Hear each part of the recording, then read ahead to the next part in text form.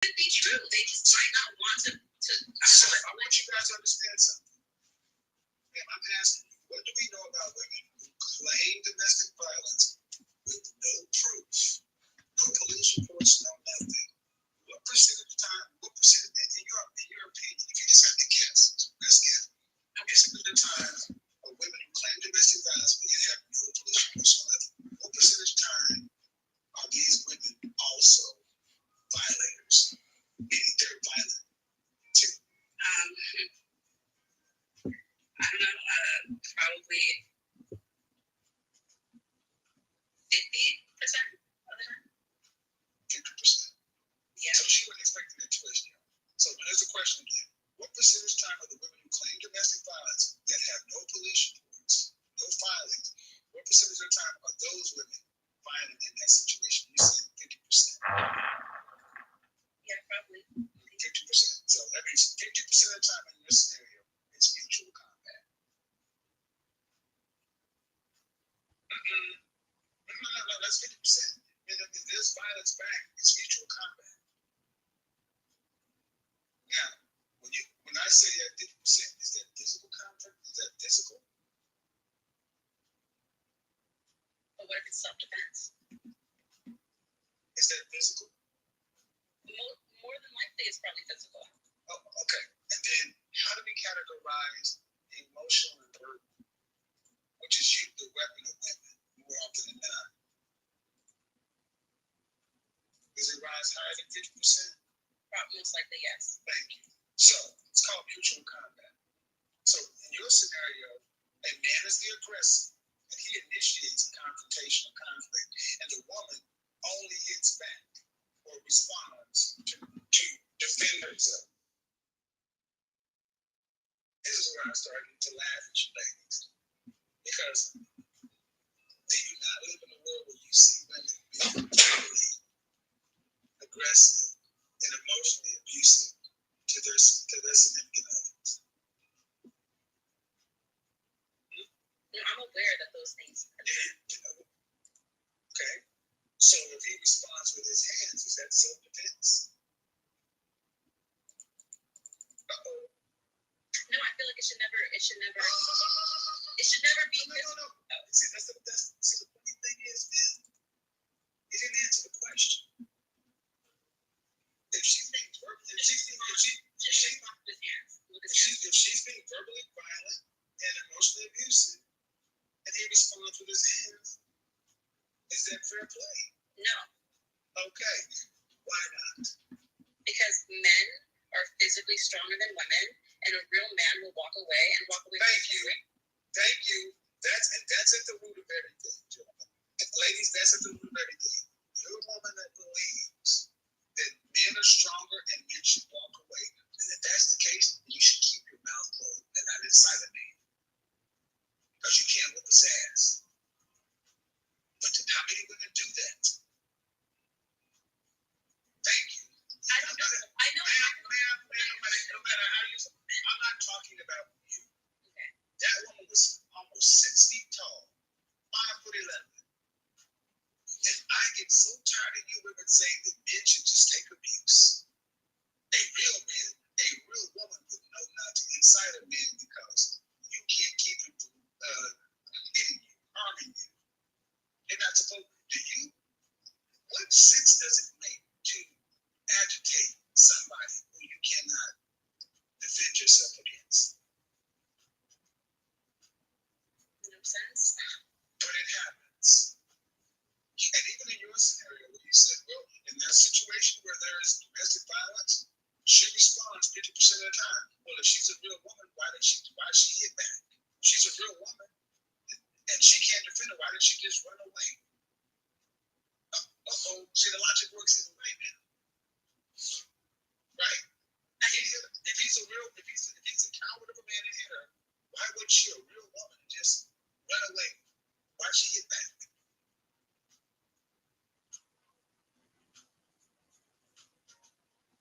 I understand it's wrong.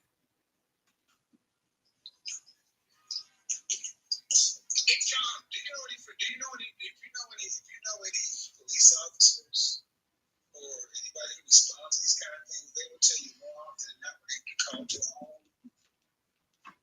The aggressor or the initiator of the violence is often female. The escalator is often female. Now, I'm not going to say it, but what women get fixated on is the times where women are being abused by vicious perpetrators. That's not the majority of the cases. When people come on here talking about that kind of stuff, that's what your mind jumps to. That's not it. The majority of the cases are women mutual combat. He got on your nerves, you got on his nerves. All right, leave me alone. You ain't this. And she escalates and escalates and escalates. He raises his voice. They're both wrong. But we only believe one person in this thing. It got violent. And I'm going to tell you, on doing my show, I've talked to so many women who claim this stuff, and I asked, okay, were there any police reports filed? And there have been some time where women said there have been. And I said, well, you're right to leave. If you have police reports of this or that, this really arose. But then women who do that move that way.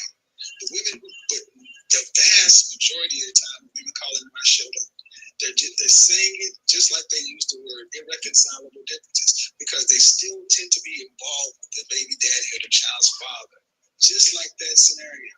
So due respect, I do this enough to be able to understand what I'm working with. And when I hear a woman say, I'm not there because of domestic violence, I take it with a grain of salt. And I say, okay, were the police involved? No. Are there any police reports? No. Well, I don't automatically believe you.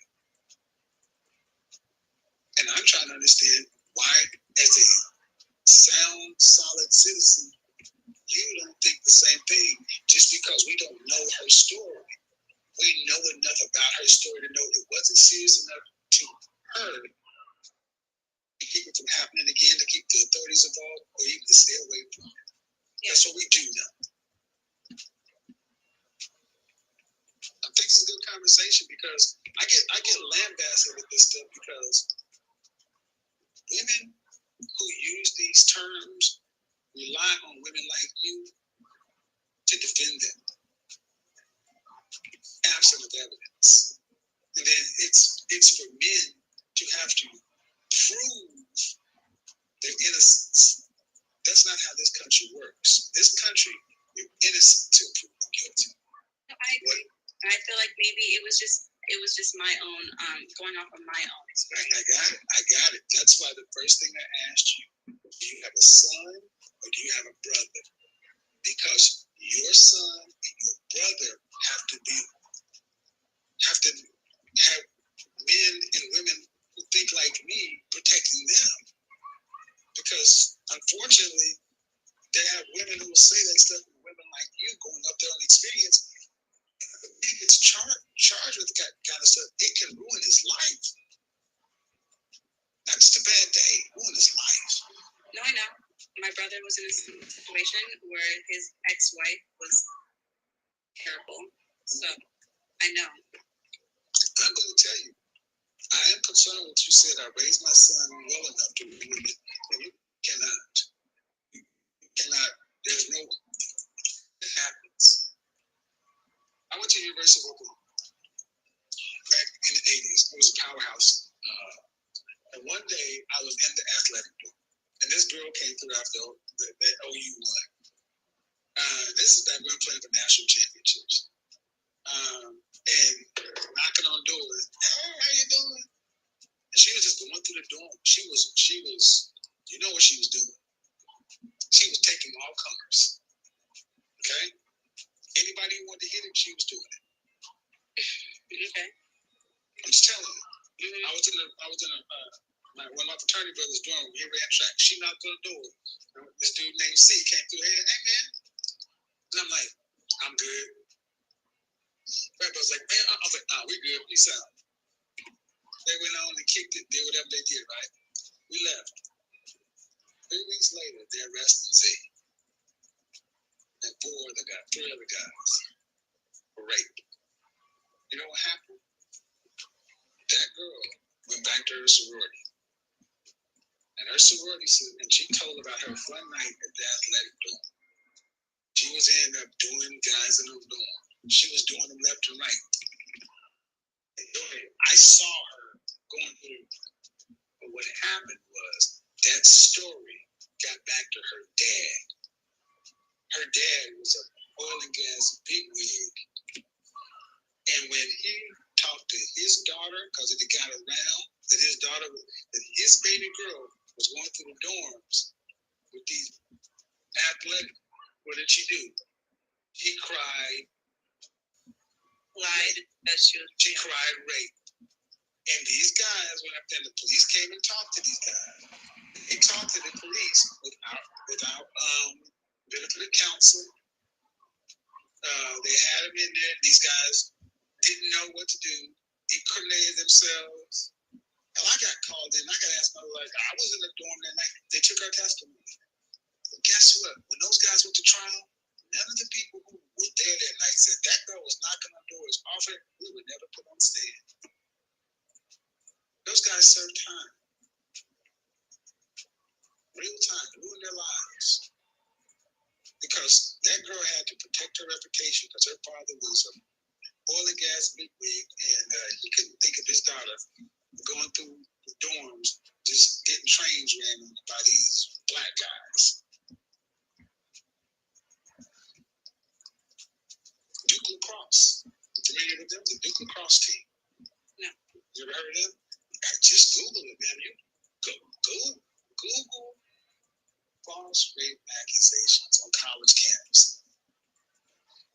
False rape accusations, false. And as a men's advocate, I have a daughter.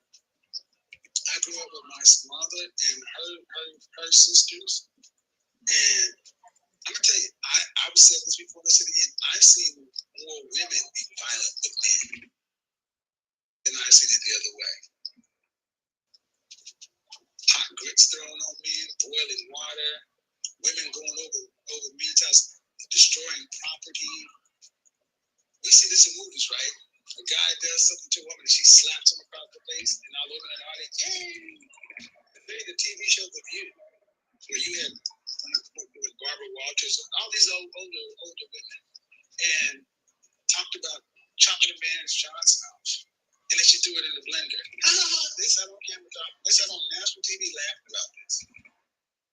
Can you imagine a world where men sat on TV talking about chopping off any part of a woman and throwing it in a blender because he was heartbroken? We allow one-way violence from women to men, to where we codify it in law, to where the populace will just believe women based upon a loose allegation of no proof. That's what's going to happen here. And with respect, I can sense that your heart was in the right place. But we got to get you ladies to understand that just because the horrible things that happen to you, women should not be able to use that to their benefit without any proof. They're using women like you. They're using your pain. They're using your situation to their benefit. So they're manipulating you, men, and the system. And I think that's as wrong as men being accused.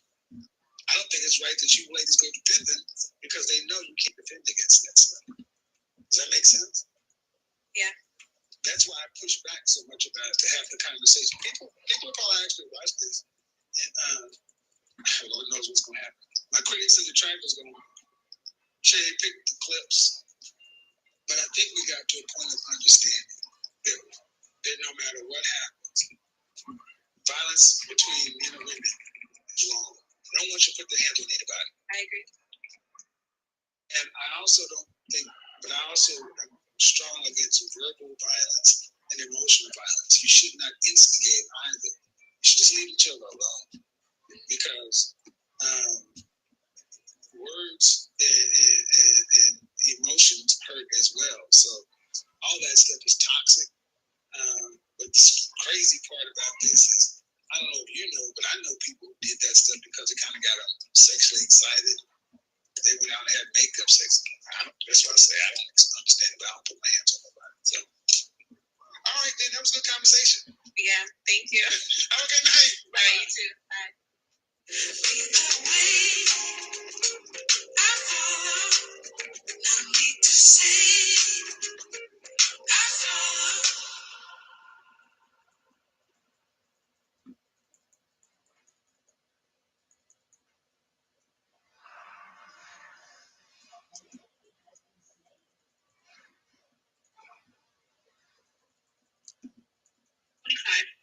So, did your mother watch my show? No. Did she know about it? It's you to her. Huh? I would be scared to even introduce your show to her. Why? You know what? She's, well, my mom went to college, like, around the time, I guess, when the big, like, the feminism thing was really happening. Okay. She's got really, really strong opinions on it, and it's like, it always leads to a fight between us. Always. So that's why you turn on to my program, because, see, here's the thing. What do I say that your mother would disagree with?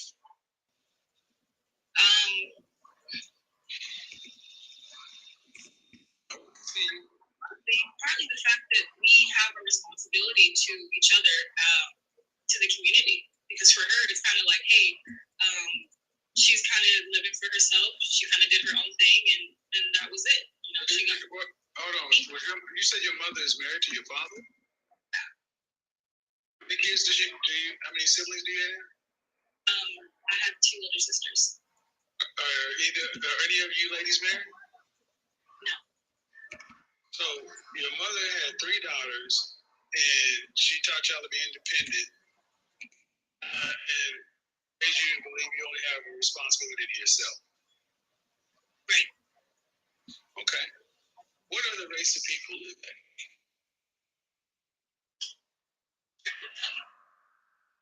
So, have you ever asked your mother why she believes this? No, not why. I guess I haven't really gotten that far into it. I mean, it took me a year of just watching you to even get to the point of asking her, like, hey. Are you afraid of your mother? A little, yeah. Do you think that's healthy? No one can see you, dear. I'm not even looking at you. Definitely not. No, it's not. Joe, I need you guys to understand how many Black women are terrified of their mothers. I know women who are accomplished, PhD, Ivy League, MBA, well-heeled, and I cannot tell you how many times I've told women that something that they need to do or confront their mother, and they become little girls right before my eyes. The transformation is instantaneous, and it's terrifying all at the same time. I'm talking about women who have argued cases before the Supreme Court. And you need to say, and it's like, oh no, I could never. That is a power reserved for God. Gentlemen, I don't think we understand how many girls live in fear of their mother because they didn't get loved growing up. They got directed. Fathers who made them little girls and princesses and feel safe, their mothers taught them how to survive. Imagine this. These mothers are Spartans. And these young women are hoplite. This is Sparta.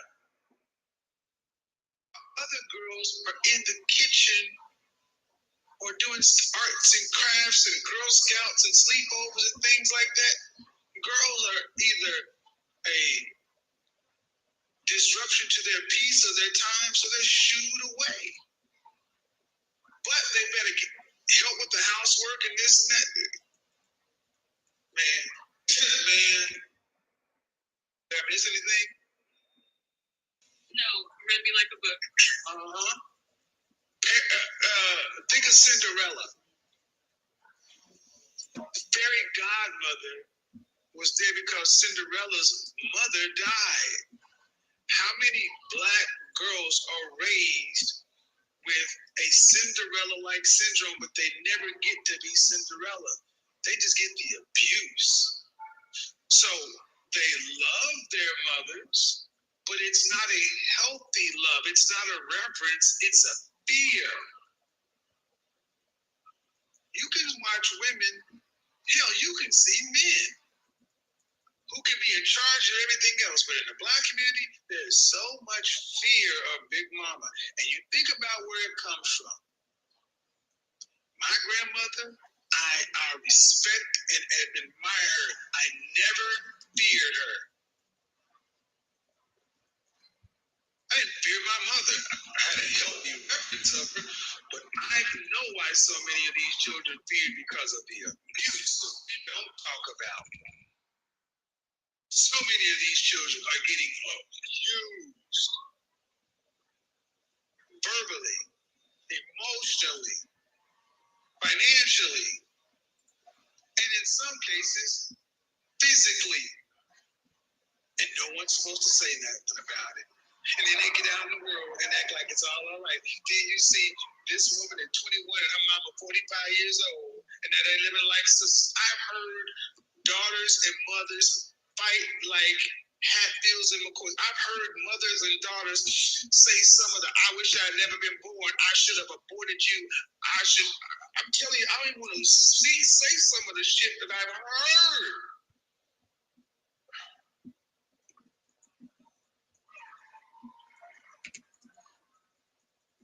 And now that it's out and we're talking about on the internet, so many women are finally starting to hear that they're not crazy, they're not alone. And I've said it before, Generation X and baby boomers, the women owe a debt to the girls. Y'all owe these girls an apology. The burden that could be lifted off of so many women if these mothers would start acknowledging their abuse of their daughters and stop deflecting. I was young, I didn't know this, I didn't know that, whatever. Just own that shit. And give your daughters a chance to live, because there's no way a daughter should live in fear of her mama.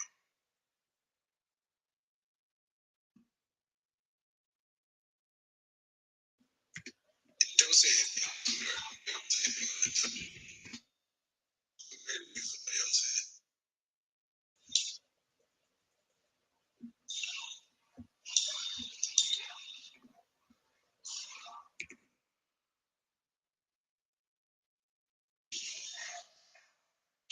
All right.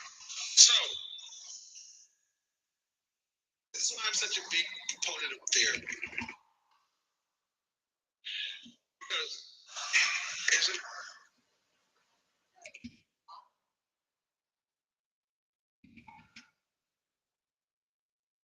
biggest problems with men today is you can't walk away. You better learn how to walk away and cut a chick off.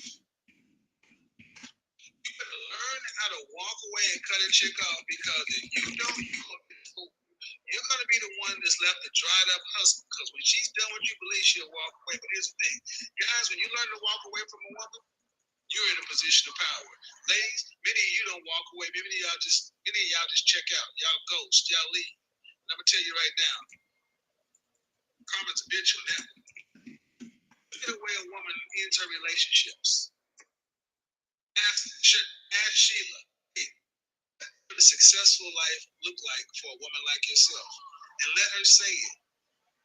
And for God's sake, imagine if she said, you know, it involves me being a wife, having a family, a life to me, I have a home-based business, I do this. Okay, sounds good. Then you ask her, hey, in your past relationships, or you interact with men, how did you leave those situations?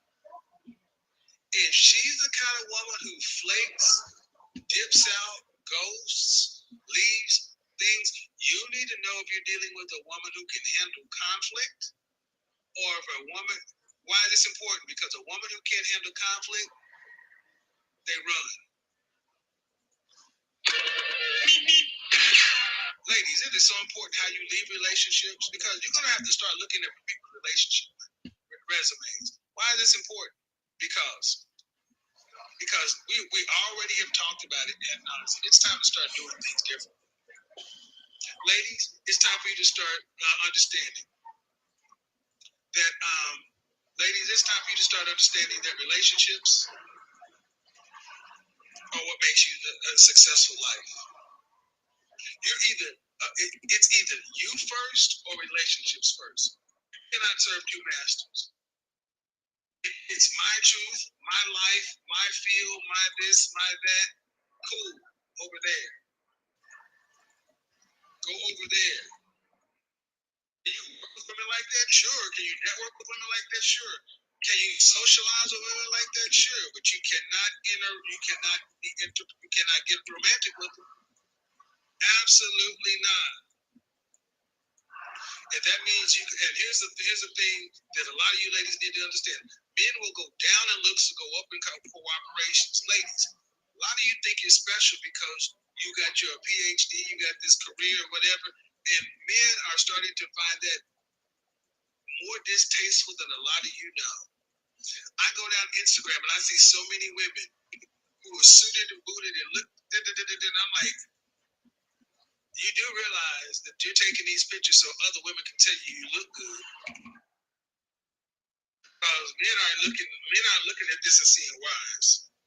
Men are looking at this and saying, waste.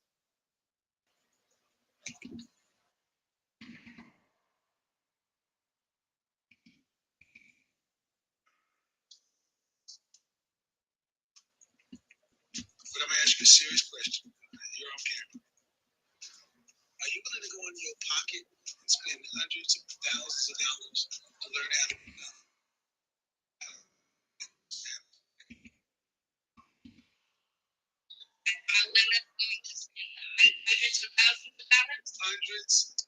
hundreds, thousands, not thousands, thousands. I wouldn't mind that. I wouldn't mind doing that. That's not it. How many thousands of dollars would you lose? How many hundreds or how many thousands? Like honestly, a number. I'm gonna say at the most, I would spend 2,000. That is the most I'm willing to put towards it. Yes. Where do you live in? I live in Michigan. When's the last time you went on a date? I would say about 3 months ago. When's the last time you went on a dinner date? 3 months ago. Did you guys go to a restaurant? A nice restaurant? Yes. About how much did it cost? The bill came up to about, I want to say, $450, $460. $450. Okay. And how much of that did you pay?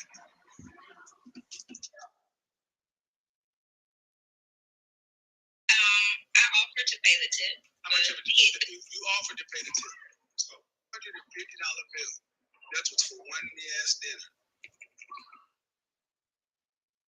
You willing to spend $2,000 to get a man that's worthy enough to be your husband for a lifetime?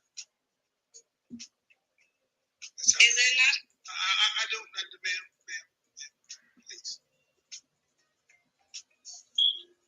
That's how little y'all value us. $2,000. And this woman's last date, it was $450.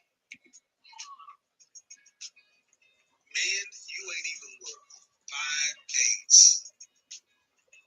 Now, if I said you need to put out after the third date, women would be like, oh my God, $450 dates. Some of y'all can't even expect to get laid because that's a woman's prerogative. Yet they're not willing to even put $2,000 into landing all of their children, a life partner, somebody to build with, the district income. Goddamn shame.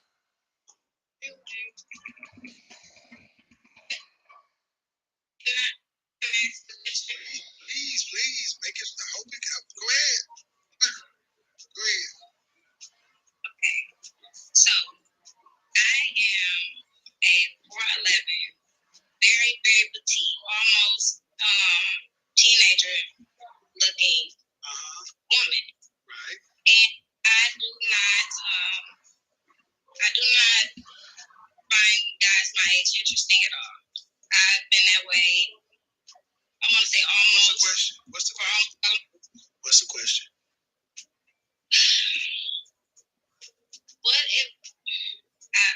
you're going to tell me I have to pay for it. But what type of advice would you give to someone like myself? Like I'm attracted to not physically, but buy a I'm dog, attracted to die alone.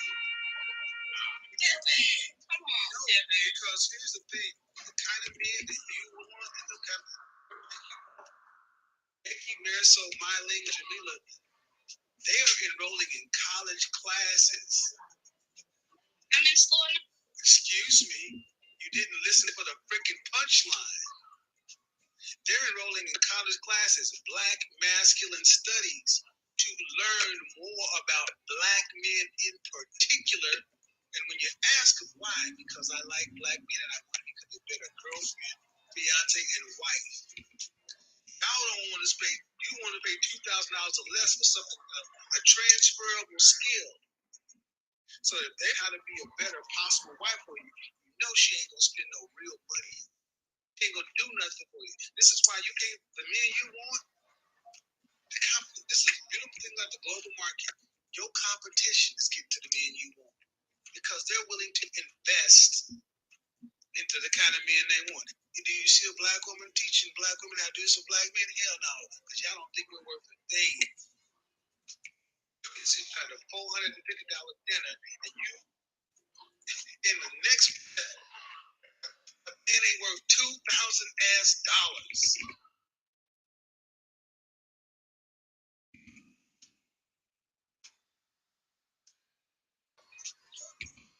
I never said a man wasn't worth $2,000. I don't not say yourself like find women like that. Get rid of. So I said, you look at how much a woman is willing to spend. Money tells the truth with women. How often do you go to the beauty salon? I do my own hair. I use hairstyles. Just sit down in your chair. How much things? These bundles tell you how much days you spend. I mean, nowadays it's way more expensive than when. How much? How much does your wig cost? It's anywhere from no less than $80 to $100. How much does a full set? At minimum, I would say 50. How long would it take a woman to spend $2,000 just to keep her hair and her nails did? How long would the average sister you think? How long you think $2,000 would last her to keep her hair tight and her nails right? The average woman, I can't relate, but I would think that would be good for a couple months, maybe. In other words, if we take that couple months, that $2,000, if it was the average, if you were the average woman and you did this, but you don't, you talk about you ain't willing to invest more than a couple months of hair and nails into becoming a better wife, the kind of man you say you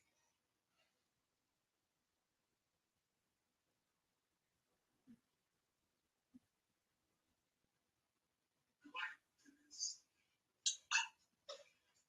You're supposed to care more about the marriage and then starting life than this showing off from the friends. But I mean, I want.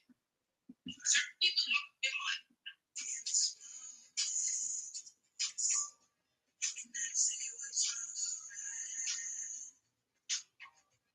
Hey, How are you? I'm well. How are you? I'm good. How old are you? 26. Would you rather be right, have a man, or are you ready to live with a woman until the end of the You might be right, though. I'm a little confused. being right. It's part of what comes sign language. Being right typically means a lot of women insist upon their way. It has to be my way. And we're Okay, so like, I'm not being type of like, oh,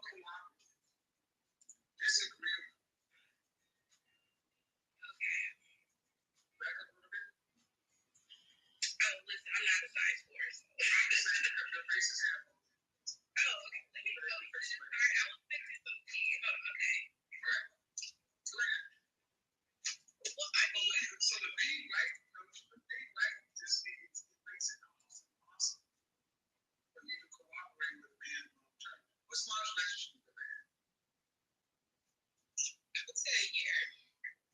And you're 20, no? 26.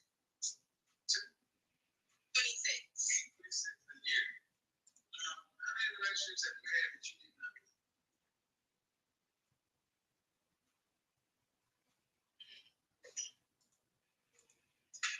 Like two. How old were you last now? I was like 24. Why did you leave? Okay, so like it wasn't really a relationship. It was like a situationship. So in other words, you can't count that. You can't really. I mean, you can't count it. But you have I'm just kidding. you're engaged, okay. Yeah. And prior to, I really didn't count that. How long have you been engaged? About a month now. How long have you guys been together? For about 5 months. You guys getting married? I want to get married by November 2022. A year and a half? But we just bought a house, so I need to save up. So Give up what? I want a wedding. Do you have any children? No. So you guys are knowing each other for less than 6 months, you're engaged, but you're not going to get married until 2022 because you just bought a house. Married, I have worth. And it's nothing to the house, but yes. What'd you say? I said it's nothing to the courthouse. How many kids do you want to have? I would say like 3. And are you going to work after you have pregnant with the first kid? No, wait, what? Are you going to work after you're pregnant with the first child? Yes, because I want. Just because you want what? Because I want to. Like, I mean, I don't mind bonding with like my child, but in the long run, I would like to like have my own business or something in that type of like. Did you go to college? Yeah. What's your degree in? Accounting. You must be planning to have a business. You know, I don't know yet. I mean, I'm still young, so I'm still figuring all of it. Yeah. So a wife, a mother, 3 kids in a business. I mean, it doesn't have to be anything big but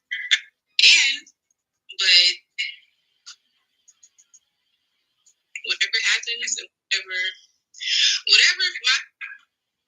what's gonna happen. Whatever what? Whatever what? Back to the right. I said the right or wrong because like I didn't hear what you said. You were breaking up. We can get to that, but I didn't say whatever what. I get it for it. I feel like whatever like we agree like in the household is what we're gonna do. So back to the right or wrong. Here's what it comes down to. Honestly, if you only have a year-long relationship, what history do you have cooperating with a man long term?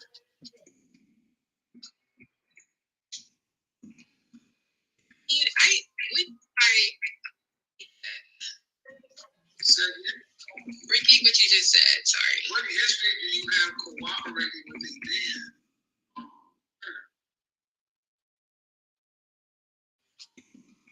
I like the word cooperate. Oh, it's like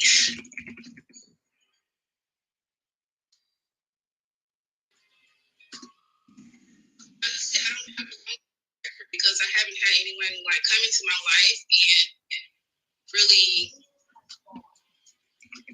on a level for me to cooperate. How I do, but prior to I really. How would you like the word cooperate? It sounds like I don't know. It sounds kind of like robotic-y or like a yes thing, like anything that a yes goes, kind of. How old is your fiance? Huh? How old is your fiance? 35. 35? You got a 26 who doesn't like the word cooperate? I mean, weird word, right? Like, no, it's not weird. Then how you gonna say love, honor, and obey? Obey.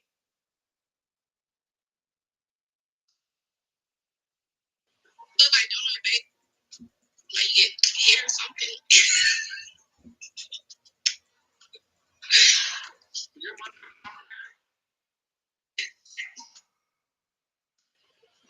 it's really, you say you're engaged. I'm talking to a woman who says she's engaged and wants to be a mother. You have a problem with cooperation. No, I mean, it's just the word seems so weird. I don't have a problem with like affecting my men, things of that nature, but like the words are just so, I don't know, but. Are you guys having premarital counseling? I'm sorry, what? Are you guys having premarital counseling? Yeah. I hope so. Oh yeah, definitely. I hope so. Ooh, it sounds horrible. It doesn't sound good. You sound kind of childish. So, okay. What I'm asking you want a wedding. I mean, your mother and father still married? Yeah. Then the wedding you're going to have should be paid for by them. And whatever they can afford is what you get. Versus starting a marriage you cannot afford. But this is about you. Okay. Well, everything.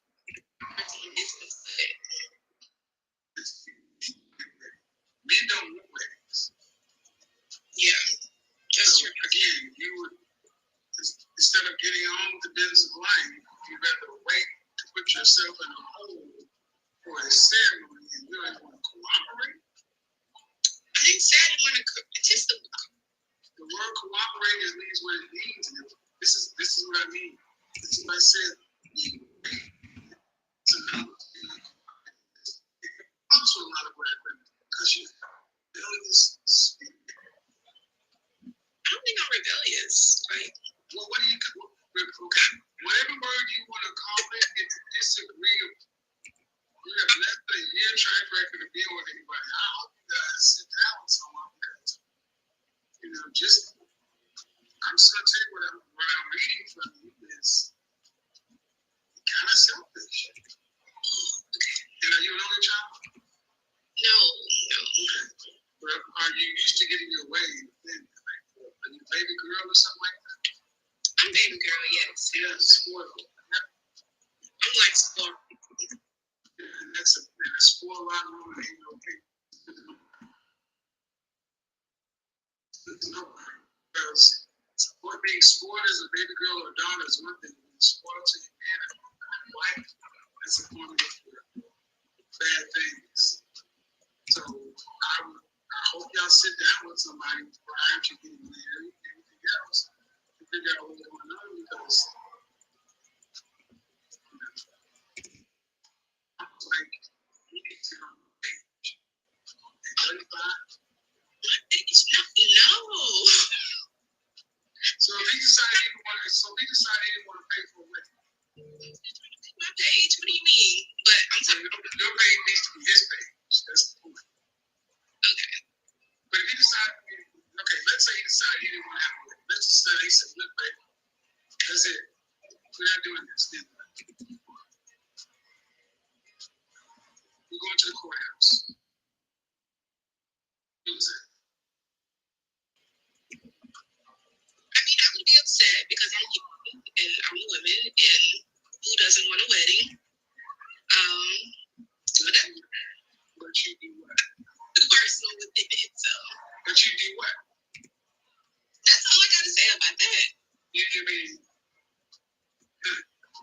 you make him pay for that shit too. What, bitch? What? Homie, whoever you are, y'all need to have counseling. Just to make sure y'all on the same page. Because whatever's going on with you in this cooperate word, red flags. It's time to say it. Because is kind of very selfish. It's about you. It's all about me. That's what I'm getting. I mean, have you not heard this from me? Yep. If I, okay, maybe I'm reading it wrong, but premarital counseling is always advisable to make sure you're on the same page. Because the wedding and all that other stuff, especially after buying a home and this, that's for you.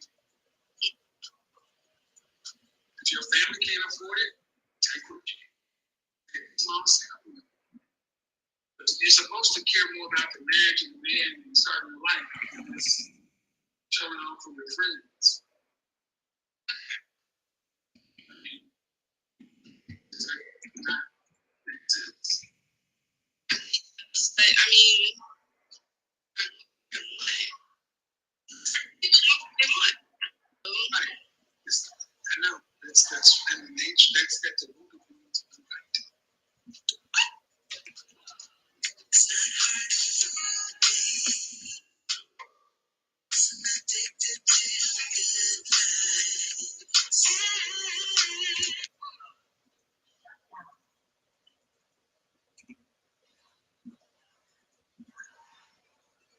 The biggest problem with men today, you can't walk away. You better learn how to walk away and cut a chick off. You better learn how to walk away and cut a chick off, because if you don't, you're going to be the fool. You're going to be the one that's left a dried up hustle, because when she's done what you believe, she'll walk away. But here's the thing, guys, when you learn to walk away from a woman, you're in a position of power. Ladies, many of you don't walk away. Many of y'all just check out. Y'all ghost. Y'all leave. I'm gonna tell you right now, karma's a bitch on that. Look at the way a woman ends her relationships. Ask Sheila, hey, what would a successful life look like for a woman like yourself?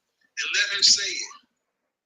And for God's sake, imagine she said, you know, it involves me being a wife, having a family, a life of purpose and meaning. I work in, I have a home-based business. I do this. Okay, sounds good. Hey, in your past relationships, or you've interacted with men, how did you leave those situations? If she's the kind of woman who flakes, dips out, ghosts, leaves things, you need to know if you're dealing with a woman who can handle conflict, or if a woman, why is this important? Because a woman who can't handle conflict, they run. Ladies, it is so important how you leave relationships, because you're going to have to start looking at relationship resumes. Why is this important? Because we already have talked about it ad nauseam. It's time to start doing things differently. Ladies, it's time for you to start understanding that. Ladies, it's time for you to start understanding that relationships are what makes you a successful life. You're it's either you first or relationships first. You cannot serve two masters. If it's my truth, my life, my field, my this, my that, cool, over there. Go over there. Can you work with women like that? Sure. Can you network with women like that? Sure. Can you socialize with women like that? Sure. But you cannot you cannot get romantic with them. Absolutely not. If that means you, and here's the thing that a lot of you ladies need to understand. Men will go down and looks go up. You think it's special because you got your PhD, you got this career or whatever, and men are starting to find that more distasteful than a lot of you know. I go down Instagram and I see so many women who are suited and booted and look, and I'm like, you do realize that you're taking these pictures so other women can tell you look good. Because men aren't looking at this and seeing wives. Men are looking at this and saying, what a waste.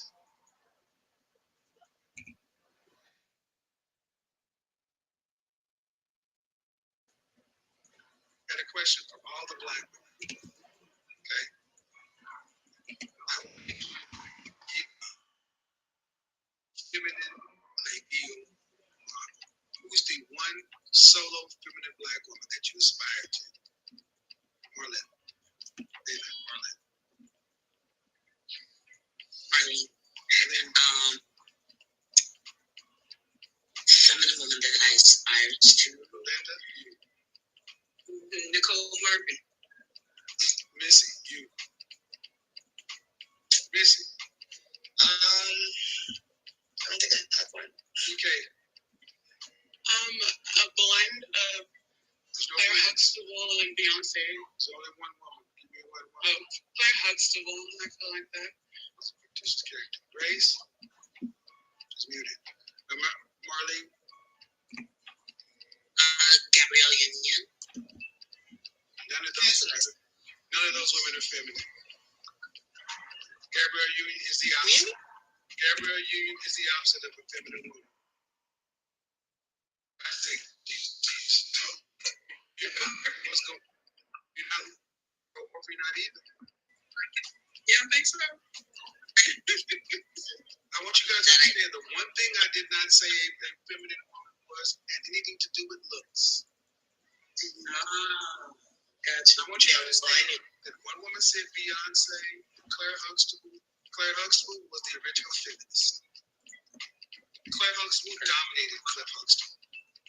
Go back and watch The Cosby Show and look at how many times she told off Edward. Every time he tried to have Sandra become more traditional, Claire had to let him know she was the original feminist. Cliff was a stay-at-home motherfucking husband, working in the basement while she was a open third. Cliff had one of the most basic jobs you could have, delivering babies. He was a fucking midwife.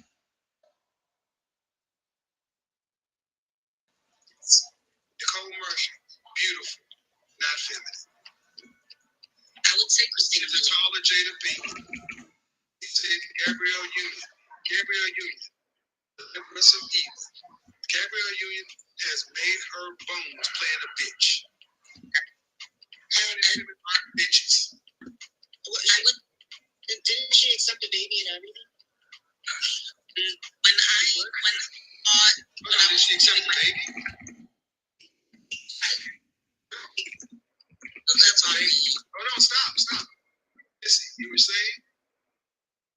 Gabrielle Union, she still stood with her husband after he cheated and had another baby. Dwayne Wade? Yeah, and she, still with him. Yeah, and look at what's going on with his son transitioning to a daughter, too. How many black men want fucking Gabrielle Union? Do you see how Dwayne Wade is walking around? Do you want to be married to... How many black men say, I want to be like Dwayne Wade? Not a lot. And I want you all to understand that I asked you one thing, a model, and none of you even have a feminine model. You'd have been better off if you'd have said Diane Carroll, Dorothy Dandridge. But that's the problem. You don't have any feminine black women. The closest you have was a feminist ass that's Claire Huxtable. And she was a feminist. She ran that house. Can I ask about Beyonce? Yes. I believe her to be feminine, sorry. All the single ladies, I want to I think her... Excuse me. You're just an image consultant. Now, I would say that she lived her life. Her message is very empowering. If Beyonce's music matched her personal life, she wouldn't sell what she said. Anyone to buy, I want a soldier. All the single ladies, while she's running her ass on, but Beyonce made sure that she was the kind of woman that Jay-Z wanted. She waited on deck for Jay-Z to become who he was, and she got her part in. But then again, Jay-Z was still a rapper in the street dude. Yeah, very true. Femininity is not overly sexualized. So I need you guys, ladies, to understand what feminine models do we even give black women to look for? Gabrielle Union. I'm I'm going to tell you, there are going to be so many men that are going to be like, oh my God, that is the farthest thing away. There are guys that would rather die alone. I feel she used to give off a lot more feminine. Okay, something really messed up with your audio. I'm sorry, hold on. I feel she used to be more feminine with her energy. I do feel like when? Before marrying Dwayne Wade, so Deliver. I want you to go back to her film. Did Mel Union play a feminine woman, or does she play a go-getter? Well, it was less the character she played and more just her Man, where persona. do you see her outside of her characters? Well, when I would see like her doing interviews or her on social media, that's what I was referring to. But then when you were referring this is the same to you just flat. Look, I want you to understand. Think about it. I know Deliverance of Eve and all this other shit. She plays a ball breaker. And she's a 40-year-old woman talking about she had a bucket list of dicks she wanted to do. This has been in the last year and a half. And I want you to understand, as black women, this is what's put before you as femininity, and you wonder why black men reject it. What about Michelle Obama, Kevin? Michelle Obama had the look. But who do you think was running that marriage? Have we ever had a first lady who stood side by side with the president? No. Not before her. And after her. No. So while she was the first black first lady, she rejected the first lady role. She's out here doing push-ups on mother flipping hell. Okay. Would Coretta Scott King have done that? Y'all could have told me Coretta Scott King. I'd have went with that. But that's how far back you gotta go.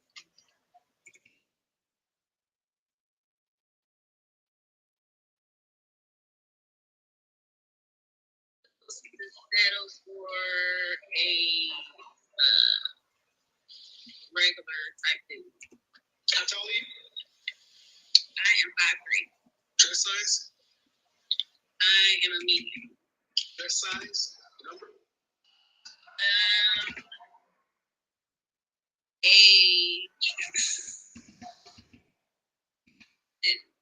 So did you weigh last time you weighed yourself?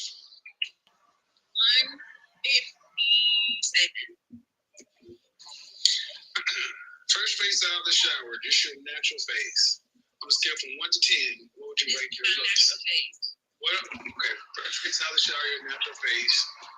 Yeah, you 7. What would you rank yourself? 1 to 10. 6. Okay. A 6 is right above average. A 5 is average, right? You're 5'3", 100, dress size 10, so that's above average weight. 5'3", you should roughly dress size 4. 4'6", 125 pounds. Even if I believe you're 157, 160, you're almost 33 pounds, 33% over your ideal target weight. And you have listen. If you're average to cute looking, if you're below average health from a weight standpoint, and you have 2 children, overall, does that make you below average, average, or above average? After all those things in together,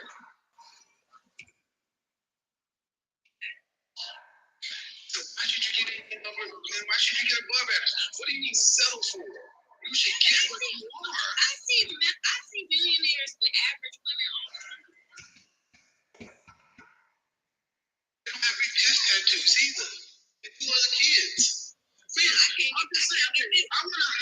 Let's be honest. Why should an average woman say she's settling for an average man?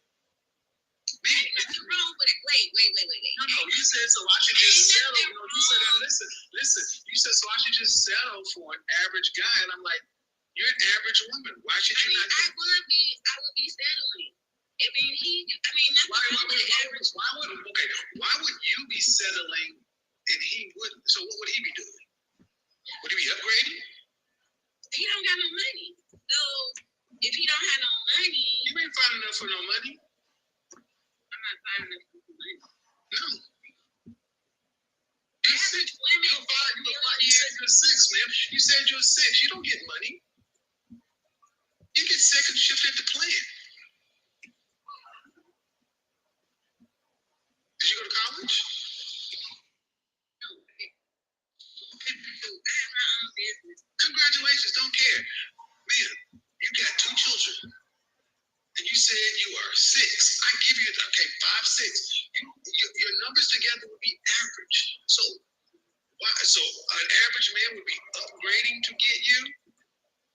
Look, I didn't say that. I'm asking, man, because we're just having a conversation. You said you'd be settling, so by extension, so I guess we'll be settling for each other. No. My issue is, you said settling for him. That means you'd be getting something less than what you deserve. When we settle, we get less. I already have everything that I need.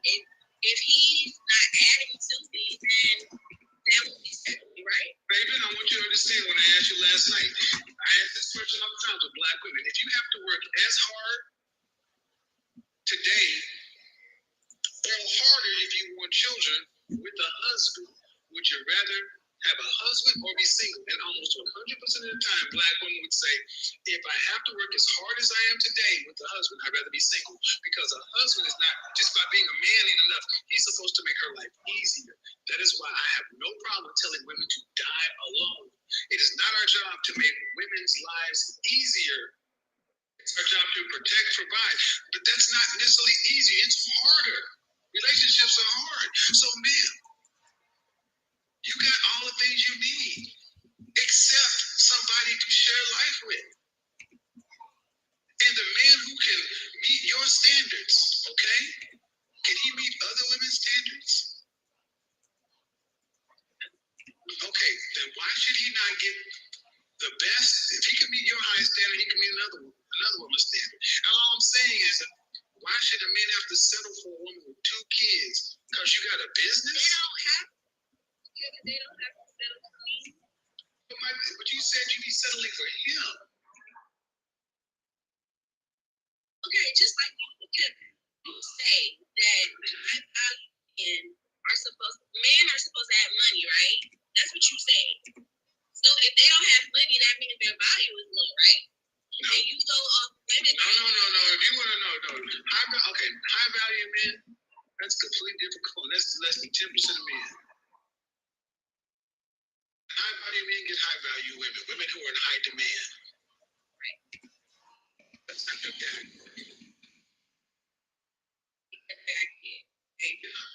Ma'am, yes. Would you say that you're a woman that's in high demand or most wanted? I mean, yeah, I could be. I mean, you could be. So okay. Can I tell you about myself? Hold on. Man, you're 37 with 2 children.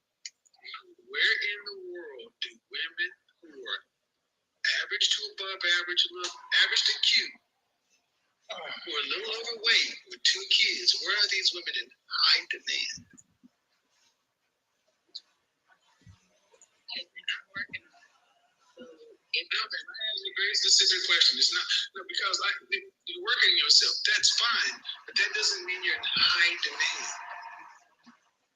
I can get there. Can I? So you mean to tell me if I can lose 20 pounds? And 80 years ago, with a woman in your position, even without the children, 80 years ago, with a woman in your position, be with the top 10% men. 80 years ago, would she be with a man at the top 10% of all men? 80 years ago.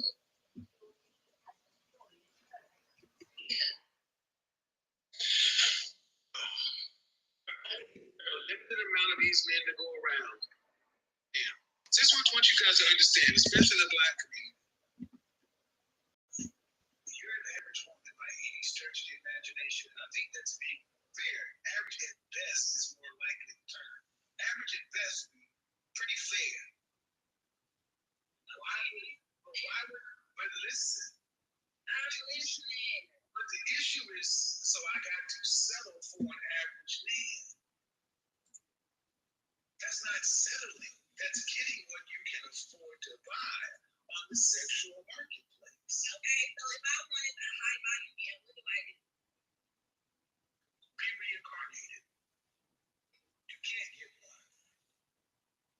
To be honest, you can't. You're 37 with 2 kids. If they're less than 10% of the men, why would he pick you over a woman with no children? Yeah, I talk to pretty good high value. I go on dates with high caliber men. Yes, they will go on dates with you. They will talk to you. They'll have sex with you. We talk about marriage. I want you to understand, this is one of the issues because I talked about this for a year and a half because men deal with what man of value, who is a high value man recognized by other men of value, what man that fits in that category is seriously vetting you to be a wife today? I'm talking to someone now. I'm dating this guy now. Pretty high value. We've been talking. How old is he? He's 51. What makes him high value? He owns his own car dealership. And he has multiple businesses. He owns houses. He's doing pretty good for himself. He's really not rich, but man, being high value is more than just money. He got a good head on his shoulders. He got a good personality. He takes care of himself. He work out. He don't even look like a lady. That's nice, man. I'm trying to be reasonable, but it's more than just money. And I'm saying a man like, okay, why would a man? How can I say this without sounding rude? I'm trying to. Why would a man who has this going on, and what state are you in? I didn't either. I just said state. But anyway, why would a man choose a woman like that? Okay, if you say he's high value, to me, when I talk about high value, it's not just money. It's over a period of time. It's what you do. It's also men of value must recognize you as a peer or a potential peer. You got to have a network of high value men and others, and you must be useful to others. So you judge a man not just on his money, by his network. Other men who say, yeah, that's a man of value. He's a mover or shaker. Okay, these men don't settle. They don't settle. They don't get women who are. There are men on YouTube right now saying, I don't know what I'm talking about being high value. But here's one thing that they do agree with me on. They don't take a woman with children. They don't. I've had men who vehemently disagree with me on a lot of things. They don't listen to me, but unanimously, we don't take another man's children because that's not even in their mindset. They don't. So you ladies can call it what you want, and I'm thinking, how long have I been dating?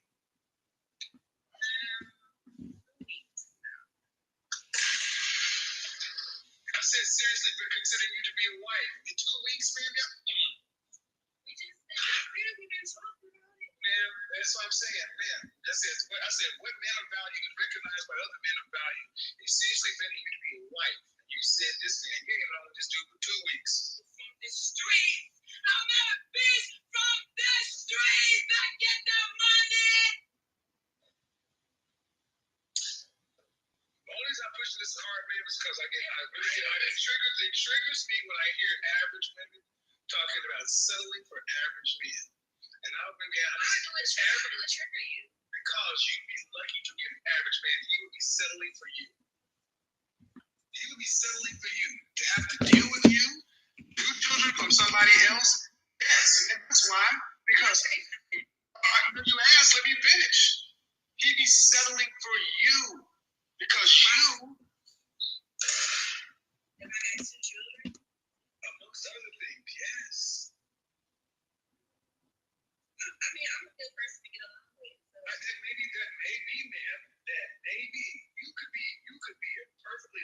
person, but there are other women who are perfectly lovely people who are childless and more physically appealing. That's fine. So that means, man, by definition, see, that's the thing. The kind of men you ladies talk about you want, they are rare. They are, for every man that falls into your category, there are thousands of women that don't have. You can only have one wife. That's why. You telling he gonna have a lot of wives. I mean, No. He gonna have a lot. He gonna have a lot of. He gonna cheat a lot, but he gonna have one wife. He can only marry one person. It's called bigotry. All right, that's enough. No, that's enough. You can only have one wife. No. That's all. You can only have one wife. No. You sat there and I'm. Why did you marry your baby daddy?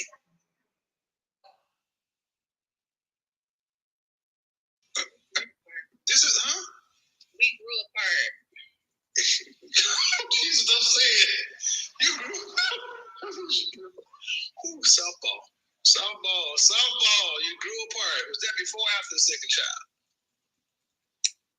The second child. We was getting into arguments and stuff. So, and how long were y'all together?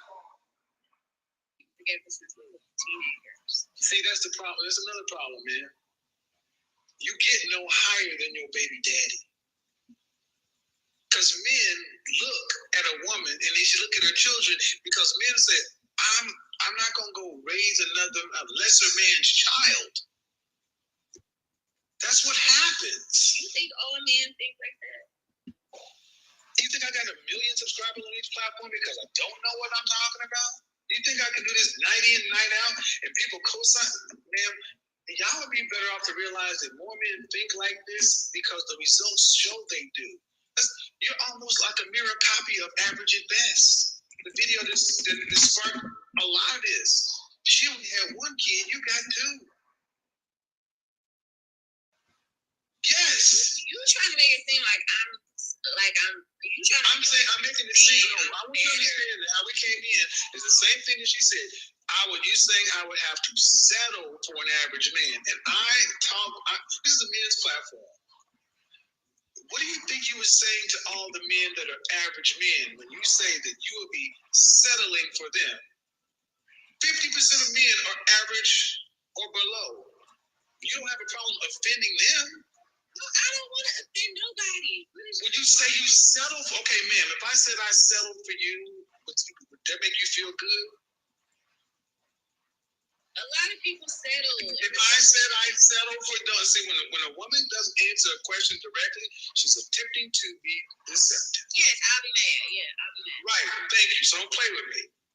So when you say you're going to settle for an average man, you don't mind offending them. So I have no problem telling you why I think it's crazy for an average woman. Average, you say you're 5 or 6, I'll give you a 6, 5, 6, okay, fine. But all the other things, man, put you below average. I want you to listen. Let's take it away from you and me. Let's take it away from you and me and looks and everything else because it's too personal. Okay, let's do this. Okay, let's reset the table. Okay, where would it make sense for a high school graduate who graduated with a C, a 2.0, right? Somebody like that demanding to get into Harvard, Princeton, MIT, Stanford? No. Would they be settling for junior college?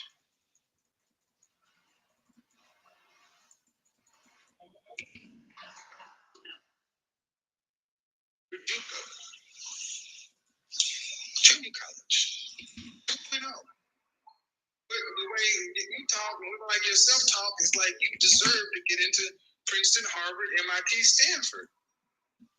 When you're a 2.0, going to junior college. Can I say something? Sure. I mean, and understand, people go to junior college to get associates, decide to go to junior college to go to a 4-year, and it would be far better in the world for women who are average to get with an average man, because an average man provides a woman options. But I don't want you to get with an average man and feel like you're settling. You need to treat that man with respect. Because a man is worth more than a goddamn paycheck. If I'm in a relationship with women in general. And while you disrespected them by saying settling, that's why. That's disrespectful. That's disrespectful. Saying I'm settling is a condescending, disrespectful tone. Just like you say, you would feel some kind of way if I said I settled for you. But my grandmother settled for my grandmother had a 6th grade education. My grandfather had a 4th grade education. She settled for him and gave us a family legacy that we are still trying to measure up to. We are not doing nearly as well as the people who had less education and more hard circumstances in the Black community for us. We are not good stewards of their legacy. And part of the reason is because our women are so out of line. You think you're settling or should get more, and you can't get more. There are only a handful of these men. The rest of women get men who roughly around their area. Yes, it's okay to want something better. It's okay to graduate with a 2.0 and want to get into Princeton or want better, but you got to be realistic and pick. Now, again, everybody thinks I'm being a little harsh or whatever. She's 37 with 2 kids and still hasn't put together any real thought about what a marriage or a relationship should be. Y'all focus on my tone and my delivery and this and that. And all I'm sitting here trying to do is tell women like you, man,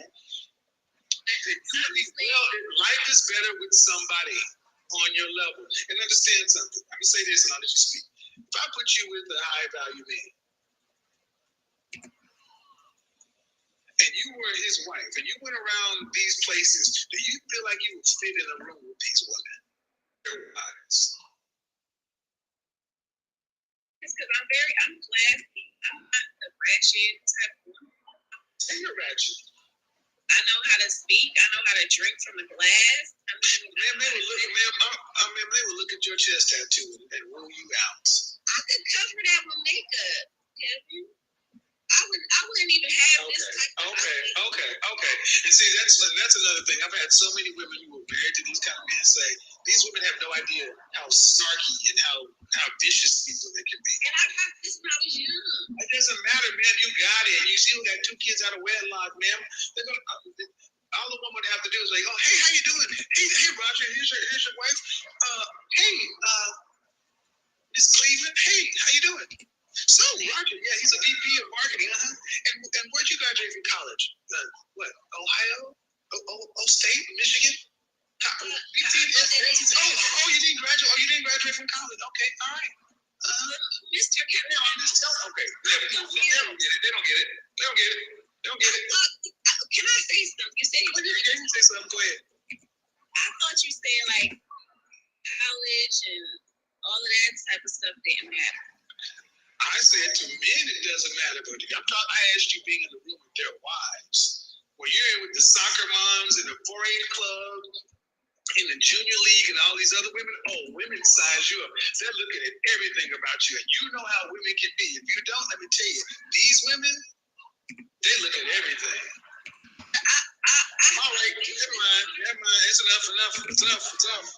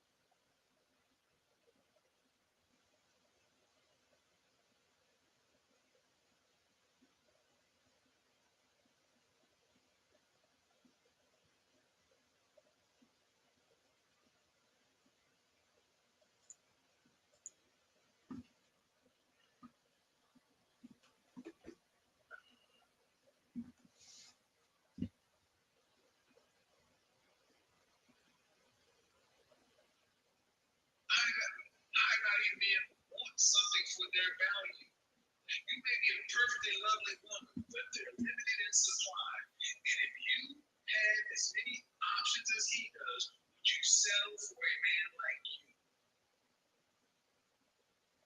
Would you settle for a woman like you? Would you do that?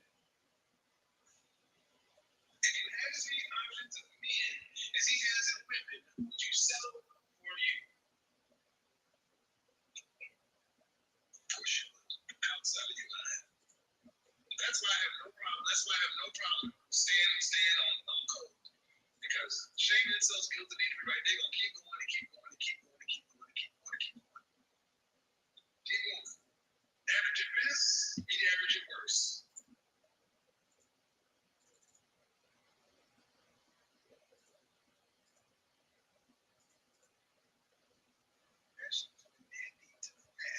To legally earn $300,000.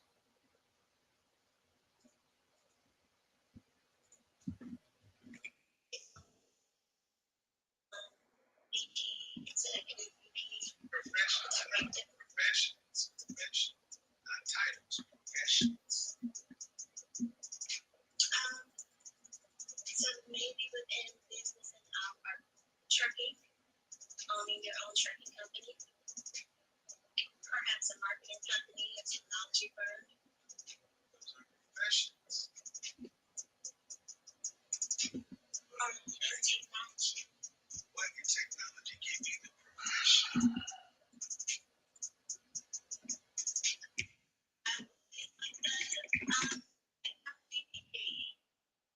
Profession is a criminal defense attorney, a neurosurgeon, cardiac surgeon, oncologist. Those are professions. You're giving me bullshit titles. Okay. Thank you. Now I know the difference. No, but it was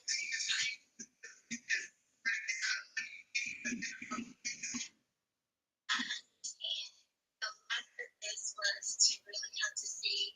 I know exactly where I am, and I wanted to move forward. So I wanted to be able to serve advice for how I can get. Don't do that. Let's do that. That's not clean. Don't get upset with me because you made yourself look like you. That ain't my problem. That ain't my problem. You came on here with your chest and little shit and a chameleon ass imposter that they don't get mad that you made yourself look silly.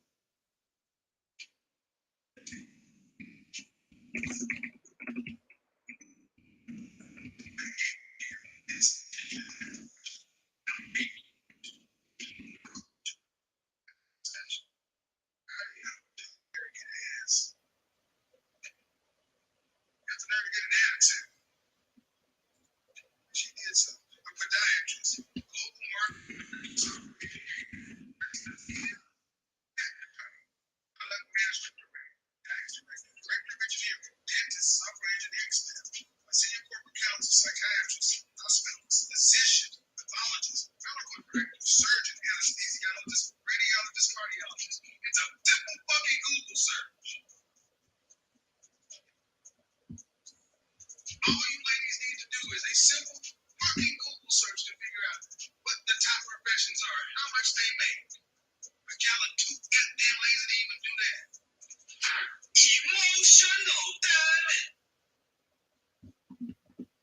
Professions that need to the path to legally earn $300,000.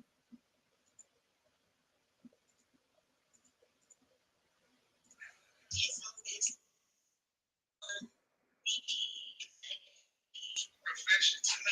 Professions, not titles, professions. So maybe within business and trucking, owning your own trucking company, perhaps a marketing company, a technology firm. Those are professions. Technology. What can technology give you the profession? I would say like the technology VP. You know, profession is a criminal defense attorney, a neurosurgeon, a cardiac surgeon, an oncologist. Those are professions. You're giving me bullshit titles.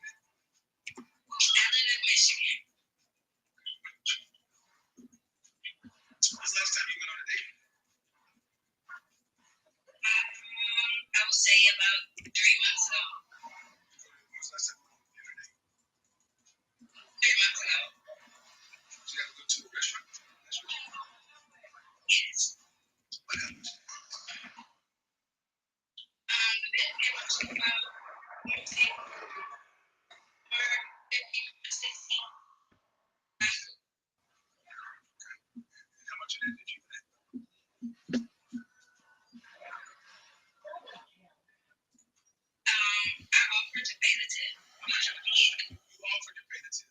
So $450 bill. That was for one yes dinner. And you willing to spend $2,000 to get a man that's worth enough to be yours. Is that not?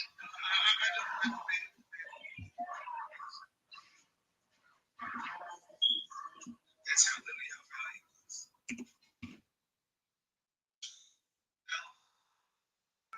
And this woman's last day was 450. And you ain't 5 days.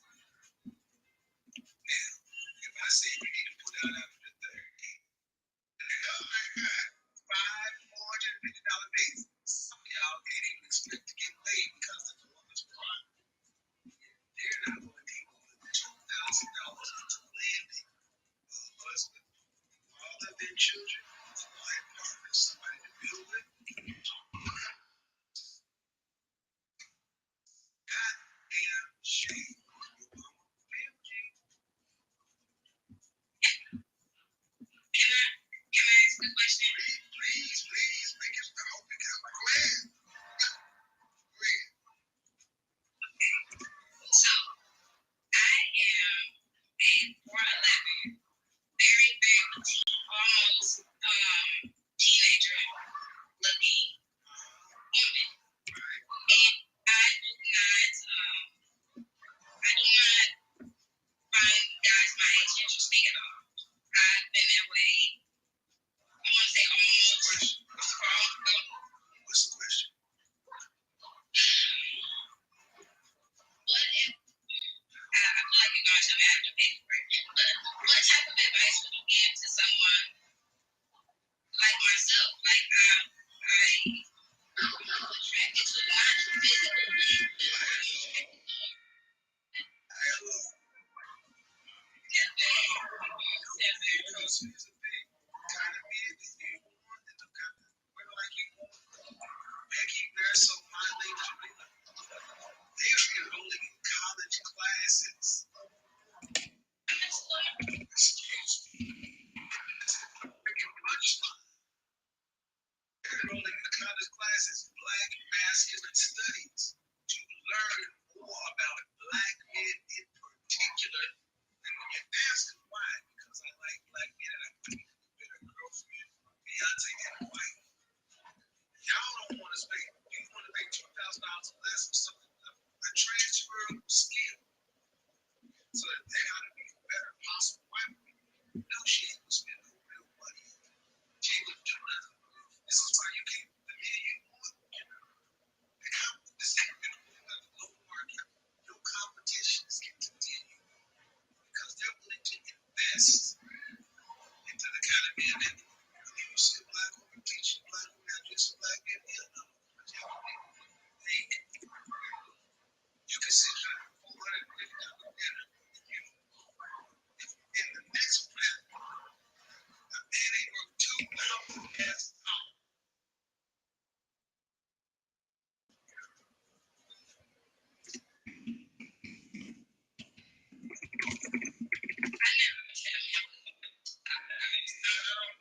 Say something like that. So I said, you look at how much.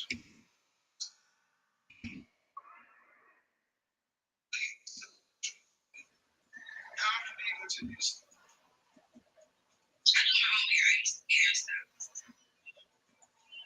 I think we should sit down in your chair. How much are they? These bundles, Brazilians, how much they spend? I mean, nowadays it's way more expensive than when How much like somebody costs? it's anywhere from, no less than $80 to $100.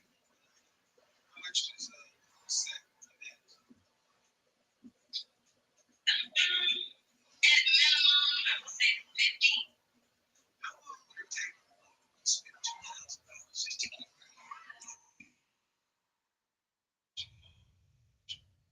sister, you think I only paid $2,000 for last week. My hair tight in that deal, right?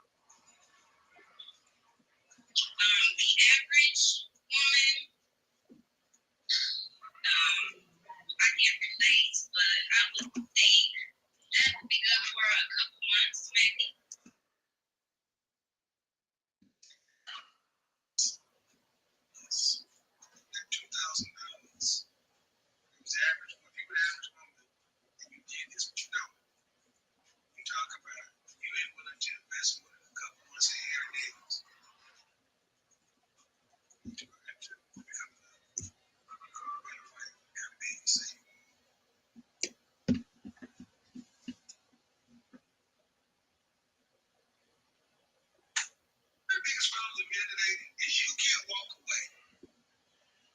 You better learn how to walk away and cut a chick off.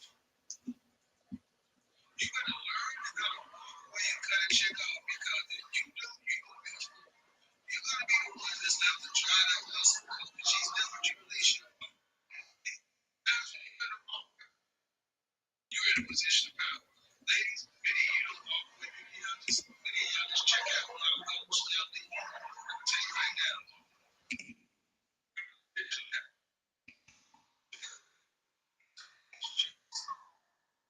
Ask shit. Hey, what a successful life look like for a woman like yourself? And let her say it.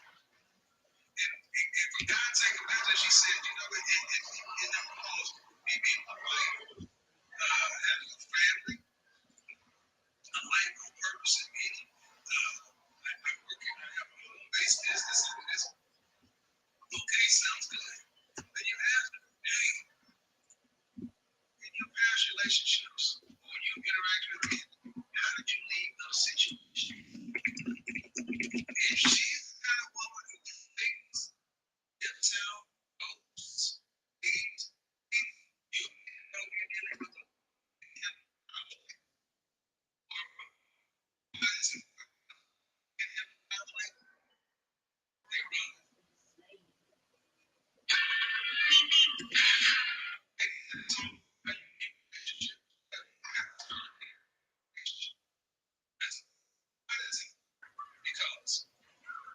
because we already have talked about it, and it's time to start doing things different. Ladies, it's time for you to start understanding that, ladies, it's time for you to start understanding that relationships are what makes you a successful life. It's either you first or relationships first. You cannot serve two masters. It's my truth, my life, my field, my this, my that. Cool. Over there. Go over there. Can you work with women like that? Sure. Can you socialize with women like that? Sure.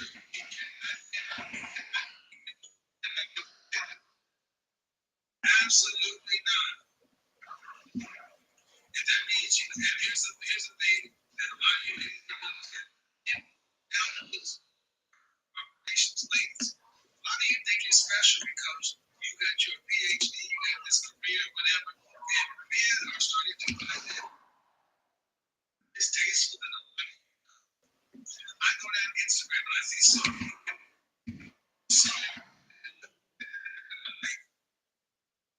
you realize that you're taking these pictures so other women can tell you look good.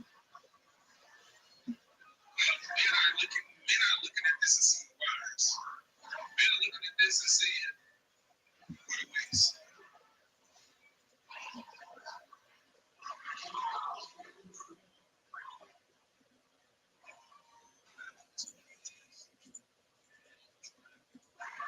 But I'm asking you a serious question. When you let go of your pocket, spend hundreds of thousands of dollars, learn how to be better.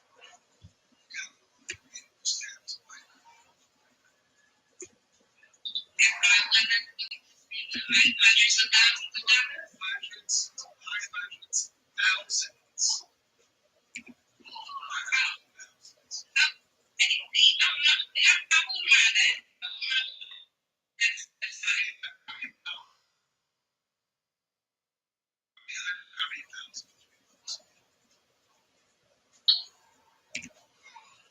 Like honestly, a number, I'm gonna say at the most, I would spend 2,000.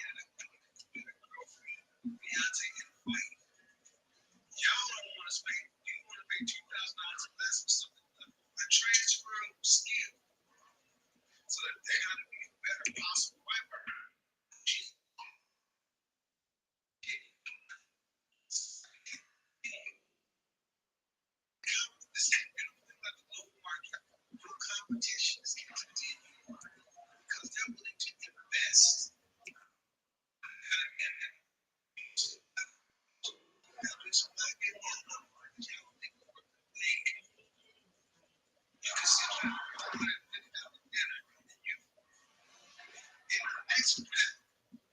A man ain't worth $2,000.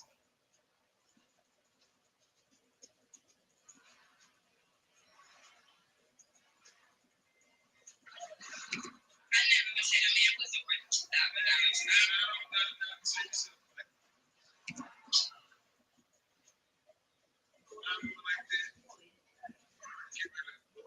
So I said, you look at how much a woman is willing to spend.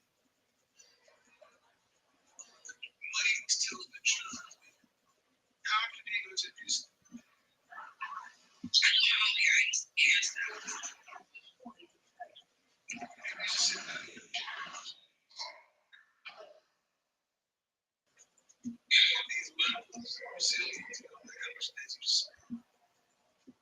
I mean, nowadays it's way more expensive than when 13 were from, no less than the $80 to $100. How much is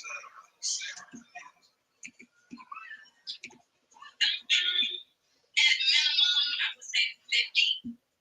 how long would it take?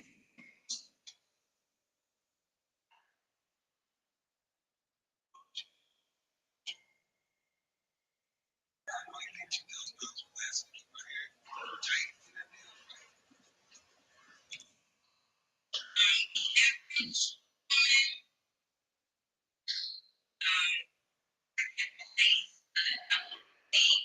that'd be good for a couple months, maybe.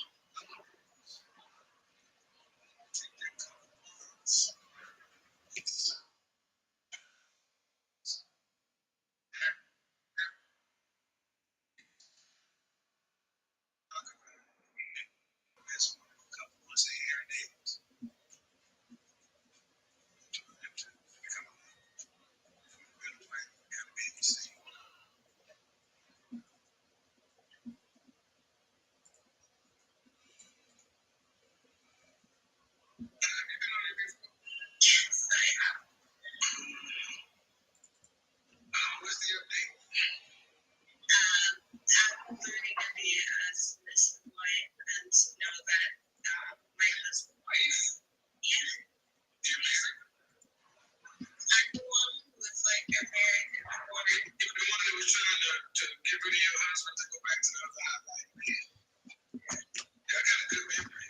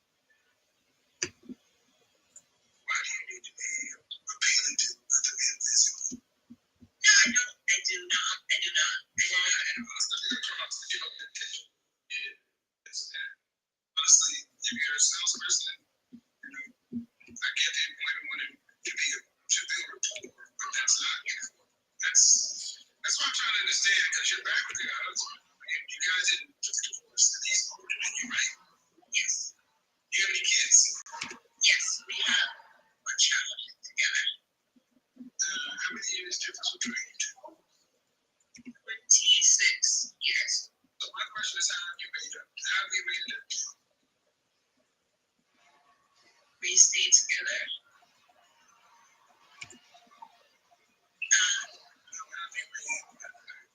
What happened?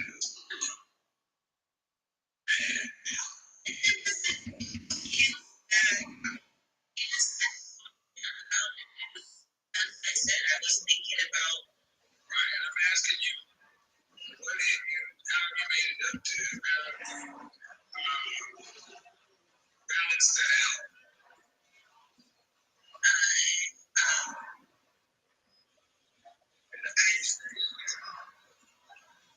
I stayed, yes, I stayed. I just been more focused on us, just not been really putting too much effort. Do you think if your husband hurt you, broke your heart, embarrassed you, did something along those lines, do you think he would have to just apologize, or would he have to actually make it up? It's not like you could almost movie on a movie. You got the anniversary, you forgot the birthday. That's why you're Florence. That's what I'm trying to get at. I called my husband and like honest on the phones. I've been like following his lead. I've been going for events and dancing together. I've been keeping us busy. Like any of our spare time. I'm asking and fishing. Okay. I think like we have more intimacy and things like that. We're more intimate. All right. And I think it should match what I remember it to be. I'm gonna make a suggestion, man. That you sound like you have a decent man. Yeah, he's great. You're fortunate that you came. So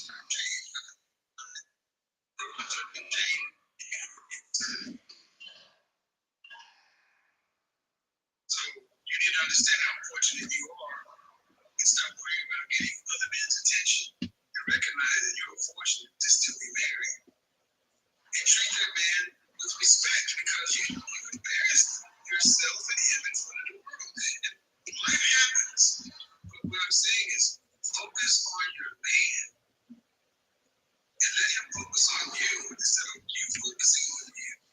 Make him your focus. And see if that, I think that'll be a better outcome for you both. Yeah, so I'm glad you decided to stay with her. You, yeah, you have to make that up. What I'm hearing, but you know, my wife is, but What can I do to make it up? you need to ask, I don't know, and I don't want to get there, but I just want you to understand that if your man did something to you, you have to do more than apologize. You have to pay his society. You have to have some match. You know, punishment is the next crime. The apology has to match the action. And like you said, it's still alive. So, and what I'm hearing is a lot of trouble about us folks. Okay, and he ain't got none of that. I got him in the phone.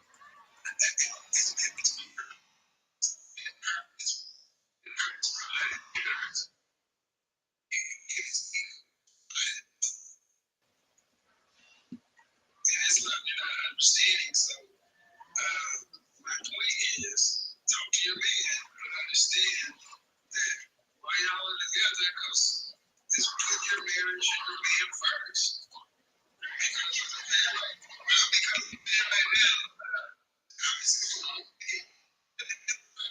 your husband. So, I mean, just fix it. Just honestly, fix it. All right, man. Yeah, bye-bye. You know, man, I'm telling the audience, man, between a man and a woman,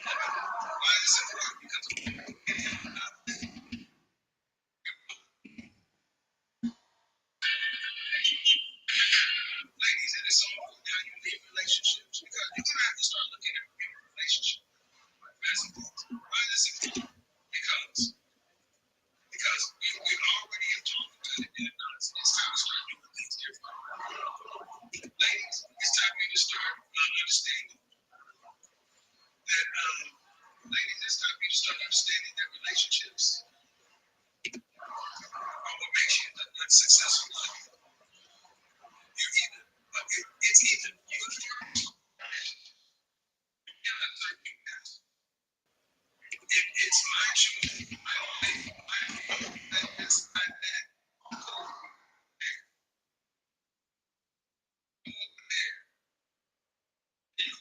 Like that, sure. Can you network with women like that? Sure. Can you socialize with women like that? Sure. But you cannot get romantic with them. Absolutely not. And that means and here's the thing that a lot of you ladies need to understand. Men will go down and look to go up and have cooperations. Ladies, a lot of you think you're special because you got your PhD, you got this career, whatever. And men are starting to find that more distasteful than a lot of you know. I go down and eat. So, did your mother watch my show? No. Did you know about it? It's your turn. I would be scared to introduce your children. Why? You know what? She's,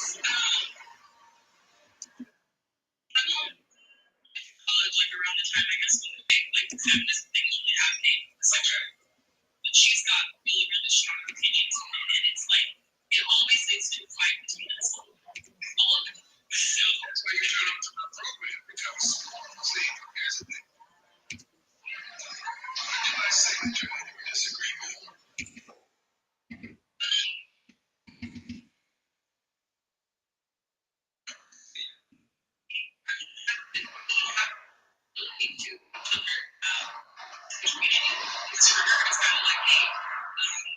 She's kind of living for herself. She kind of did her own thing, and that was it.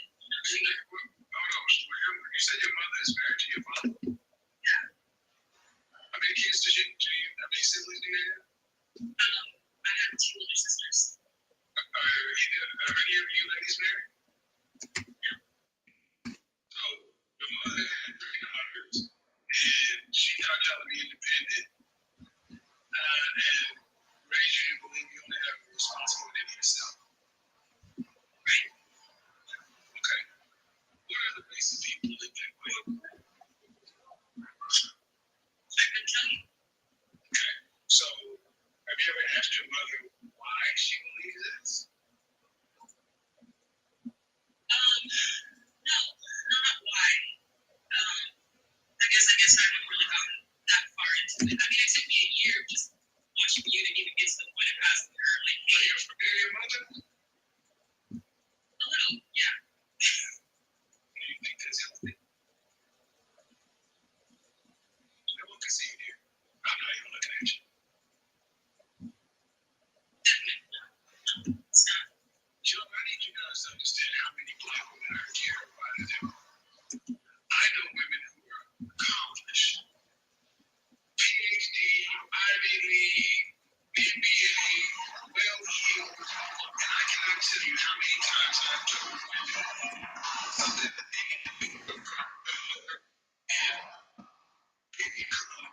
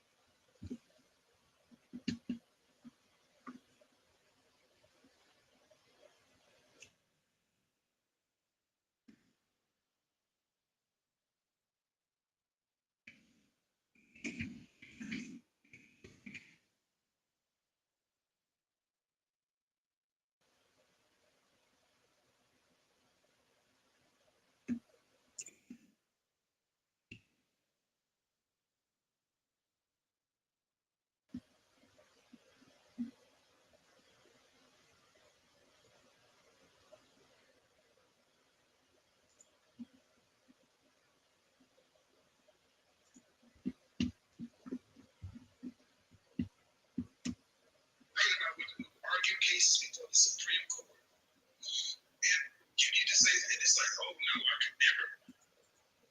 That is a power reserved for God. Gentlemen,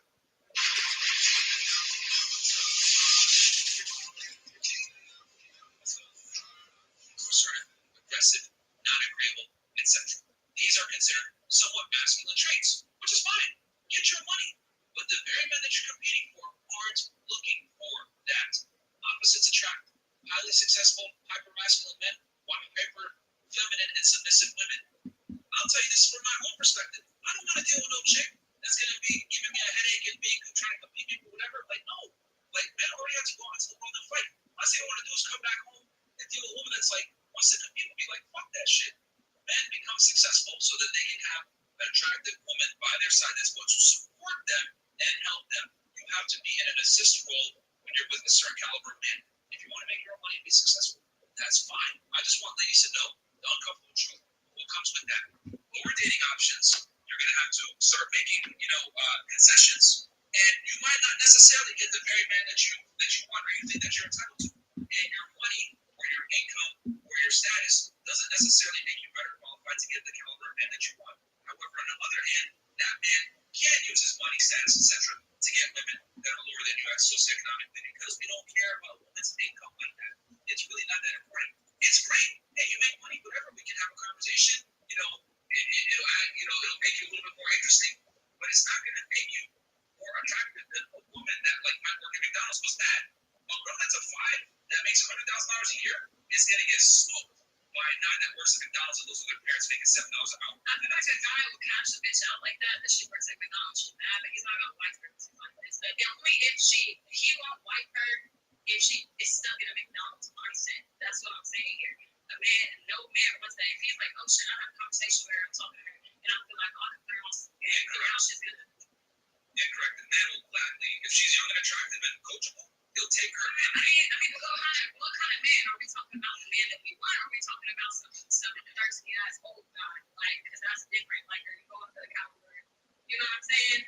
Yeah, I mean, Russell ain't going just because she's mad. That's what I'm saying. There are guys that will take a girl that's young and What quality are they going to be? They're going to be some old, steak, they just got money ass too. Like, that's not true. There's a lot of sluts running around here with like girls that don't do shit or like failure actresses, but they're attractive. They don't care. But what is irrelevant, guys. Look at Pretty I feel like they were playing this person. I don't really feel like they're celebrities, but if you meet me, they're not really that great of people. Like, they're still just because they hit that status doesn't mean that they're. I'm just using that as an example that powerful men don't care about their quality men are just so wealthy.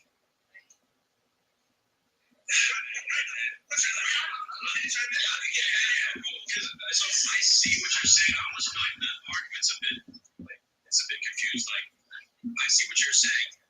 Men don't want like a bimbo, like dumb.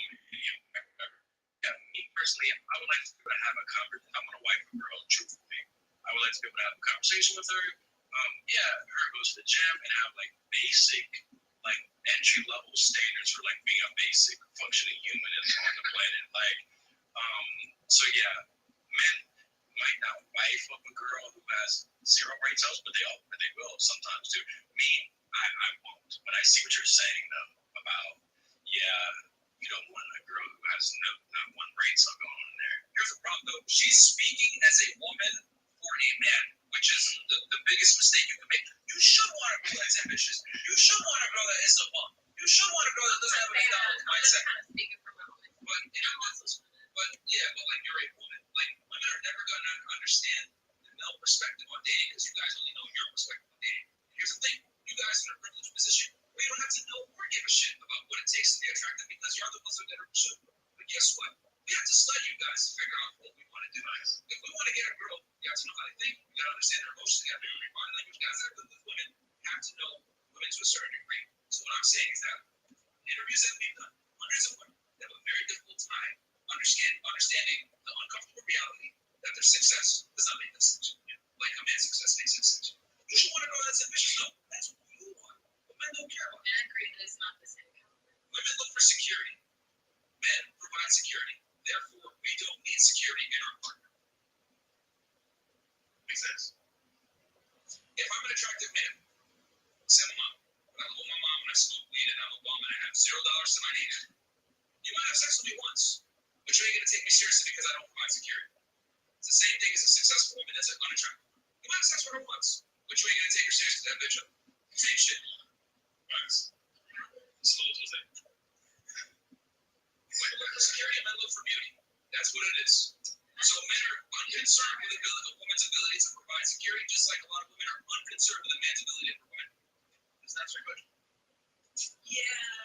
You don't have to like it. What does it answer? Fuck you, man. Yes and no. Yes and no. I mean, I still feel as though y'all are possessing women, but whatever. Misogyny. we simply say men need to lead and women follow. No, and I And the girl can leave at any time. Yeah. You're not being possessive. You're not being controlling. You're in control of the relationship. Yeah, listen, I'll say this, right? Regarding how we feel about women, look, do what you need to do, right?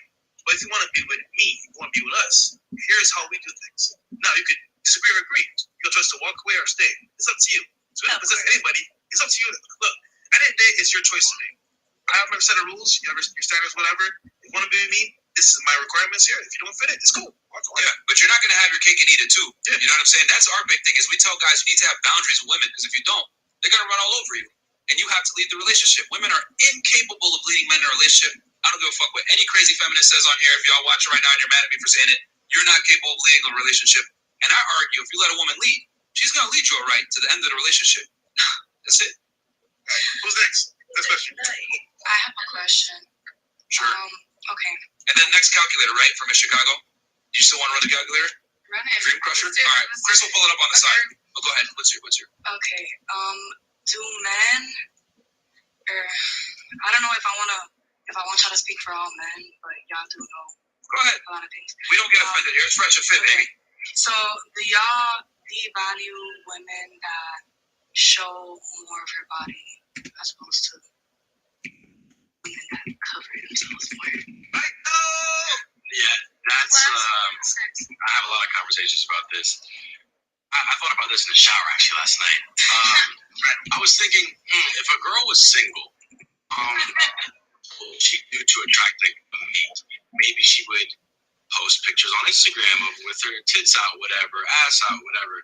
So it's or they, flirty, whatever. So let's say I'm dating the girl, and now she's posting tits out, ass out, whatever. It then becomes, if I buy the Lamborghini, can we take the for sale sign off of it? and then, well, you're insecure. Let the girl wherever she wants. Okay, I'm not going to police nobody and say and control them, but then it's not the girl for me. I would like to, once I drive my car off the lot, it's mine. Can we just keep that to me? But that's my preference. So, and not within, I think within reason. I don't need the girl wearing a hijab. That's not what I need personally to feel okay. But yeah, I would rather they not have all their stuff out there. That's very good. Yeah, I'll just say honestly regarding what women post on Instagram. Look, it's your Instagram page. You can do what you want. Like I said, if you want to be with me, however, it's if you're my chick, and let's say for example, niggas gonna be in your DMs because bikini pictures, all this stuff, ass out. Obviously, if you're with me, why you gotta for sale something you said earlier, trying to as your body, your assets. I would just say, look, if you're gonna be smart about it, post the pictures once you get a guy that you care about, archive the ones that are kind of sexual, and then post the story too. But don't make it a thing where, okay, you know what, you're still posting those pictures because it's you're saying, you know what, hit me up, I'm available. But then you do this what the fuck, I'm paying bills, I'm out here taking you seriously. What is this? So I don't know. And I was just gonna say, I thought of an analogy too. We know that if a girl's posting her pictures on Instagram, hella dudes are gonna be sliding up on the stories. They're gonna be attracted to what they see. So it's if the girl is a chicken wing, and the guys on Instagram are piranhas in a bowl, it's I don't want to have to deal with that. The thought of that maybe there's only one plastic wrap protecting the chicken wing. That's almost what it's like having a girl on Instagram with all her stuff out. There's guys, and one might just get through. pass a plastic wrap and bite a chicken wing, and I don't want to deal with that. So if that made any sense. Yeah, don't park your Lamborghini in the hood, even if it has the best lock mechanism. Without tires. Yeah, exactly. There you go. All right, ladies, you want to enter a dream world with me, man? I'm gonna need y'all to close your eyes. I'm gonna illustrate this for you guys. All right, this is a new one. Well, it's not new, but. All right. So for ladies out there, we're gonna go into this dream world. Okay, imagine, okay, that we've been dating for 5 years. Okay, pretty serious now. We've been dating fairly seriously, and you're waiting for me to propose, right? You're like, damn, he's gonna get married. We're gonna get married, and I tell you, we're going to Turks and Caicos. And you're like, fuck, I've been dreaming for this. I've been telling him for years I wanted to go. I think 5 years is gonna be anniversary. So we land Turks and Caicos. We get to the fucking hotel, right? I'm like, all right, babe, I gotta go. I'm gonna go to the gym, right? And I just run off, right? I'm running off to the gym. I'm like, oh, right? But I leave my phone. Right? And you hear you're like, what the fuck? So you open up the phone and you look through, you see a text message from a random number in New York. And it says, hey, rent's due, I need $2,000. You're like, what the fuck? And then you look through, open up Instagram. You see a DM with another girl in California, hey, I need $5,000 for school. Then another girl, hey, I need, $1,000 for fucking light or for a bag, whatever. And you start to basically, you pin it together that I'm financially supporting like 7 different girls. Obviously, I have the money to do it or whatever, but we're about to get married. Or you think I'm going to propose to you. What are you thinking at this point? I would be crushed. Cool. Yeah, I think that initial shock that there's others, especially if I thought we went on this trip and you're about to propose. Like, obviously, I'm in this lovey-dovey, hopeless, romantic mind state, and I'm thinking something great's about to happen, but really, the truth just slapped me hard. We don't feel special anymore. Okay. Yeah, I don't agree. Feel special. I wouldn't really fuck with that, and just like what you said, like, oh, he's gonna take you to Turks and Caicos. Now, if you're financially supporting like 7 women, why didn't you take me to Turks and Caicos before? Why now? Remember, it's for 5 years. It's where you've always wondered. How'd you feel about that, Melody? Unless it's like his sisters or something like that. No, these are girls that are like, you look them up. There's like 6, yeah. Nah, I would not feel good about it. I would feel sad. Okay. Yeah, he's basically a sugar daddy to other girls, so I don't know if I'd like that. Okay. Financially supporting other girls while you think you're gonna get proposed. That's fucked up. Betrayal? Okay. Yeah. Zaza? He goes to the streets? And nothing less. Okay. Fair enough. Chirac? I'm going now. Prenup. Prenup? Okay. Prenup. It wouldn't be that big a deal for you? Look, that's my money. Love and money don't go together. If you're sitting here knowing 5 years? that's happening, okay, exactly. So, all right, ladies, you see that? You guys are all feeling that pain right now, right? Like betrayal, I don't feel special, what the hell, I thought we had something here, whatever. That's exactly how men why did I feel. waste my time on you? Good. I was 21 when I met you. Perfect. That betrayal, that anger you feel, that resentment, that's exactly how men feel when you show pictures of yourself on the internet in a sexy post to random fucking men. That's fuck Real you. talk. No, Hold on. Your mind there. Here's the thing. If I entertain people in my DMs, that's it. No. It's the same thing. No, that's hard work money. I'm giving. Yeah, Hold that's on. the time and energy. Yeah, you put hard work to get that ring, right? He put hard work to make you his fucking girl, and you're showing out to other dudes. It's the same thing, guys. It's the same thing. Men and women are different. Okay? I'm giving away my resources and time to other women, compromising your ability to lock down security with me in a relationship. You are putting pictures of your body out there to random hordes of men, compromising our relationship to me. It's the same thing. The only difference is this. We live in a politically correct world now where we tell women, you can show your body, be sexually liberated, do whatever the fuck you want. Who cares what he thinks? You're strong and independent. I'm here to tell y'all, most men are going to feel a strong sense of betrayal when you have sexy pictures of yourself on the internet when he bought the fucking car. We don't want that for sale sign. That's the God honest truth. That same betrayal you felt with me giving girls money and I was supposed to marry you, that's how men feel when you show your body. They just can't vocalize it because they're gonna get hit with the misogyny or insecurity or the, especially if they buy your body. It's the truth. That's how men feel about women. We're very territorial. We don't want to have to drive off the lot with the Lamborghini that we paid $300,000 for, and then still have to let other people test drive it from time to time because the fucking car dealership doesn't have their Lamborghinis. There you go. I do think it's kind of OD unless the woman is like a model or something. Nah, Like, if she's getting paid to make money that's from it or true. something, like if you're not, then you're caliber, why are you The most trying model to models, so yeah. So that's just a good. Like, where did you get that statistic from? Most men wouldn't. What did it? I mean, no, it's true though, because I broke up with my last girlfriend because she was posting too much. I was like, what the fuck are you doing? She said, oh, I thought you would see the story and it'd be a surprise. Yeah, surprise, bitch, you're single. The fuck? It's really them good ones. You're smart enough as a woman to understand the power of Instagram and the power of getting attention from other people. So you knew, bitch, you Yeah, can't because we play this both game on me. bisexual. We're dealing with both sides. The fuck is wrong with you? So you know right there. So it's not out of set. So it's not crazy for a man to say, why are you posting pictures of yourself like that? So that's the difference, ladies, is that's how that same betrayal you felt from me supporting all these women, that's how men feel when you put pictures of your body on the internet to random men. Because who you take validation from?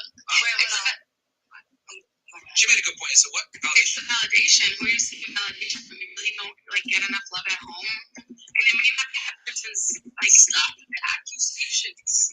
It's a lot of love, and I still post my whole entire body. But that's because that's your career. That's not different. I'm just saying for like an average. No, it has nothing to Melody, do. not everyone is talking about you when they make the point. So y'all want me to shut the fuck up because I don't know what to say. I think that sex work is very valid, and that's a whole different concept. Yeah. When it comes from an average woman who is not selling their body to make a living, if you're sitting here posing ass and titties all out, even if it's just like squished up, that's asking for validation and attention, and that's where people come into the point where it's like, so I can't give this bitch attention and just like flirt a little bit and throw her like $5 that way because you're posting all this ass. Maybe you do get some money. Maybe you do get all these little like hearts and emojis because of whatever, but that's validation. Just like him spending money on some bitch is validation. And let me also make this very clear. That was not towards sex workers. That was towards regular girls. Regular people. There's most average regular girl, she's gonna have a bunch of sexy pictures of herself on Instagram. I'm talking about regular women. I'm not even talking about sex workers. No, that's If you're taking a sex worker to Turks and Caicos, I'm just always the exception, so I feel like my opinion here is just a little like, you're just triggered at being a woman. It's fine. But no, emotional. you're triggered and because you're a sex worker, it's different. Yeah, but I'm talking about regular girls doing this shit. Regular girls, teachers. If a girl's a sex worker, you know that by the time you take her to Turks and Caicos. You know, I'm talking about regular chicks. So the next trip. Maybe on the round trip, it's multi-city. Yo, guys, we got over 7,000 you guys watching right now. Please do us a quick. And I don't even class them on my body count. Okay, so I very much think that it does matter. Size does matter a lot. We are not being lied to here. I know we're not about No. But what I'm going to say is, too big is not okay. I'm completely average.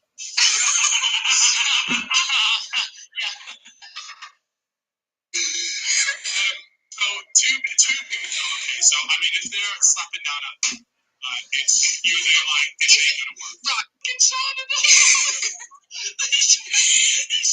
Okay, so if it's like Okay, your forearm. if it's like that thick and like So wait, we're talking. Sorry, let's get this straight. that, if it's and like it's Sky remote kind of thing. No. That's too much. There you go. Is that too big? Yeah, Yeah. like this. Like All the boys around the world have just really big sigh relief. Boys, don't worry.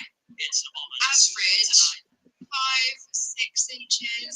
Not too girthy. Oh, So just would you say that is average, above average? That's probably around average. that tick. I've searched all the countries' average size. That's average. What's the biggest? Who's packing the most heat? Congo. Jesus Christ. Oh my god, like Really? 9 What about inches. Long Silver? 9 inches, you know, in Congo. Average Okay, so if it's like too good. I know we're not about No. Don't worry. but what I'm gonna say is too big is not okay. I'm completely average.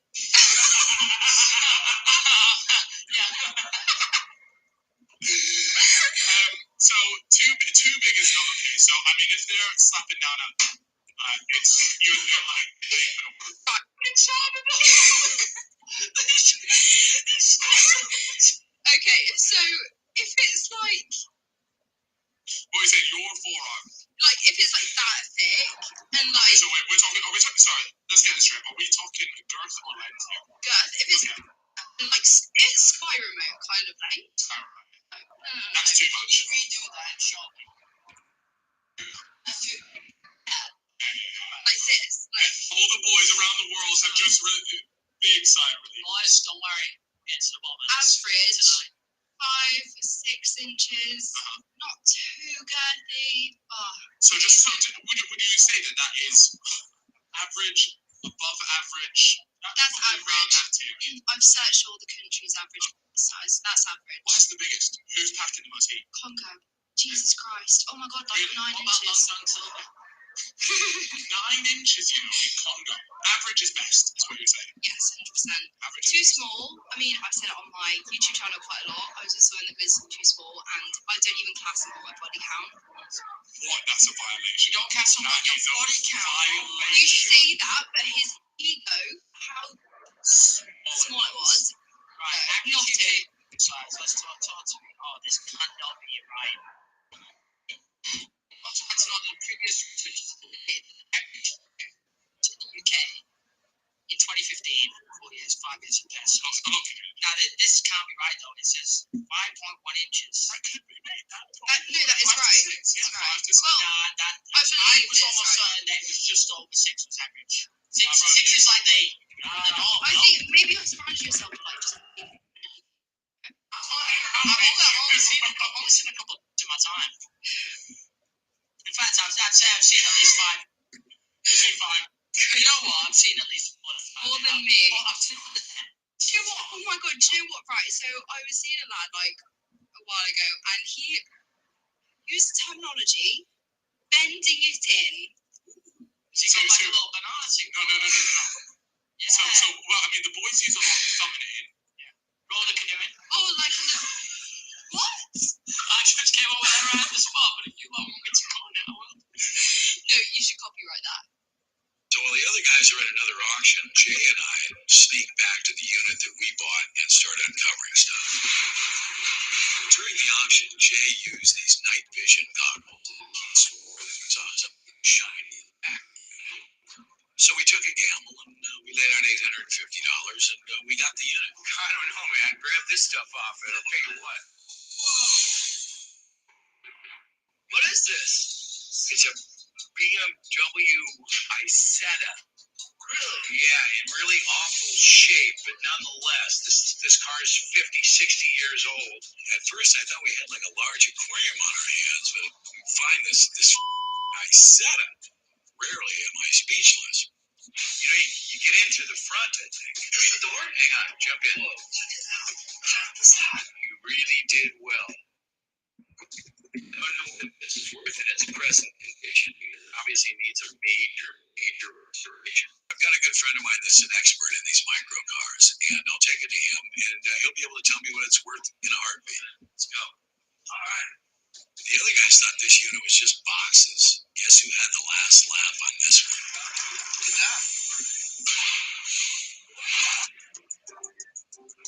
We're now going to take the car over to the Peterson Auto Museum and speak with the director, who's a friend of mine, Dick Messer, and find out what it's worth.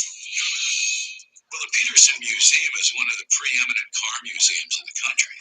They've got like a collection of over 350 automobiles. And the great thing is, it turns out the Peterson Museum has a restored Isetta of its own. So here it is, fancy two-tone paint job, which a lot of them were two-toned. This is a mid-1950s car. They're about, microcar-wise, there's about 100 manufacturers. This is the unique feature of the car, is the front up opens up, and the steering wheel comes out, and you get in that way. Now what happens, though, if you have a front-end collision in this automobile, you can't get out, right?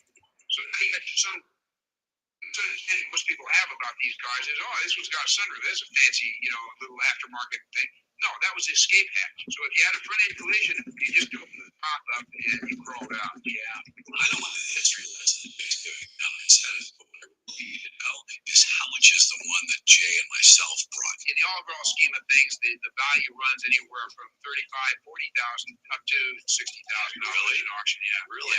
Yeah. Well, I'll tell you what we uncovered yesterday is I thought you could give us an idea of how much it would cost to get it to look like this. Or afraid of what you're going to tell me now. Let's go do that. All right. Dick's probably going to laugh us out of here when he sees this pile of that we brought over.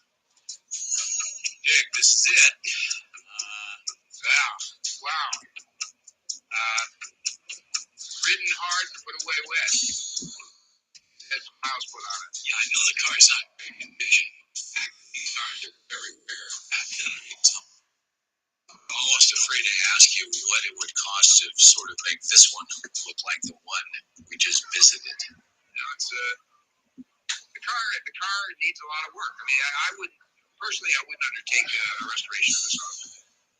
At this point, I'm starting to think to myself, how much is it going to take to get this Isetta to a junkyard and get it crushed? What is this car worth as it is?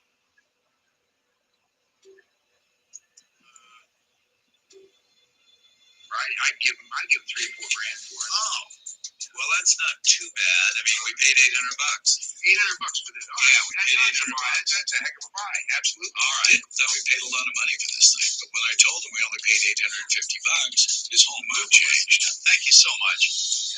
Even if we don't do a full restoration on this car, it's still worth 3 times what we paid for it. And that was a hell of a day.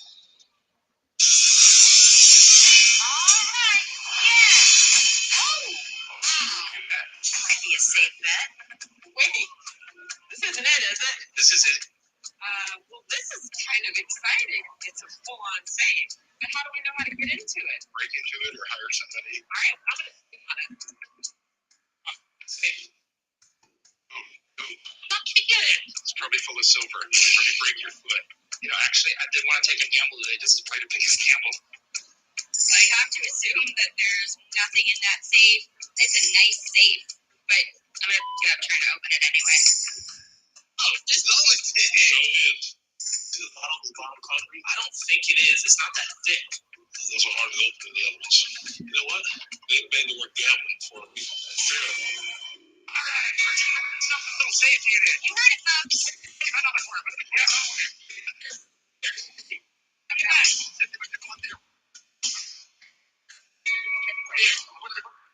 What's up to that? Don't look at him. Look at me.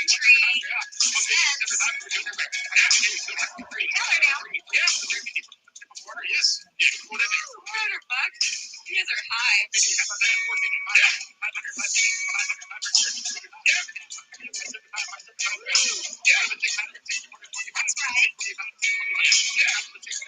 guys are ridiculous. Some used coconut oil.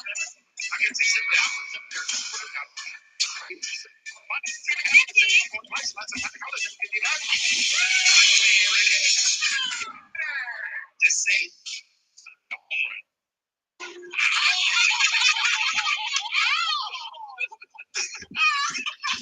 You're practicing for breaking open the safe. I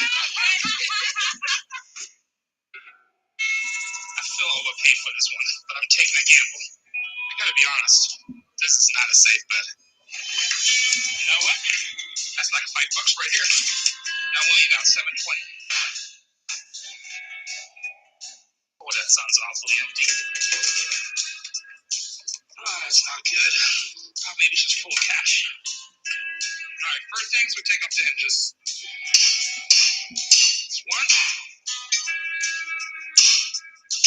Really?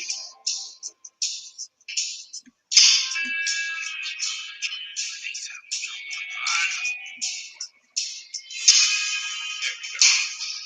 All right, that was the easy part.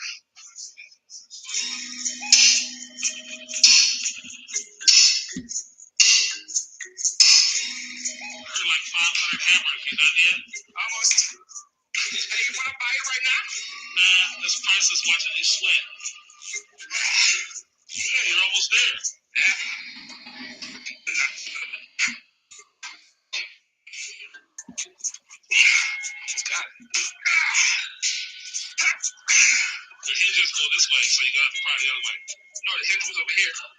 There should be a lock.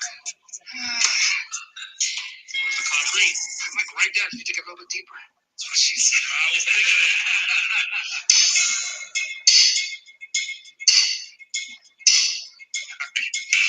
That one felt good. That's what she said. Come on. I can feel like oh. Not going. The pipe that goes up and down, I thought it would be on this side. And the hinges would be on that side. The hinges on that side. That's what he said. There we go.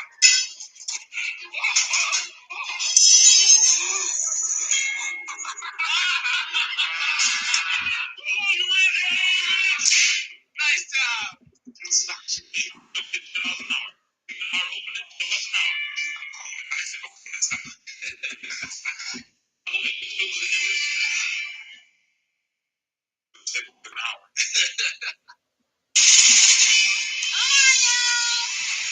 Here we go, number 20. What are you going to pay for a big old nice double door? Yeah, I've got 500 to start. $600 to take away. Put 7 there, put 8 there, put 9 there, put 9 there, put 1,000, 11, that 12,000, 1,300. Yeah, 13 there, 14 there, 14 there, 15 now, ma'am, 1,500. Yeah, 16, 17. I've got 1,600, 1,700. 2,000. 2,000. What the? 1,700. 17. Who said 2,000? Brown, I got 2,000. 2,100. You did 2,100.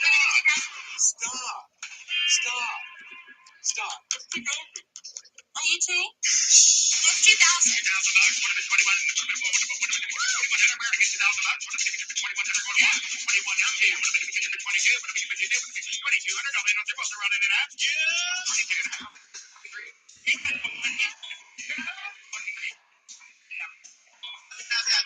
That's right. It's a cash auction, sir. 2,400 going once, 2,400 going twice. So they don't give up their own. They're going to go in that. Sell it your way, Renee.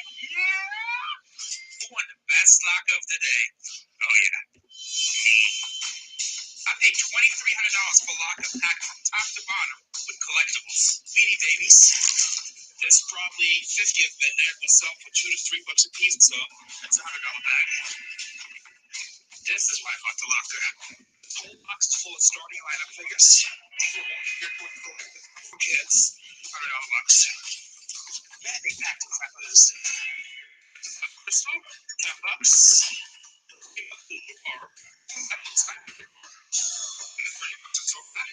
So stuff. Yeah, it's $50 box. Damn. Football game. I was gonna say $20. I think it's worth much more than that. Vintage doll. Oh, it's OJ. It's OJ Simpson. Buffalo Bills running back. My stat. Oh, that alley. Let's try to avoid that. Raiders little kiss jersey, Raiders hats, $10. I like what I see here. Hot Wheels. That's $24 plus I get $5 for the case. That's $30. Close. Russell, $20. Rice, $30. Sale, $30. Bryant, $30. O'Neal, 20. Bo Jackson, $30. And Terry Porter, $20. You know, it looks like I'm working well into the night again. And I see easily another 80 boxes. If you just average $20 a box, it's another $1,600. These things are usually $5, $10. People collect them. Crown. More bubble wrap, of course. Oh, wow. Look at this. It looks super old. This looks like a stand. Right here, French writing. He pressing a scope. Okay, your purse. You gotta get this piece checked out because it's a whole pocket and I can't put a price on it. And that's saying something. Because I just went through a ton of stuff. Sure hope my guys get here soon, because if they don't, I'm going to be spending the night in this unit. Renee, I'm sorry, but where are you taking me? Secret now. I did some research, and the French thing that I found is an antique toy. So we're seeing an expert find out what it's worth.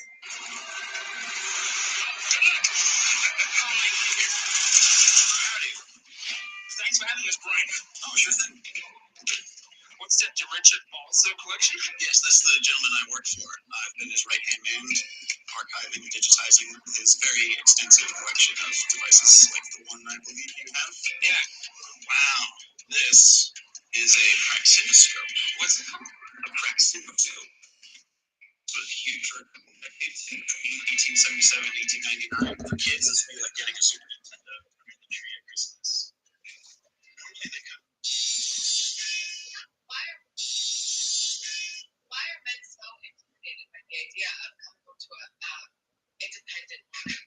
We're not intimidated. I would think that an independent woman, like independence, is an attractive quality. No, how would you define independence? I mean, in simple terms, a woman who doesn't need a man but wants a man and wants to be also. I mean, I can provide in my own ways, and the man will provide in his own ways. However, that dynamic works. Okay, so you said a woman who doesn't need a man but wants a man. So, like, what do you mean by, like, I'm trying to understand what do you mean by No, that? I mean, I'm not a child. I don't need a parent. You know, I want to be in a partnership. I want somebody who will, if I'm younger than him, for example, I want him to strive to raise me to his level. Just like I feel like top tier men are drawn to people who they want to be their peers eventually. They like lifting people up, and I think that in a relationship it should be the same. Well, I think for me, I think you're viewing it like as a woman. I think it's hard to view it as a man. I think it's a reality thing because there's certain things that you value that men wouldn't value. So, for example, if you, let's say you made $200,000 a year, right, and your man made $50,000 a year, you would eventually want him to get there. Is that fair to say, ladies?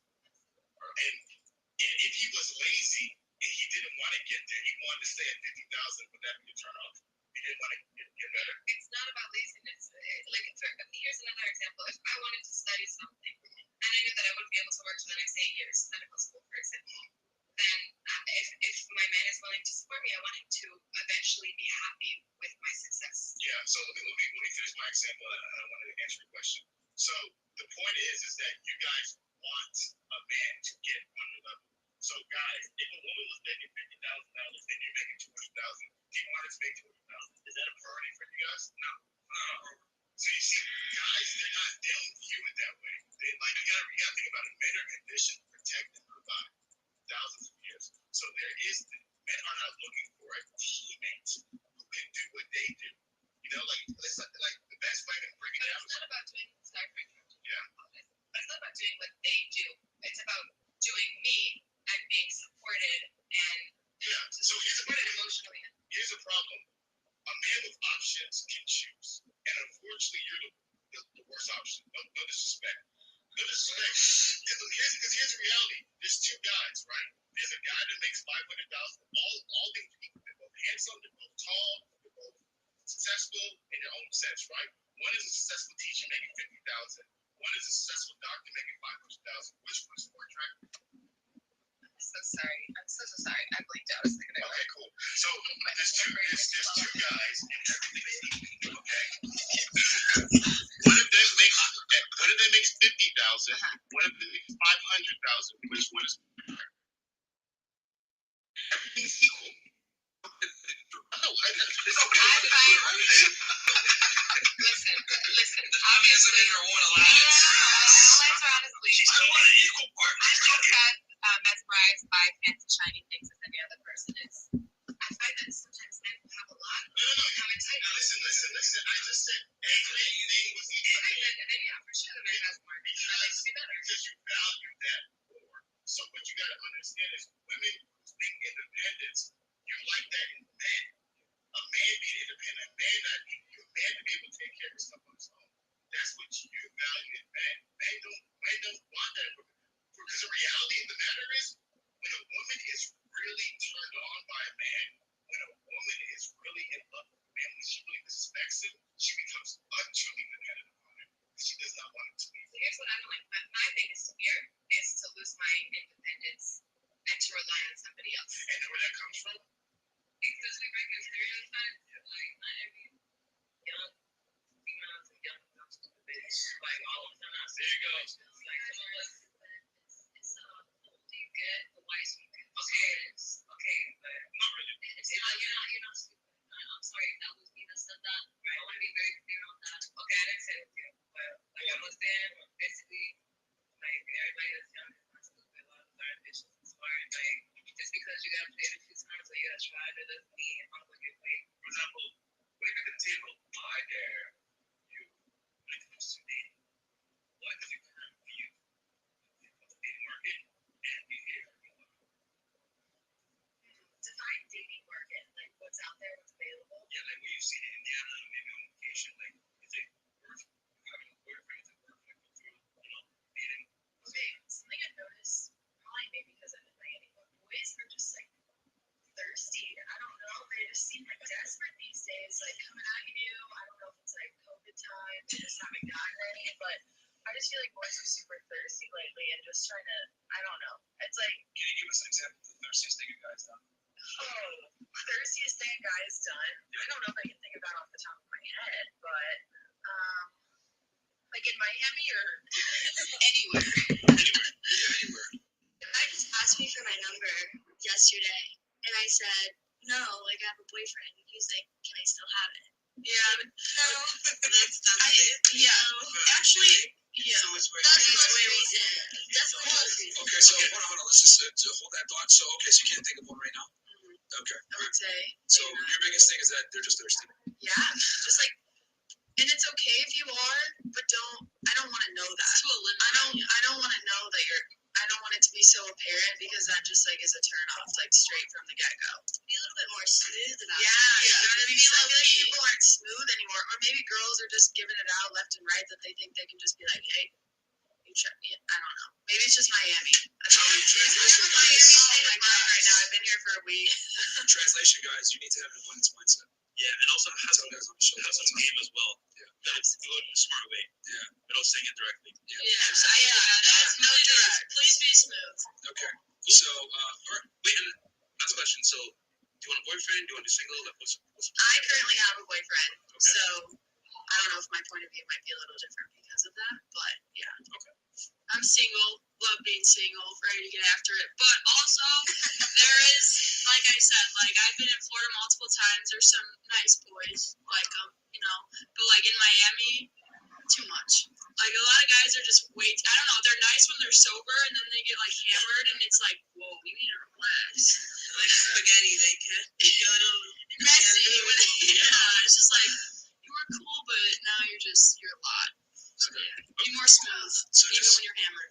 okay, so to an answer, what are we talking about? Too handsy, just like weird. I don't even know how to explain it. Just like I guess the words that come out of their mouth, what they say too, just like too strong. Yes, that's the word. Or they think they're being smooth, and it's really just not smooth at all. But you can tell they're like, yeah, that was good. Especially when they're drunk, and then you're just cringing like, how do I get them out of my room right now? I'm not even in there, to be honest. I'm single. I like to be single. You gotta pretend you're not saying for a second and talking to the mic, though. Hold on, let me caress. So, I'm single. I like to be single. I was dating someone a few months ago, and we're kind of nice, still talking here and there, but Still having sex, okay. well, not having sex, talking to see if it's worth giving it a shot again, because I know what I want. So you're not banging him anymore? No, I know And what I he's still want. talking to you? Yes. Oh, Hello. yeah. So, like I was saying, yes, my general opinion, and again, it's my opinion, is that things aren't what they used to be. I mean, I know that at every point in time in history, there's always been like dogs out there and everything. And I know there's females that are just as bad, don't get me wrong, okay?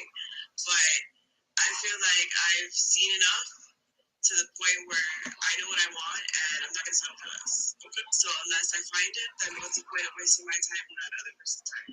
Everyone has their own opinions. They see relationships different type of way. There's all kinds of different types of relationships. But I know what type of relationship I want to have. That doesn't make anybody else wrong. I just don't want to waste my time. So you're very picky. So you want to be single, right in CC? Because I'd rather invest my time in my child and my work and get myself settled and get to where I want to be in life. Yeah, I do. Okay, all right. So I'd rather get to where I want to be in life and get my shit together than have to worry about someone else and their shit. Right. And then all the drama that comes with, oh, can I trust him? Can I not trust him? Especially Miami. Like, a lot of people lie. I can't stand liars. I'd rather you come up to me and tell me, yes, bro, I'd rather you tell me the truth to my face and I'm not going to like it, then you lie to me. Because when you lie to me, I find out anyway, because God has a sense of humor. And then I'm just doubly pissed because now I'm pissed because whatever. And then I'm like, Out of curiosity, did you break up with the guy or did he break up with you? well, it was like a mutual thing. It was like, hey, this guy, I don't mutual. No, he lied to me, and I feel like, and he agreed that he could be a better person. So we decided to split ways until he worked on himself, and he got to the point of the type of person that he feels that I deserve, and I feel I deserve. Okay. So in other words, and tell me if I. In other words, he was not on your level, probably. I understand.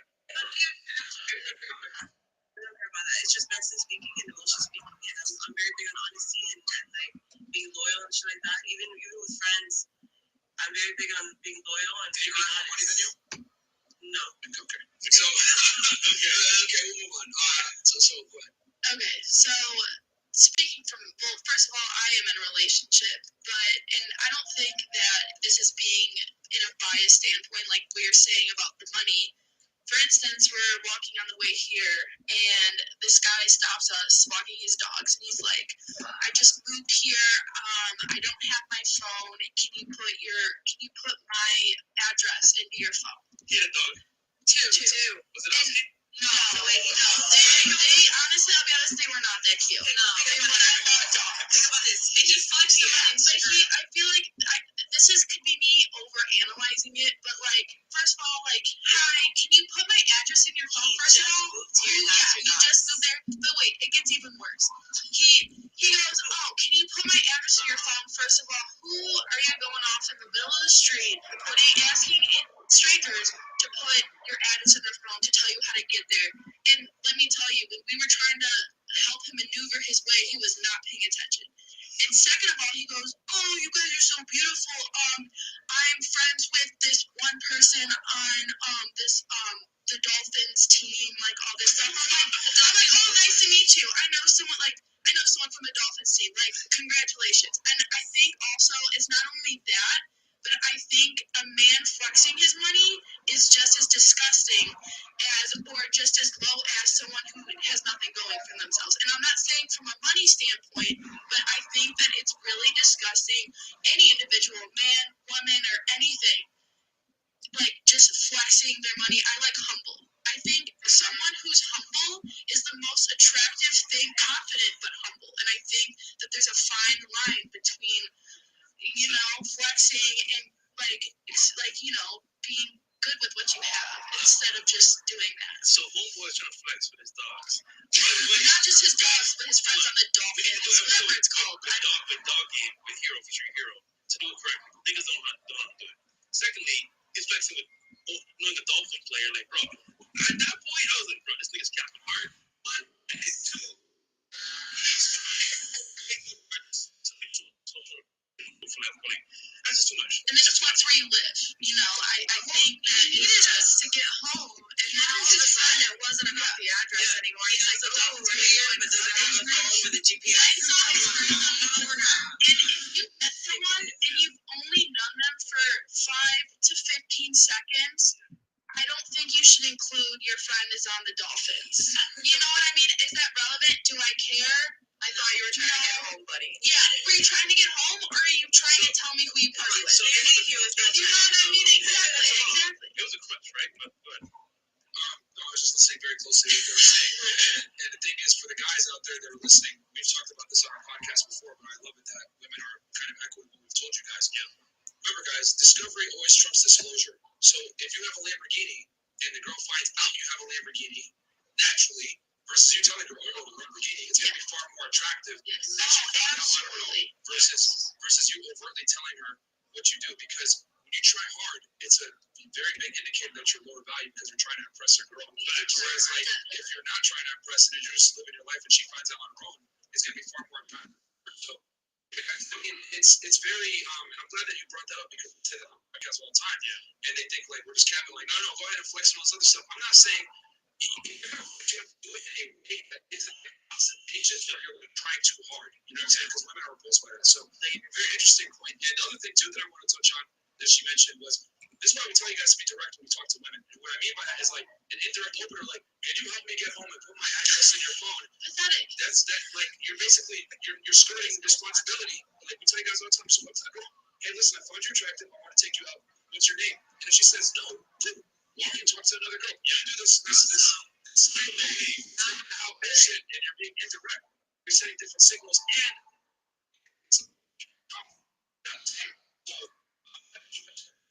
tell a lot of guys on the podcast do things. Be direct, number one, right? When you're gonna approach a girl, if you're interested, just let her know. And then number two, discovery trumps disclosure every single time, bro. Don't brag about the shit that you have. Let them find out organically. You can tell that he was lying off rip.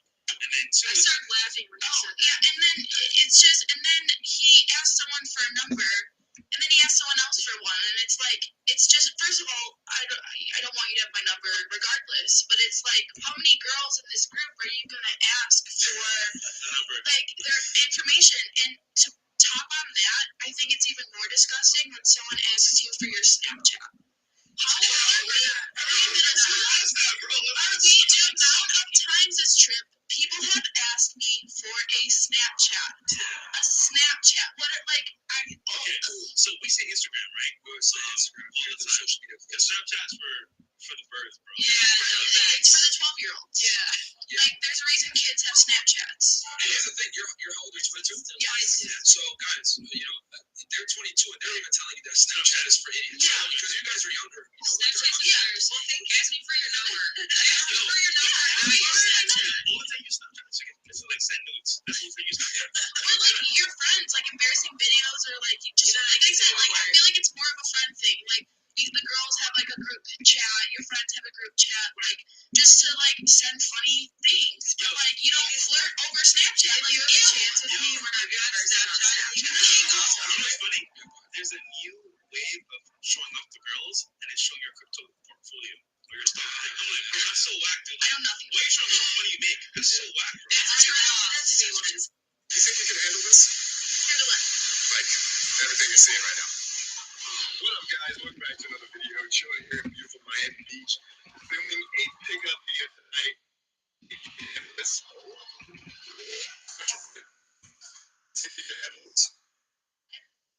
all this. I know I can handle that. What's your name? Steven. Nice to meet you. What are we doing later? Yeah. Well, it looks like it's just you and I then.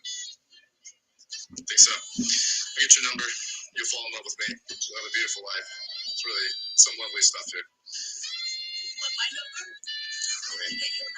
Okay, you take my number. You can just save that as like future husband or, yeah, baby daddy, whatever it is. Hey.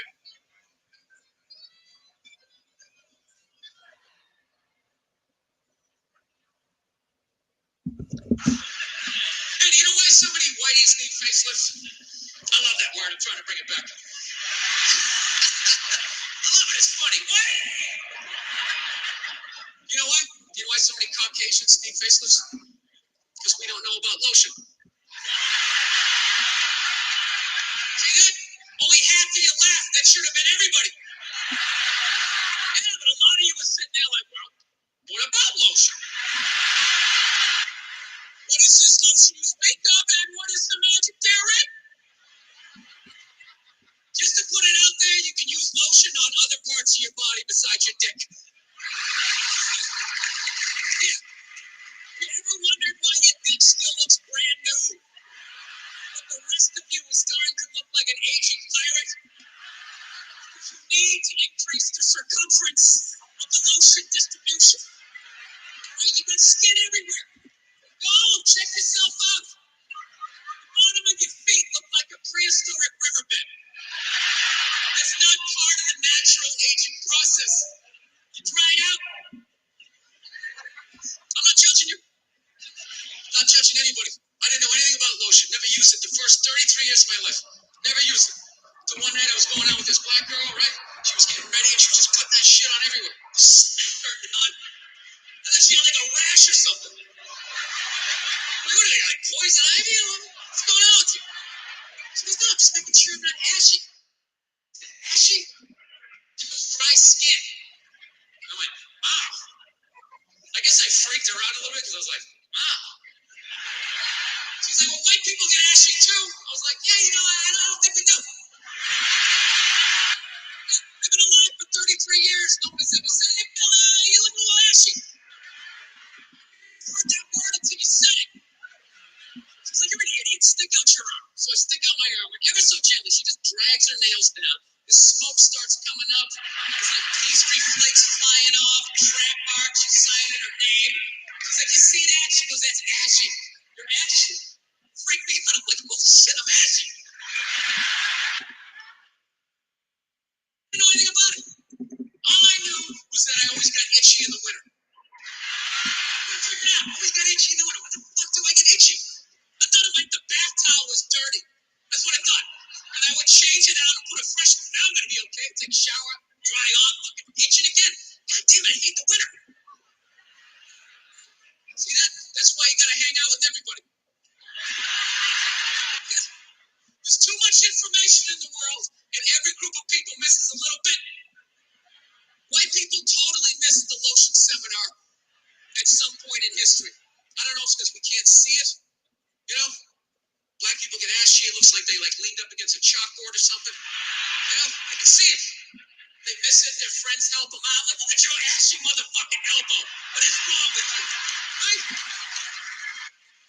We miss that shit. Oh, register your weapons summit. Just never got the information. The amount of rappers who've been busted for the unregistered clock in the car just blows my mind. It's like, why would you do that to yourself? Do you just want to make an album over the phone? Is that what it is? Is that like the new auto-tune or some shit? I don't know. No, it breaks my heart every time I see it. I just think, God, if he just had one white friend, he just had one white friend in his entourage who would have been sitting there going like, is that thing registered? In your mind? Get it out of there. Get it out of there. Yeah, it's illegal. It's like fucking 3 to 5 mandatory. How do you not know that? That's the question. How do you not fucking know that? There's an unregistered weapon in the car, and we're just gonna go driving around with it. It's just ridiculous. I gotta be honest with you. I'm kind of like jealous the way my dad gets to talk to my mom sometimes. Where are all those old school women you can just take your day out on? When did they stop making those angels? Who just knew it had nothing to do with them. They just sit there and let you blow out the lines, right?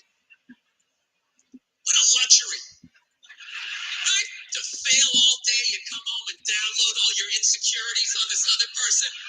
How was your day? How the fuck was your day? How do you make a decision? Keep these kids away from me. Give me a goddamn drink. Oh, with the tears.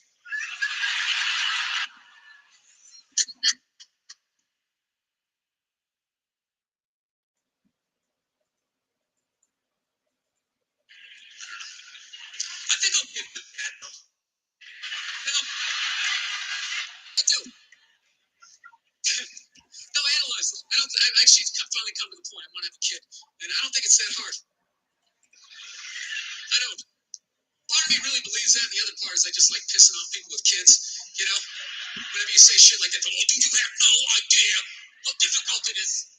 This is a great one to say. Well, I mean, I got a dog. I mean, how much dude, you can't even fucking compare it to a dog. Yeah, I can. I just did. And I'll do it again. Mine's got 4 legs. Yours only has 2. Go ahead. Yours bites someone and gets a timeout. Mine gets put down. Stakes are raised. No, I think I know. I think I know how to raise it.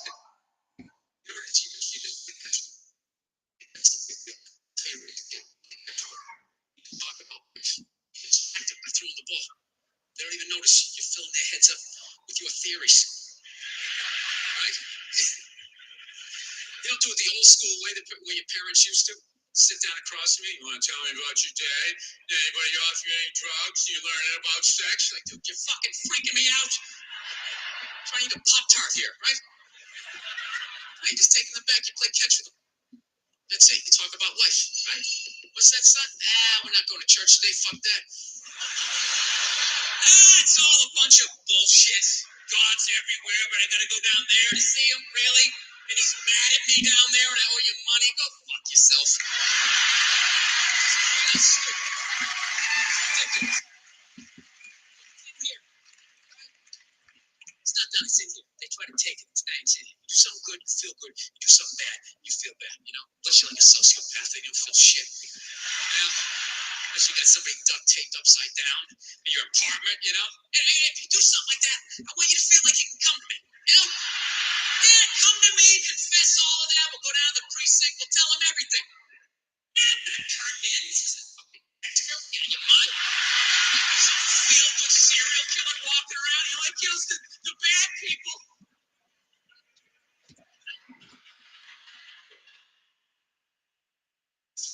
I know your mother and I, we've been arguing a lot lately, right? But I know, you know I love her to death, okay? It's weird. I love her to death. But when I watch her eat toast, I just want to choke her. I don't know what it is. It's the routine, right? Left and the middle. Just why don't you just fold it in half and fucking eat it? You know what I mean? It's unreal. You know? That's when you know you met the right one. When you want to slap the shit off of them, but you don't. You know? You want to leave, but you don't. There's something about them. You just can't fucking leave. Right? So don't settle down till you meet one like that. That's when you know. Until then, you know, put a condom on, you know, just bang as many as you can so you don't have a midlife crisis. That's what you do. Don't tell your mother I'm telling you any of this shit.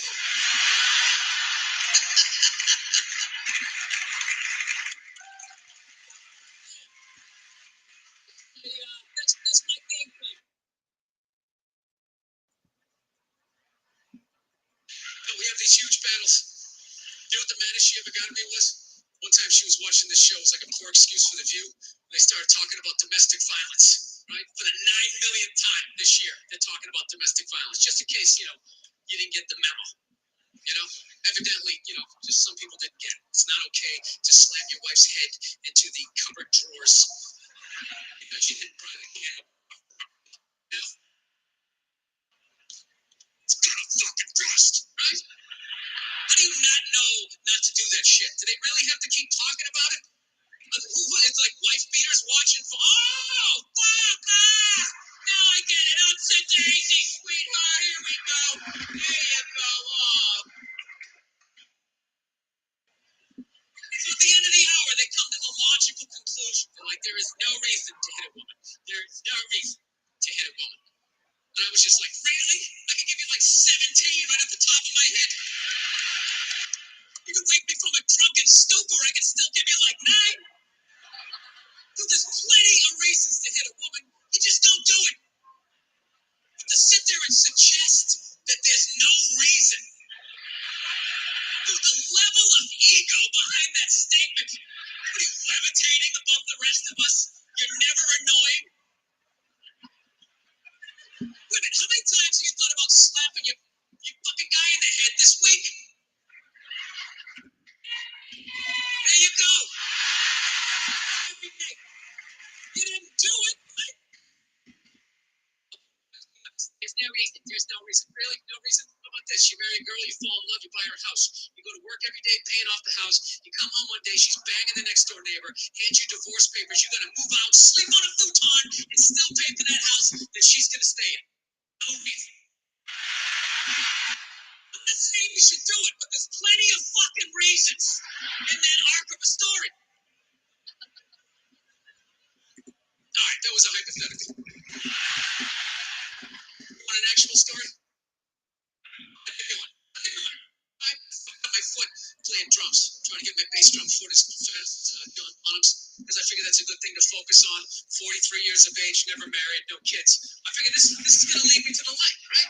This is what I need to do. I don't know what it felt like after I felt like really like there was some midget stabbing me in the bottom of my foot, right? On the bottom of my foot. So I did the typical guy thing. Fine, right? Next morning I wake up, my foot's even worse. I gotta walk my crazy dog. So I'm like, I can't do it, my foot's killing me. So, can you walk the dog?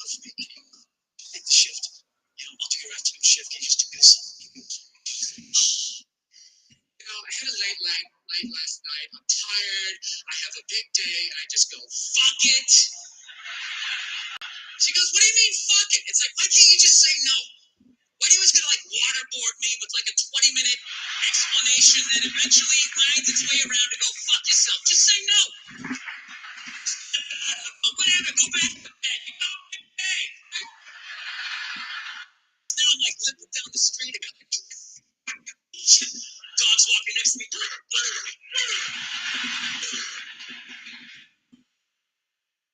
I gotta admit, I got a little childish. I did. I got a little childish, you know? I was just thinking about my relationship. I'm like, this is the relationship I'm in? You're just gonna do whatever the hell you wanna do, right? And fuck me? Fine. I'm gonna do whatever the hell I wanna do. I feel like listening to my iPod on full blast, walking around the house. That's what I'm gonna do. So that's what I did. Turned it all the way up, and I just, my whole plan was to walk by her like I didn't even know her. That was it. She came down the hall. I just ghosted her. Just walked right past her. Just trying to piss her off. I gotta tell you something. Worked like a charm. Worked like a charm. Yeah, hung my coat up, turned around. By the time I turned around, she was already yelling at me. But the music was so loud, not only could I not hear her, it actually looked like she was singing the song that I was listening to. One of the highlights of the relationship. I know what she was saying. I don't want to talk about it. Leave me alone. I'm going on to the computer, right? I flip over and I sit down, and unbeknownst to me, she's like, "Now, we're gonna talk about this right now." Comes up, boom, on my head. I got big ears. It fucking hurt. I'm like, honey, leave me alone. I don't want to talk about it. Put the headphones back on. She comes right back up again. Boom, slaps him off a little hard. This time they spin halfway around my head. Caveman DNA starts coming up. Talking through my teeth. Honey, leave me alone. Don't want to talk about it, right? Put him on third time. She comes up. Boom, slaps him right across the room. And I snap. I'm like, fine. You want to have the fight? Let's fucking have the fight. She's like, we will discuss this later when you calm down. I just wanted to roll her up in her yoga mat and stuck her behind the couch. Just leave her there until she got thirsty. Come on, let me out of here. I have a spin class. Major point. This is ridiculous.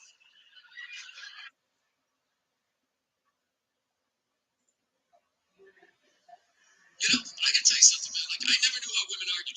But after 20 years of losing every significant battle in a relationship, I finally figured out how they argued. I'm going to tell you something. I'm starting to turn this franchise around. I have begun a winning tradition. This is how they argue, as far as I can tell. All right? If they're right, they argue the point. And they stay on point and make sure you stay on point until you're down on your knees apologizing, begging for forgiveness. All right? No problem with that. Totally respect it. But here's the thing. If they're wrong, they go rogue. They go off-road. They start thinking of shit you're sensitive about. Maybe you don't get along with your dad. And in their head, they just start concocting this evil statement.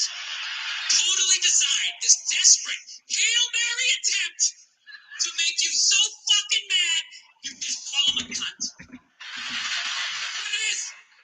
Cunt trumps all the bullshit they did to start the argument. Now it's not about that, but that's no reason to call me a cunt. And then that's it. You're in this room now, right?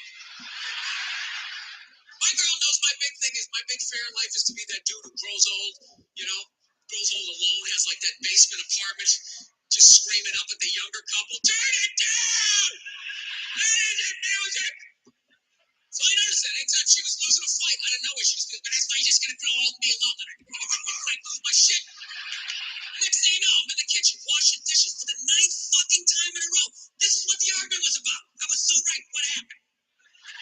So if you learn anything from my ignorance tonight, just know this. Next time you're in a battle with your beautiful woman, your wife, girlfriend, whatever, and they start out of nowhere, okay, you're winning and they can start saying that crazy shit out of nowhere. Just know in that moment. All right, don't get mad. Bob and weave, slip all of that shit. Maybe because you got a little dip, just let that slide. Stay in the pocket of the argument. Okay, it's over. The argument is over. You won. Just take a knee and run out the clock. All right.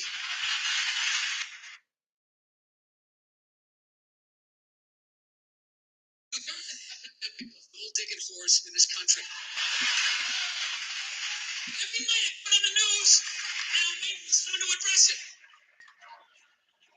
Every night, every night I have gold-digging whores, and the whole crowd pulls back like I'm up here talking about Bigfoot. Right? saying the moon's made out of cheese or something. Talking about whores, people. They're everywhere. How many? How many more great men are going to get chopped in half before we do something? Why is it so quiet in here? Oh, damn, I don't get it. What is it? Is it women? Do you think I'm calling you? I'm not calling any woman here a whore, okay? So don't pull back. That's not fair, okay? If you brought up wife beaters, I would like pull back. I get it. There's guys hitting women, they need to be stopped. We gotta understand that gold digging whores are the wife beaters for men. Yeah. We don't have that Rihanna bumped up photo in the end, so it's not obvious. It's in the eyes. It's in the lines in your face. It's in Mel Gibson's high-pitched voice on the answering machine. I had to give up my Laker tickets, right? That is the sound of a man being taken for everything he's got. I gotta tell you, I'm envious of women, okay? I'm not saying your problem is solved. Seriously? No. You get numbers, you get evidence, proofs. People give a shit. Anything happens to a guy, it's just considered funny. Some woman cut her husband's dick off, threw it in a garbage disposal, turned it on. People thought it was hilarious. They were like, hey, Stumpy! Nobody cares. You think if a guy removed a woman's titty and threw it in the dryer, anybody would be joking about it the next day? The entire country would grind to a halt. There'd be a moment of silence. The NFL would have some special colored headband everybody had to wear for an entire month. The most effeminate color they could possibly come up with. All my heroes are going down. Arnold Schwarzenegger, another great man. Another great man. Taken down by that gold-digging whore of a man he's got. And I'm not saying he's not a piece of shit for doing what he did. It was a piece of shit move.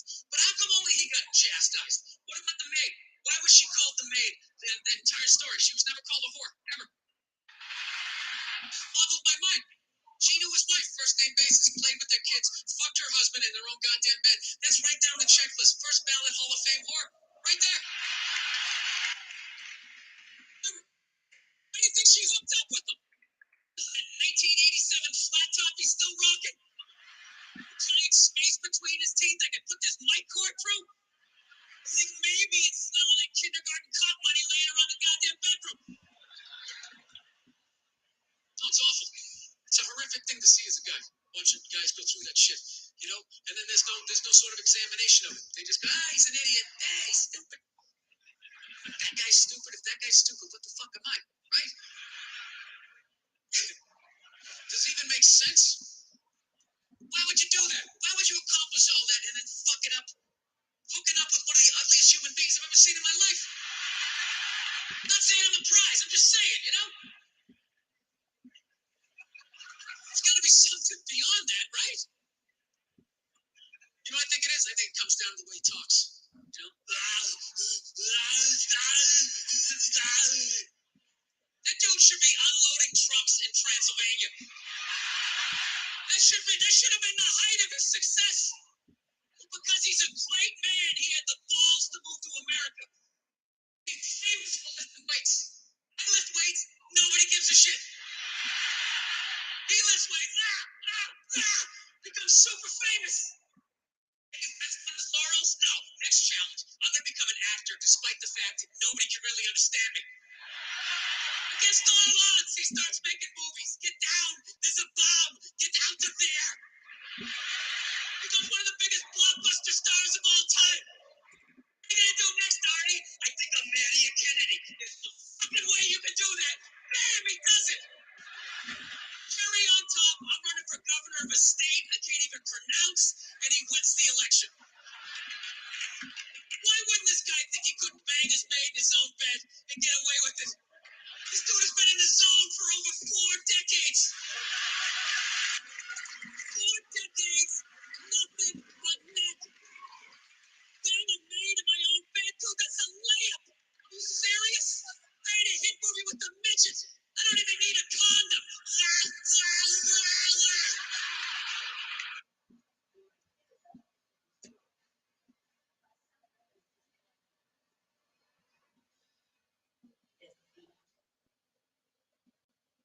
from Tennessee though originally, and I still have a little bit of an accent because like people hear it, they always come up, they're always like, "Oh, what's up? Where's your accent from?" I'm like, "Tennessee." Like, "Oh, that's cool. I have a cousin that lives in Florida." Even in the States, that was going on.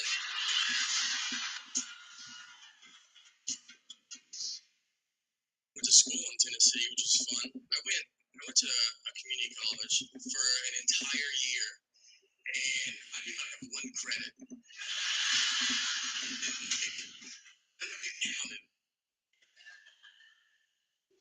The reason is because I had to take remedial classes. So, which remedial basically means they're like, look, we have no idea how your high school let you leave, and we are shocked, and we're actually going to look into it. But until then, here's your classes you're going to take. You have to do math. Like, I got to take the books in math. That's what crazy is that? They stopped calling it math after like 6th grade.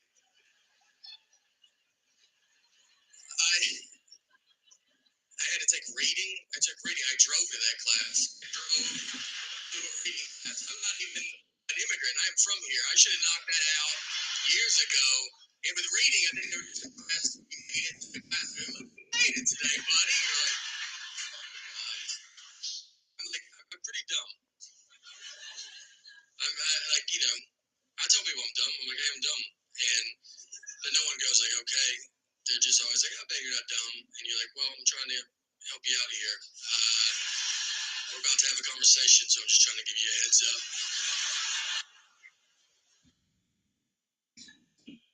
Here's a story. I can prove it. If I needed, like, I prove it. Everybody's like, no, we can, yeah, you know. We don't need proof. Here's my proof. Is when I was 15, my first job was in Nashville. It was at Opryland Theme Park. We used to have that amusement park. And I was working, and I'm sitting eating lunch, and this couple sits down, and we start talking. Like, I'm Nate. And the guy's like, I'm John. This is my wife, Jane. And their last name was Doe. So it was John and Jane Doe. And I was just like, that's the craziest thing. Not that, you know? Like, that's so crazy. Couldn't believe it. Cut to earlier this year. I'm driving. I'm thinking about John and Jane Doe. And, you know, I was like, I bet they were lying to me about that.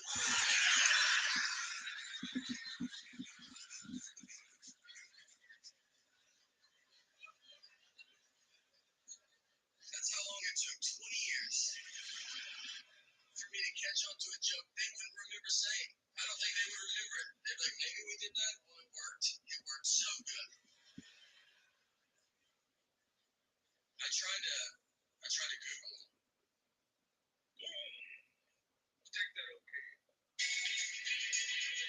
Ladies, I think it's time we have a very real conversation about why it is that there are so many men that want to have a say in abortions. I don't think that it's enough to chalk it up anymore to these men that just want to control women and control their bodies. Listen, I understand that you cannot force somebody into having a baby. Sorry, let me specify. I understand that you cannot force a woman into having a baby because men can be forced into it and are all the time. But that's a video for another day. I understand that controlling a woman's body is not the way to go. However, I'm really sick of us sitting here and pretending like the men who want to have a say are just controlling men that just want to control women. They just want another thing to have a say over women for. No. 9 times out of 10, any man who wants a say in abortions, it's because he has either heard of, personally seen, or personally gone through an experience like this.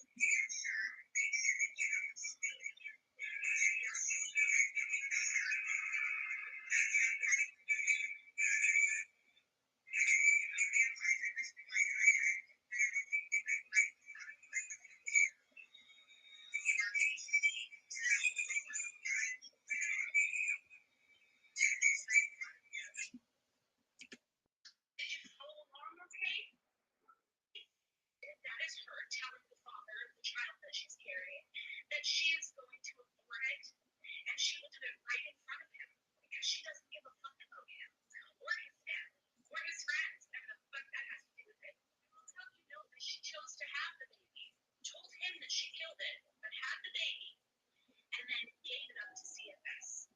And now he's fighting for a baby that he wanted all along.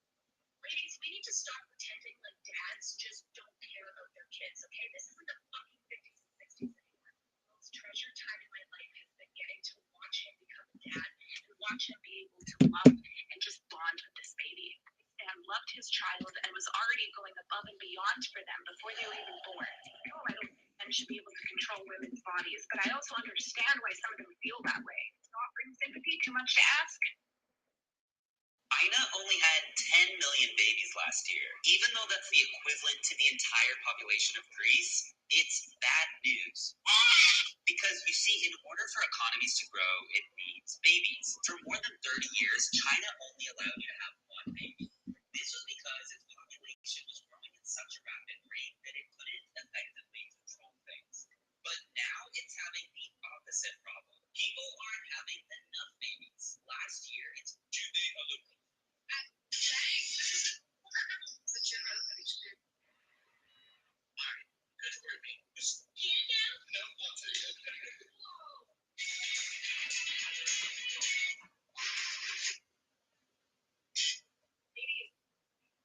That's right, good.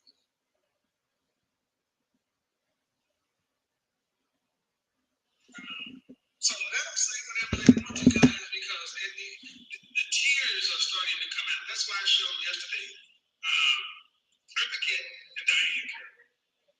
Diane Carroll talking about she was married 4 times, and it wasn't until she was an old woman till she realized that she's a difficult person to live with. And then Eartha Kitt juxtaposed. And one of the things I ask women all the time is, what do you hold out for? That's what y'all are waiting for. Because I talk to a lot of women, and it's like, look, I met someone early on, and I was engaged, but I canceled the engagement, and I broke off this relationship. What the hell are y'all waiting for? What are you waiting for? Why are so many women holding out? But gentlemen, you got to understand, they're holding out because they've been told that men are, that they've been told to go do what you want to do, have your fun, and then when you decide to turn around and get married, there are plenty of men there. And unfortunately, that ain't the truth. That ain't the truth. And you got a lot of women who are coming to grips with this. You got a lot of women coming to grips with the fact that they can't do shit about this. They can talk, they can scream, they can holler. They can't change the fact that there are no men trying to get these men. So they get mad. Don't do that. They get mad, and I'm like, why are you mad at me? Don't get mad at me. Get mad at your outcomes. Because I would tell you, the stuff that these women write in the comment section, you hit your mama, you gay, here's the funny thing, men don't care about this stuff. They don't respond to it, but men really don't care. It's showing why you're there. The thing is, for the women who got a little bit of hope, danger zone is 27 to 35. When you need to focus like a laser on the outcomes you want. All right, what are you holding out for?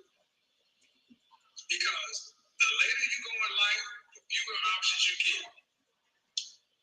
The fewer options you get, they're waiting for what? What are you waiting for? So here's the thing, I'll allow you on Facebook to tell me, what the hell are you waiting for? What are you waiting for? Allow viewers to request. So if you want to join me on this, and tell all the men what you're waiting for, feel free. Because guys really want to know why y'all think y'all have so many options. Why y'all think y'all have so many options? And why you all think that it's just up to you? It's up to you and up to you and up to you. Really? Why is it up to you?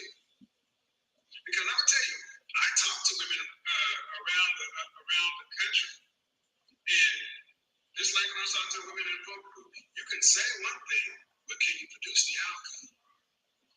Instagram over here. Let's see. Facebook over here. All right, you can send a request, and then I'll see if I can approve your request, and we'll kind of go from there. Because whether you agree, whether you understand or not, the goal is to get women. I think women are scared. I think women are scared. Well, I know women are scared. They're scared, and then they don't understand how to get in different outcomes. Hello. Hey, how you doing? I'm all right. How old are you? I am 40 years old. All right. So, what did you want to discuss? I hear everything you're saying, but I just don't understand why it seems like you seem like it's a requirement to be married. Like, why is that the standard? Why is it? What percentage of requirement to be married? What I said? I said that's what it seems like. I mean, it's a requirement to be able to take care of yourself and not rely upon anything from the system or the government until you die. Correct. For you or whoever you're talking about, can you pay for your life through debt without getting a dime out of the system? Absolutely. Then marriage is a requirement. Great. But what percentage of women can do that? All percentage if they actually put their all percentage. Stop.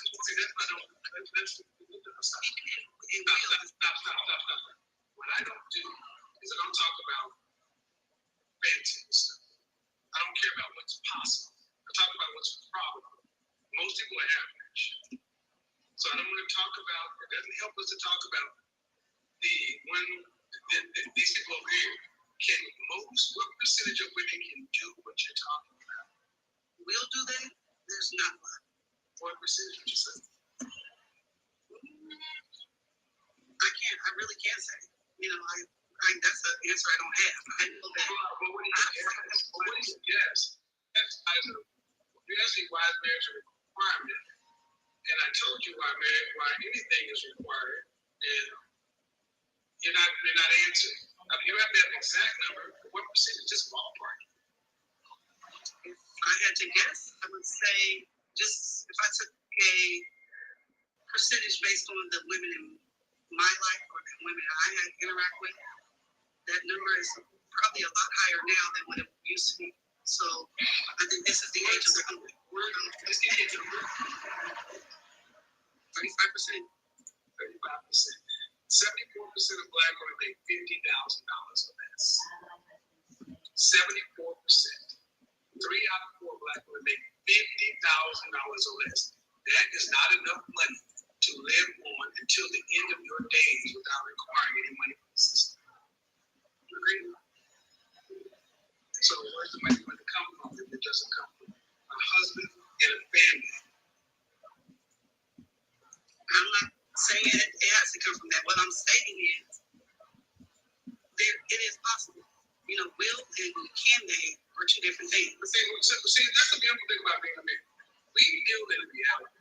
Women tend to deal in real and possible, and it's special snowflakes. That ain't how men think.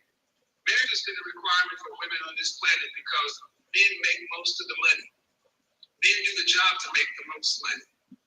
Women choose jobs that pay based upon what they like to do, but they can't afford to pay for themselves worldwide. And they're bankrupting economies because you have single women with florists and dog walkers who can't afford to pay for themselves in these Western countries, and when they reach retirement age, they have no savings. But I think a lot of that has to do with the fact that men aren't given the opportunity for those jobs to provide that. Women aren't given What do you mean given the opportunity? Women can choose to go do the dirty, dangerous job that pay the most money. They don't. There are women that have attempted to, but when they're what are you talking about? Okay, man. When given the opportunity, they're more than likely how are you saying given the opportunity? How are women being okay? This is what men dislike. Women want equality. Okay, but you want equality, just like you want to have the opportunity to be the CEO, you also have the same opportunity to go do goddamn ditch digging. And the oil wells and the coal mines. to pay the money. See, man, what it comes down to is if you're a worker, the person has to pay for themselves. And most women afford to pay for themselves. To the end of the days, elder medical care, everything else, when they are tired,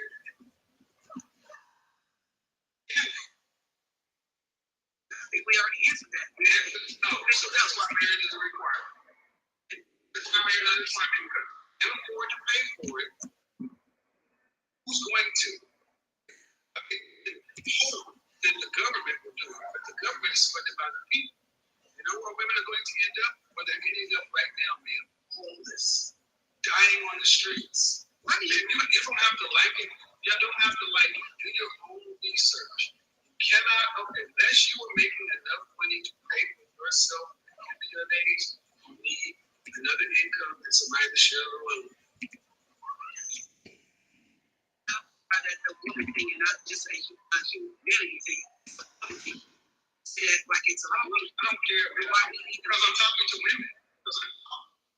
And here's the thing, I don't understand why women like you don't just accept the fact that what we're saying matters. Women have always needed men to get through. You don't choose to do the job to make the money. They women like me because you don't know what type of woman I am. So I know the woman I can talk to on the phone and you're doing this word salad voodoo. You're not really trying to have a good faith conversation. Ask, and I said, because most women don't make enough money. Okay. Then you want to put it on, they're not given a chance to, which is a bull crap argument. And women can do whatever they choose to, they're just not choosing to. It's true, whether you accept it or not, it's true. But that's fine. You have your opinion, I have mine. But it's true. I know my facts. Your opinion and my facts is your opinion, sir. You and women like me. My facts let women know that you have a future ending up on where? Who's going to pay for it? In the West is not set up for elderly singles. The care for elderly people has always fallen the majority of responsibility to the family. Social Security was meant to supplement your retirement. Paycheck to paycheck. There is no retirement.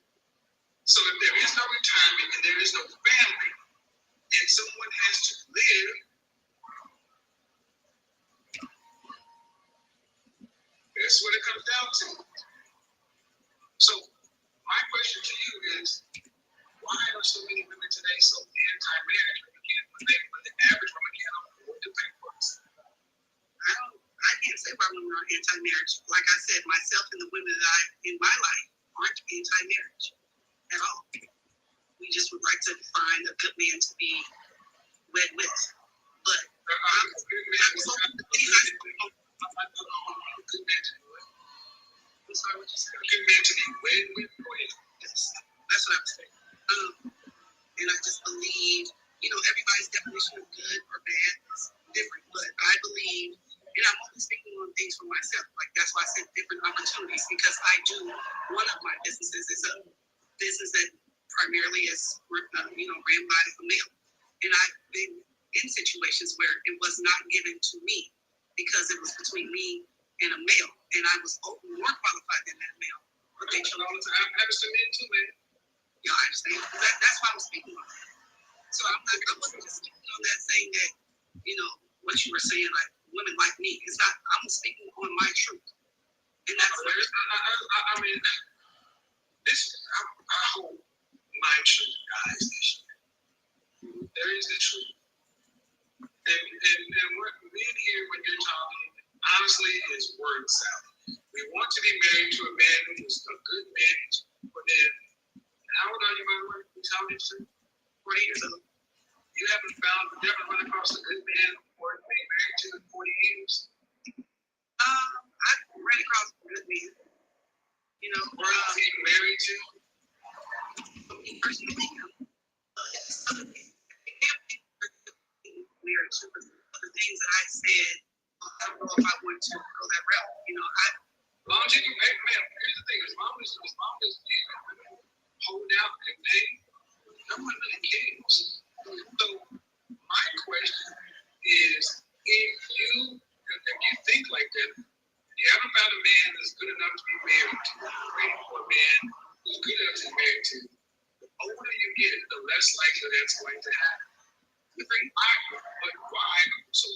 concerned with what's going on in relationship conversations and you're effectively out of the market.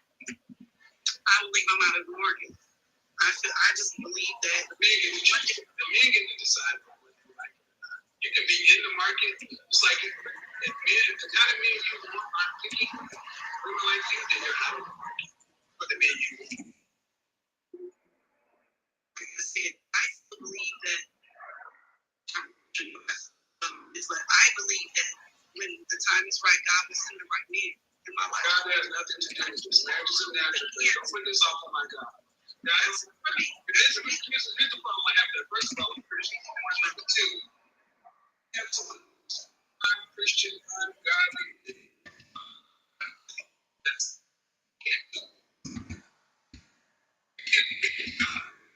following him. I listen to you the entire time you're speaking and I don't interrupt. And you've interrupted me a couple of times. I'm going to continue to do that because I'm running two different shows. I can do it. Okay, I just thought respect from both men should come both ways. But that's what I see. The thing is, that's not respect. I'm running a show. I have to stay on task. See, if you don't want to be cut off, don't come on someone's show. I have to, and I'm also going to correct things and keep on task because I'm sorry. People have a tendency to ramble about stuff that's not on topic or even on the question. I wasn't. If you would give me the opportunity to even finish. I'm giving you an opportunity, man, but at this point, it's just becoming combative. If you ask the question, why is marriage a requirement? It's a requirement. It's always going to be. It's not married, and you say you have to run across a man that's being married for whatever words, by 40, great. The legs likely going to happen before you get. As long as you can pay for yourself, it doesn't matter. But here's the reality to all the women. This is the reality you're having in trouble. Now, again, what we're having trouble dealing with. Men get to decide if it's fair. Because the men that women tend to want something for their money. And the women who tend to have the biggest issue with me are women who are still in the market. And they can't get big. But I hear you. So you can get what you want. The thing is, if that's what my focus is, that's for me, and that's not what you want. Actually, put my mind, I can get anything or anyone that I want. Do you want to get married? But my thing is right now, I have a different vision. Do you want to be married? Yes, one day I would. By what day? Approximately. I don't know when I'm done building this thing that I'm building. So when you're done building, then you want to get married. And you believe you can get married to the kind of man you want to get married to. I believe I can. But today, no. I've crossed potentials, but I've had situations where I thought maybe it was not the time. You know. Okay, well, good luck with that, but it ain't happened in 40 years. You ain't run across it. I don't know why you feel so optimistic it's going to happen in the next 40. But hey, I'm sure with hope springs eternal. I'm sure. All right, hope springs eternal. And this is the thing. Women talk so much stuff about, I can't. Y'all are deluded. Possibility versus probability. I can do what I want to in the world. Word salad. Word salad. God won't send it. Don't put this on God. I tell you, men have a real problem talking about God gonna send it. So, if you don't find the man, or you don't get married, it's God's fault, then please. See, the one thing I'm showing is God. It's forced women to really question some of the stuff that comes out of their mouth. And it doesn't tend to make a lot of sense. But yeah, make no mistake. If you're an average earning woman or below, you get more than one income. That means, unless you won't have a pay for you, that means a husband. That means a man. So think about it. For my critics and detractors, we have women that would rather wait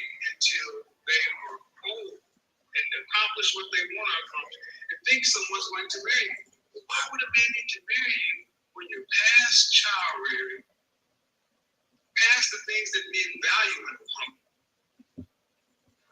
And they really believe this stuff, guys. They really believe this stuff. And that's the thing I need men to understand. They will look you in your eye and tell you this is true. They will. Yeah, why can't you make it happen? Here's the thing. Women don't turn down proposals of men they admire and respect. Women often talk about men that they don't like. They don't ever talk about the men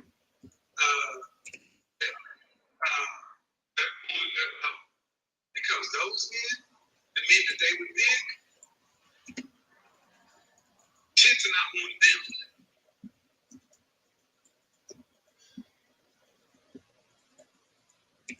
The dating market is for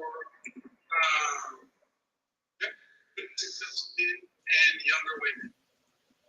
Always has been. That's why you can have 82-year-old Al Pacino out here with a 28-year-old. The dating market has never been for great ladies. Hello. Hello, how you doing? Hear me? I am okay. How are you doing? I'm doing good. All right. So, what are we talking about today? I'm talking about why women holding out. Things like that. So, and can you hear me okay? Yeah, on the live feed, and I was watching a lady. I actually had a question, some advice I want you to give to me. So I married my high school sweetheart together. You're breaking up. You're going in and out. Are you on Bluetooth? Oh, hold on. You're married? I was married. Can you hear me okay? Okay, go ahead. You're married? No, I'm no longer married. I was saying that I was married. Can you hear me? Uh-huh. Yeah, so I'm not married now. I'm divorced. So I was just asking, just for some advice. I was saying that I married my high school sweetheart. We were married 10 years, together 18 years. We had two children, two sons. My oldest is number 8, and I have a 12-year-old as well, named Foster, through our marriage. And we divorced August 2017. And I did the little dating thing and all of that, and I actually...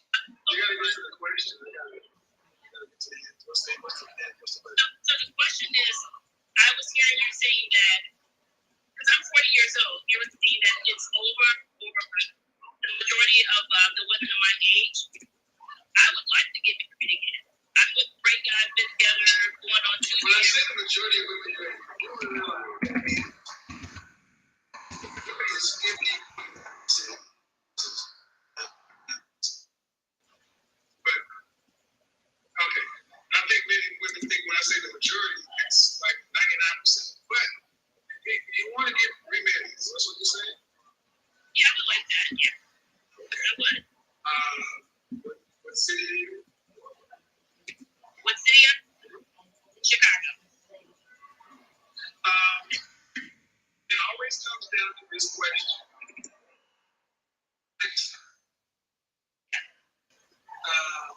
Do you live at an above average lifestyle? I'm a licensed insurance agent for Allstate. I make pretty good money. Okay. So then the issue becomes most men are average. And if the majority of the men on the curve are average earners.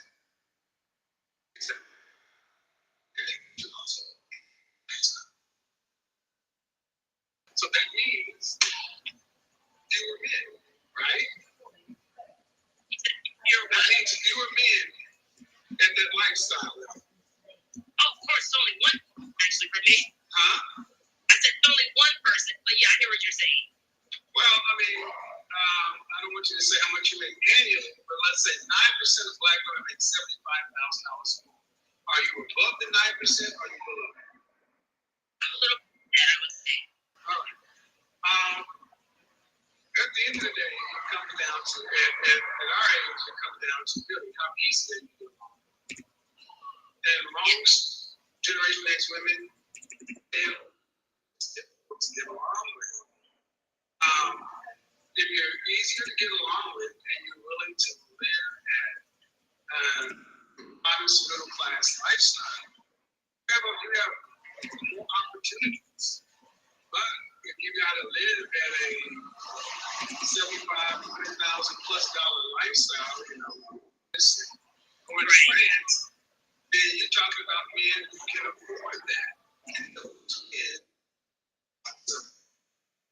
So that's why I say when I say the majority of women, it's because their lifestyle they don't want to go back to. I get it. That's why I say that you need to maintain lifestyle. You need to share it.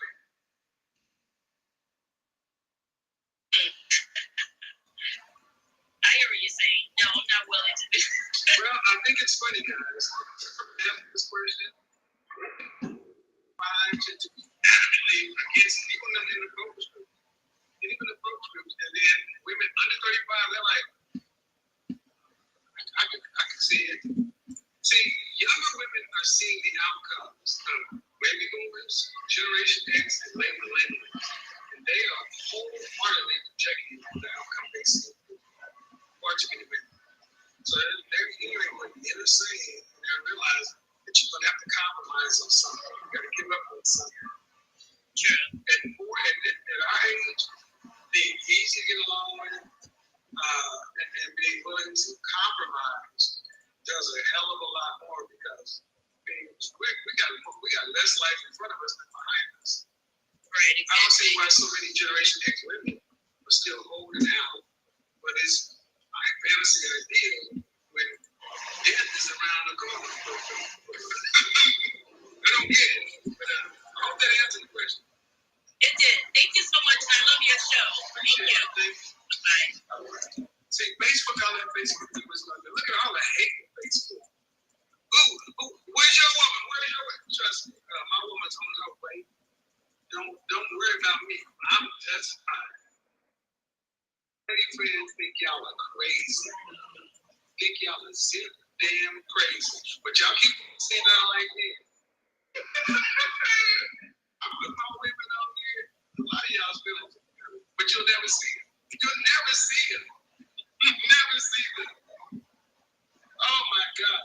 The man-made man, Generation X, look, like it or not, if you are living at an above middle class lifestyle, if men can't afford to live with your lifestyle, guys don't tend to want to go into situations where they can't leave. So, Facebook, and I tell you, both of these, by the way, this is being streamed to YouTube, by the way, behind the paywall. So if you're copying this video and think you're going to upload it to YouTube, just know you're going to get your channel struck. There we go.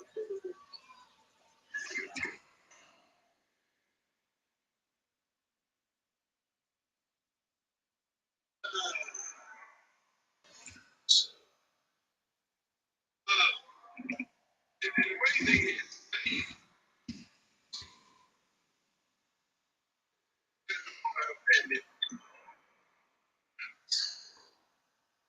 I don't get a chance to understand what's important.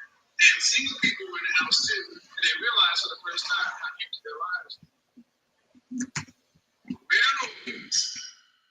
Marital fathers up in every race, except the more smilings were there. Great resignation, where 25 million people quit their jobs, and a lot of them were women.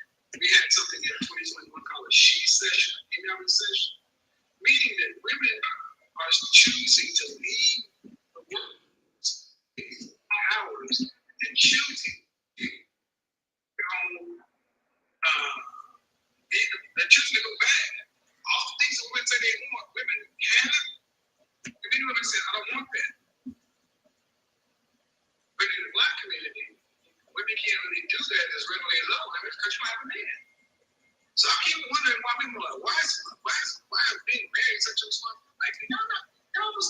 sound like getting married. It's like having your wisdom teeth removed.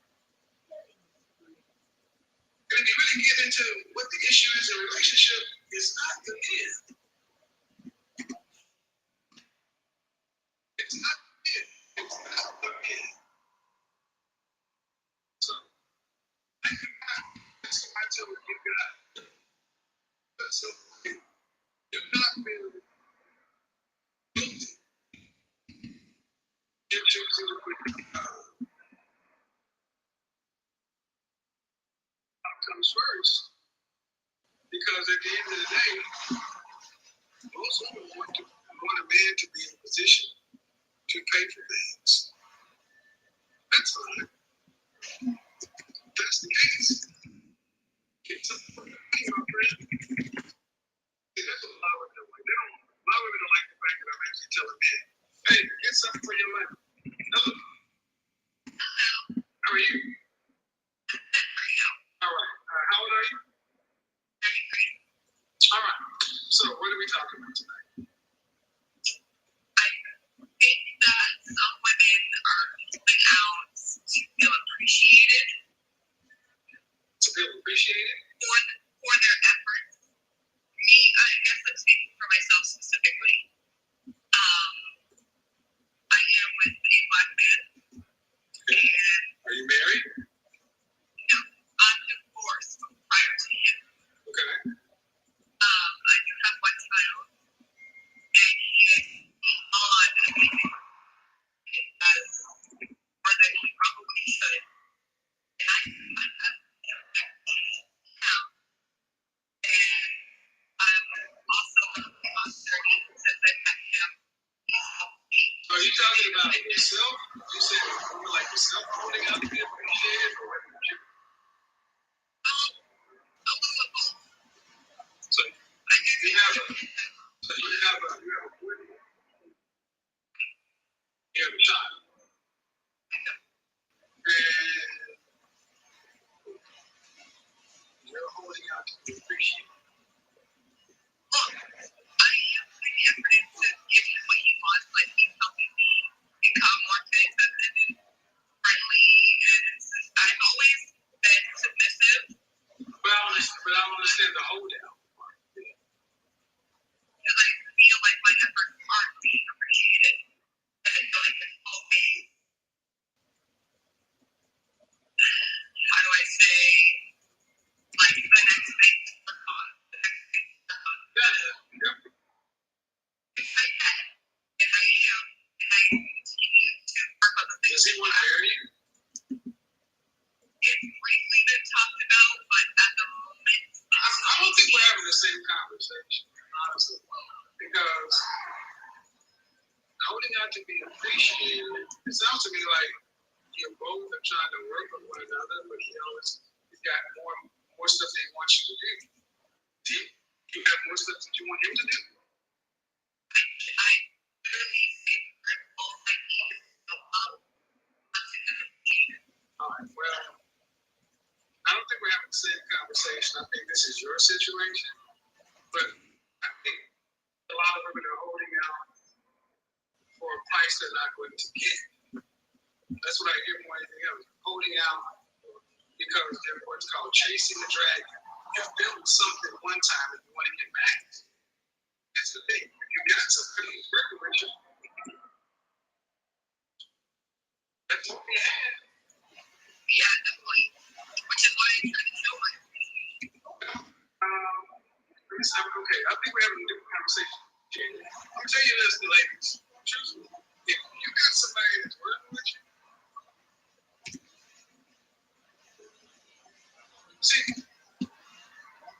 gentlemen, what a lot of women don't want to say is they think they're better than you. Women think they're better than a man.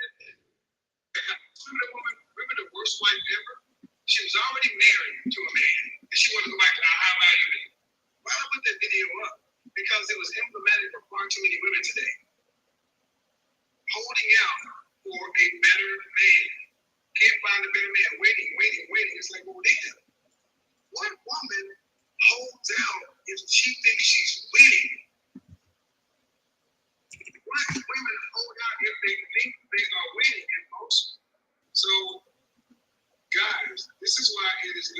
situations where you can apply leverage to your relationship to where you're not having to continue to prove. What does she have to prove to you?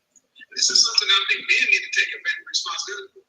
Why too many of us allow women to just be and then make hello, how are you? Hey, how are you? I'm good. How old are you? I'm 32. All right, so what's the holdup? So, okay, I just moved from the Virgin Islands last year, February. I came to America. I moved to Atlanta. I'm here now. I work in a jewelry store. I'm going to start at Brightland on the 9th. So I just think I am doing decent in life. I'm not doing amazing. I'm doing decent in life. I'm 32, no kids, no excess weight. It's just kind of hard in Georgia because everybody wants the fake body girls. Fake boobs, fake butt, everything. And I'm just like, you're tall, thin. Where I live in Buckhead, that's how it is. That's all I've been seeing. That's all I've been getting. I don't know. Okay, man. I mean, it's not true. I guess I'm going out to the wrong places. So when I moved here, I did move into Buckhead thinking it's a more place. But like I said, all the men, they wear Gucci from head to toe, these bust down chains. And mind you, I sell jewelry, so I know everything about it. But they just want to model girls. I don't do that. I have a meeting with 35 black men, all worth $100,000 more, and ain't a Gucci goddamn belt among them. Thank you. That's it. I'm not gonna lie, I like my designer too, but I'm in the industry. My point is, we attract what we I guess you say that, but I am a homebody. I don't go to the clubs. I don't go out. I work home, so it's just like, I'm not that. I can't even imagine a place where I would go where I would be hanging out with those guys. I'm like, what is that? Well, the store that I was working in prior to me going to Brightland is why the jewelry store is called At work. I don't really go out. Why are you ladies so goddamn lazy when it comes to finding a man? Hello, everyone. I am so happy to see you. According to Instagram analytics, over 70. It's the best thing in the world that somebody's supposed to just knock on your door and say, these dudes ain't Postmates or Uber Eats, they're thorough men. And this is why they get with white women. Because white women make themselves available. Hispanic women make themselves available. Asian women make themselves available. Middle Eastern women make themselves available. Black women have been given this queen energy to where y'all just like, I'm just lay up. I'm telling you, if you gotta be, you can't be such a lazy nigga. Because you're 32, right? I'm 32, we just turned 32. It's not that, it's just like, when I do go out, I'm not meeting people, so it's to the point where I just want to work home, make money, save money, so I can get a house. I just don't know. You understand? Your attitude. Have you been on here before? Yes, I have. A great comment is, what's going on?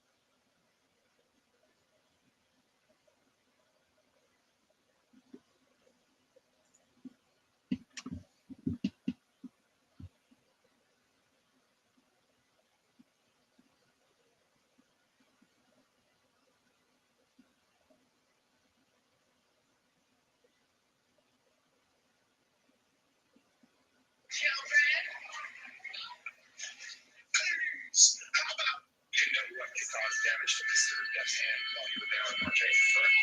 Dr. Gibbon told me he sustained an injury on one of his fingers. Objection, hearsay. Yes.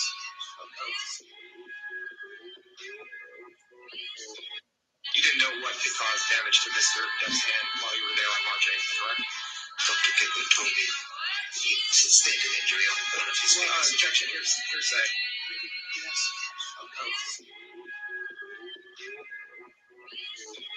You didn't know what could cause damage to Mr. Death's hand while you were there on March 8th, correct? Dr. Gibbon told me he sustained an injury on one of his fingers. Objection, hearsay. Yes.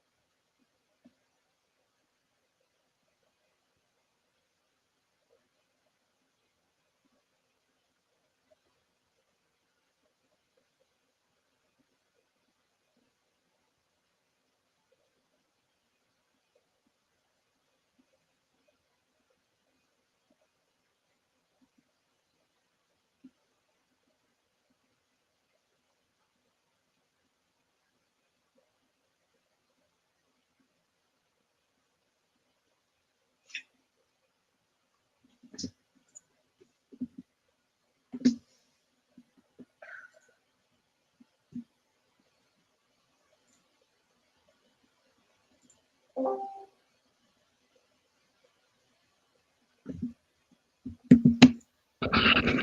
there it is.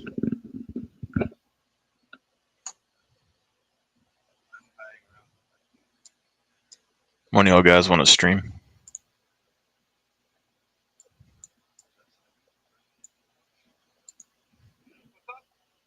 If one of y'all wanted to stream or not, I don't know. Discord, I guess. I mean, unless you want to post a Twitch channel, I'll pop over. I don't care.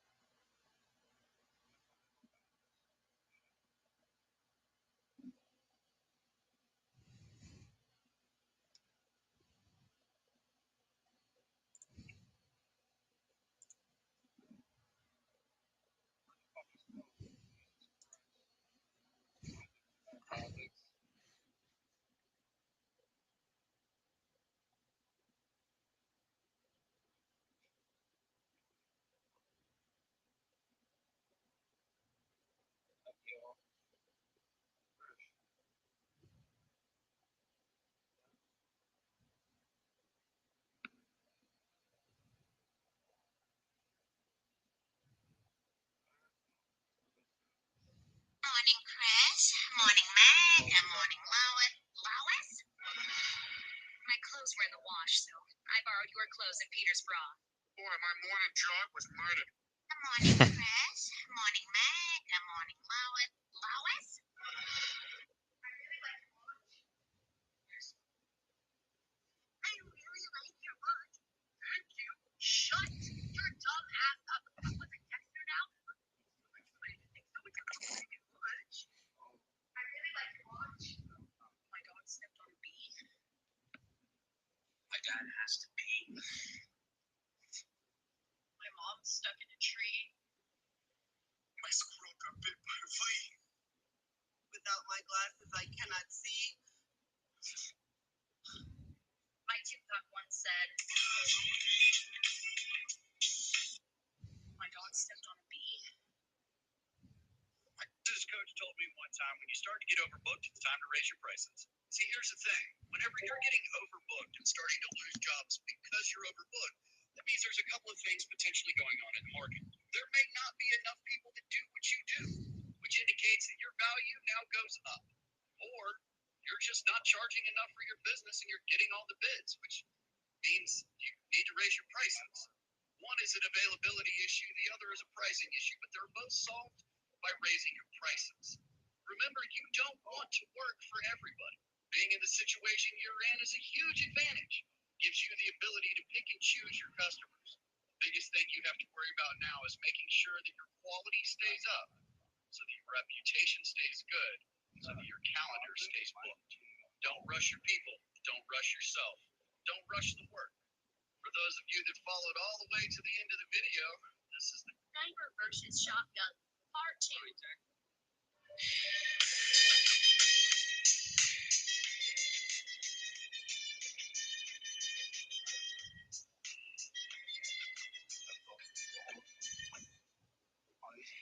Watch out, Lawrence. My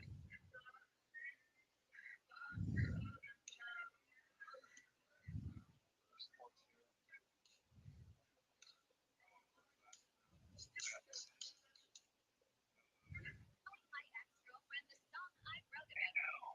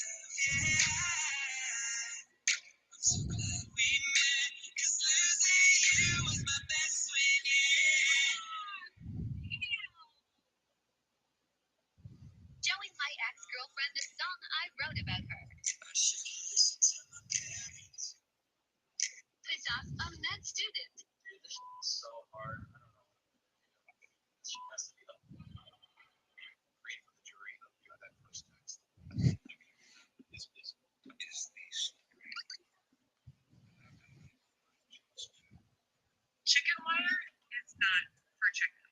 Chicken wire will keep chickens in if that's your only intent. But if your intent is to protect them from predators, you need something stronger. Chickens cannot bring.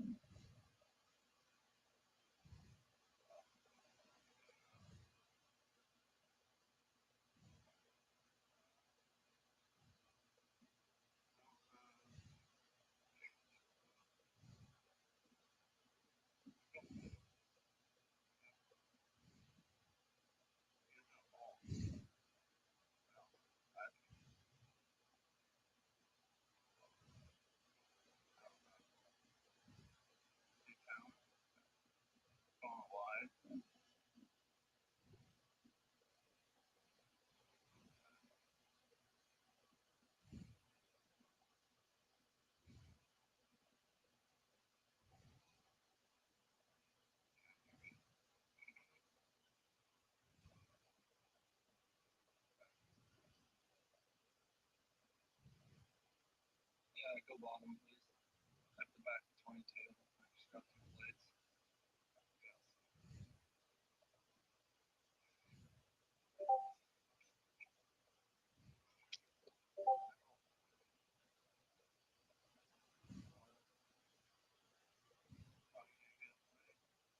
Yeah, that went off.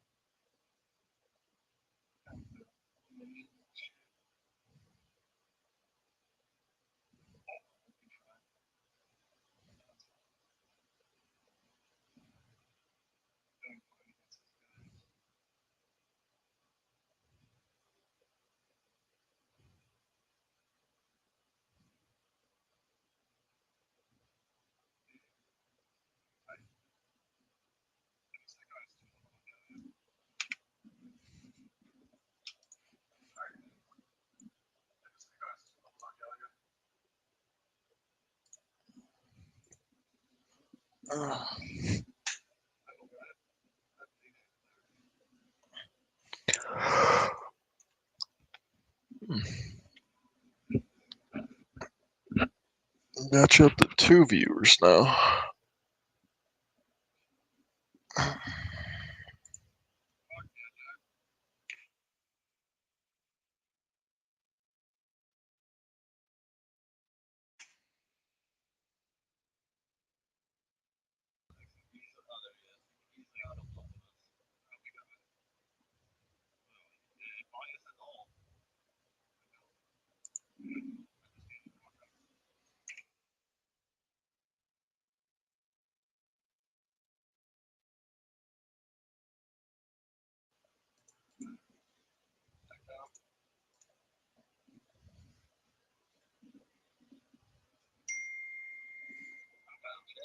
Zero 785 432. You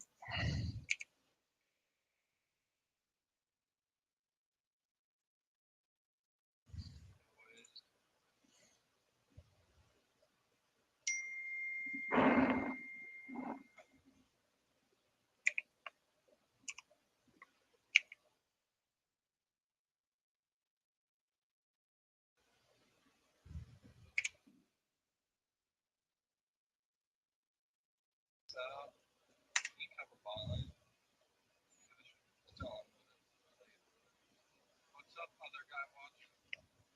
Yeah.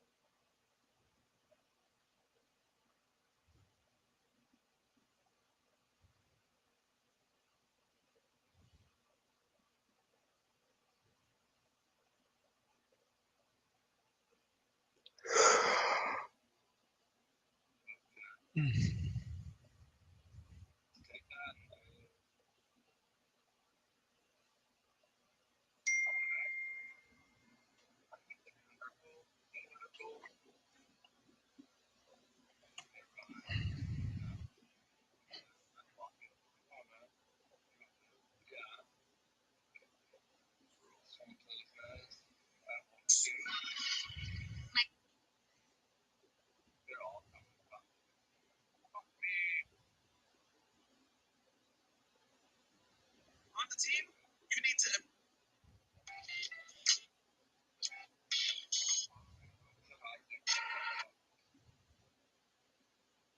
followed all the way to the end of the video. This is the new truck I just bought. This is coach told me one time, when you start to get overbooked, it's time to raise your prices. See, here's the thing. Whenever you're getting overbooked and starting to lose jobs because you're overbooked, that means there's a couple of things potentially going on in the market. There may not be enough people that do what you do, which indicates that your value now goes up. Or you're just not charging enough for your business and you're getting all the bids, which means you need to raise your prices. One is an availability issue, the other is a pricing issue, but they're both solved by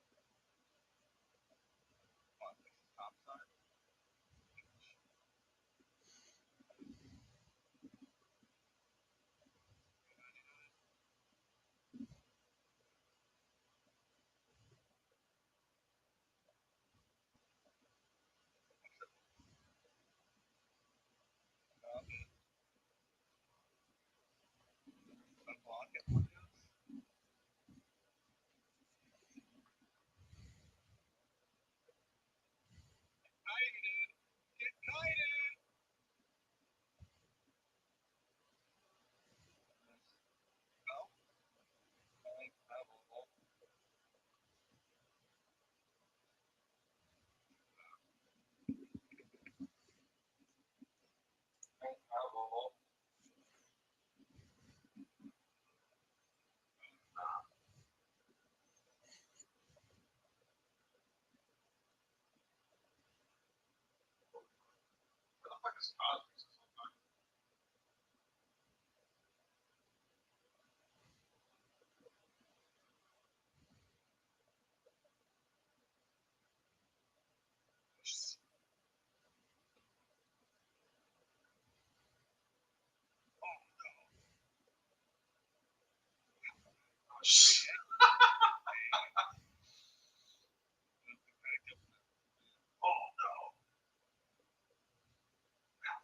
greedy, eh?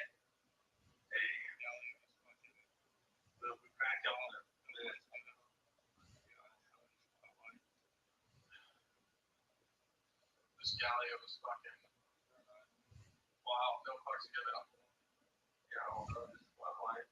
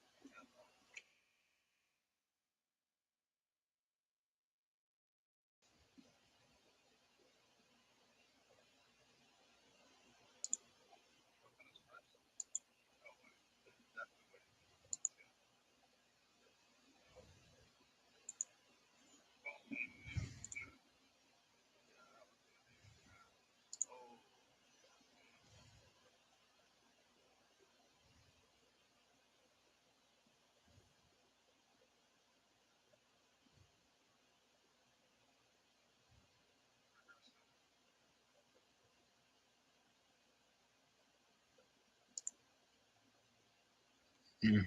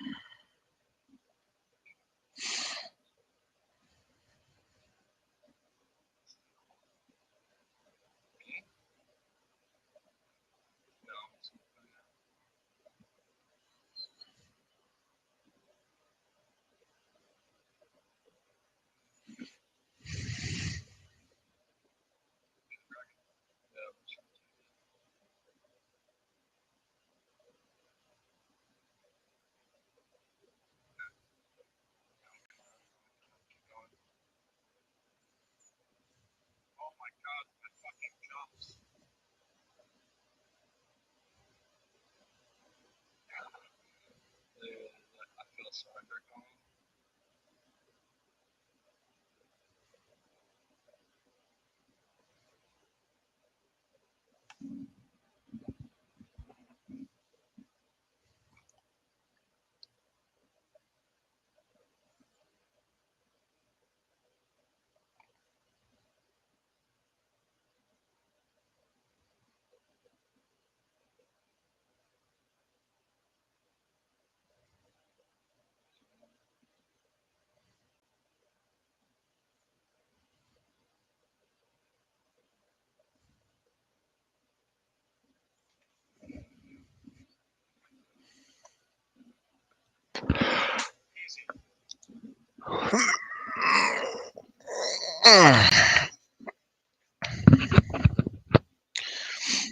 I'm not exactly sure if this is how you want it set up, but on your Twitch, like you can hear your voices, but you can't hear the game at all. Yeah.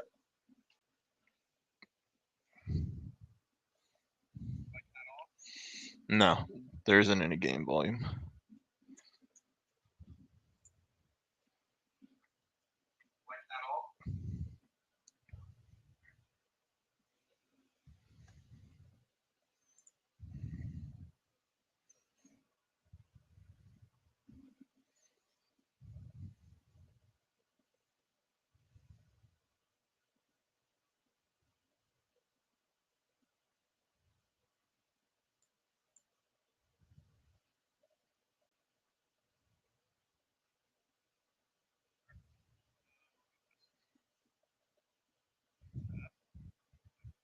Are you using OBS or is it like?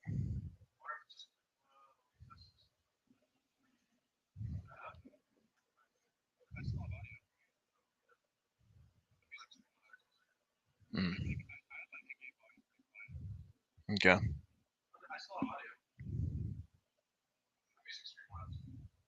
I think I have my in-game volume pretty quiet.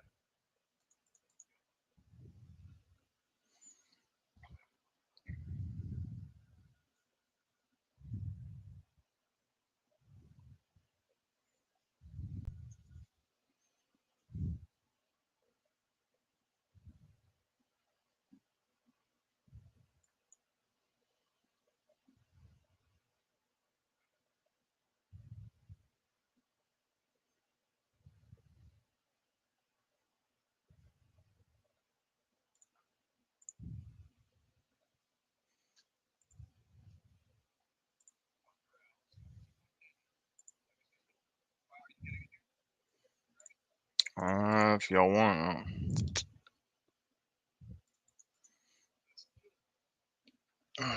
I've been fucking around with my support stuff, so.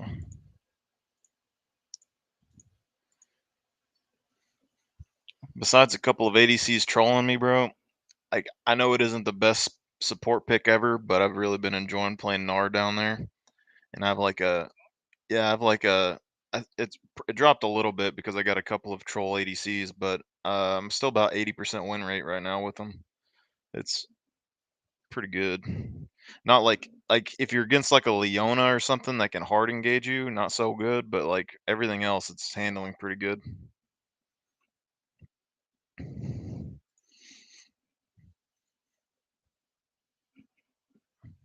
And it gives you a little bit more like HP shred. Like if your ADCs while they're scaling, they got like a tank coming bot lane or something. Or like Trundle or anything.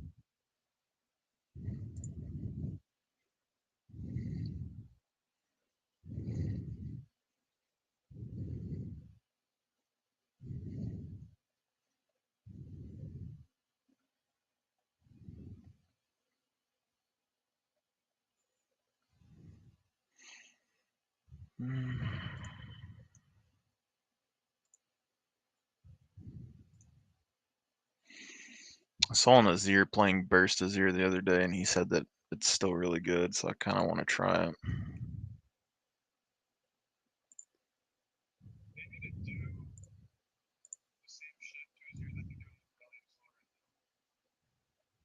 Oh, what are they doing?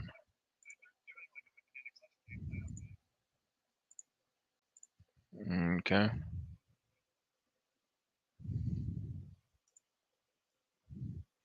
I don't know.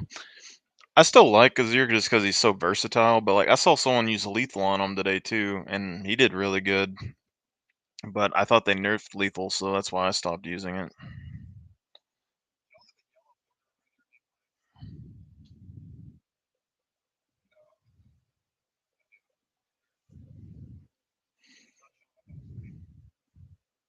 Yasuo.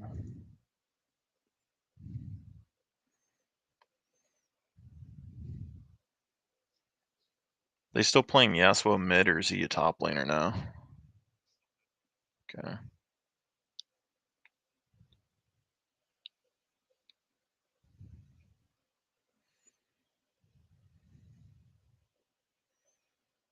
Mm-hmm.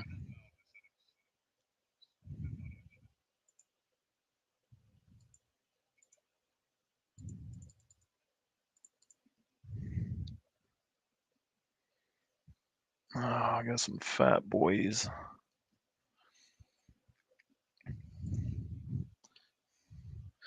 This is where I'm really split because that Azir who was running burst the other day said he always runs burst now.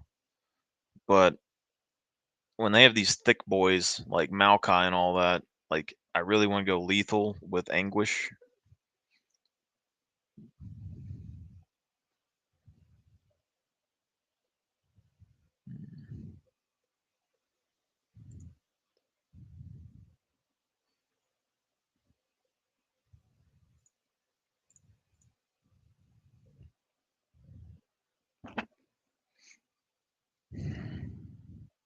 Guess I'll just do a normal kind of poke.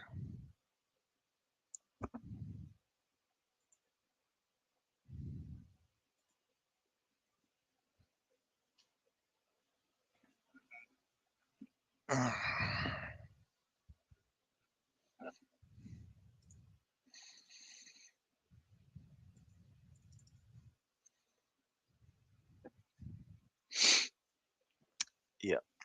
So Grievous Wound. I will be getting that item. I don't know if y'all want to double up on it or not, but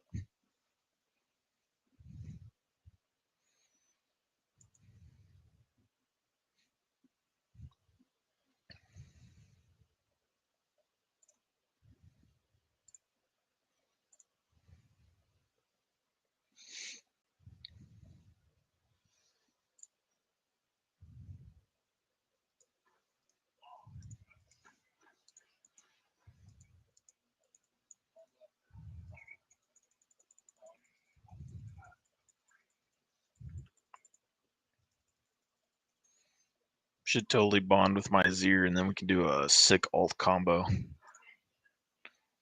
Like I put the soldier down on you, you ult me in, I knock him up, and then I use my ult, and then E back to my soldier and throw him all the way over into you. It'd be great. Yeah, you can get another one. Yeah, you can. Unless they changed it, you can get another one in the shop. For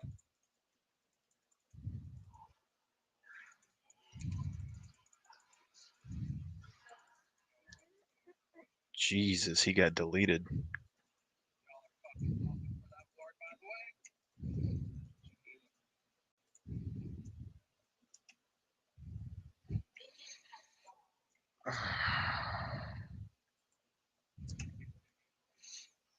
Dude, I gotta take a piss, bro.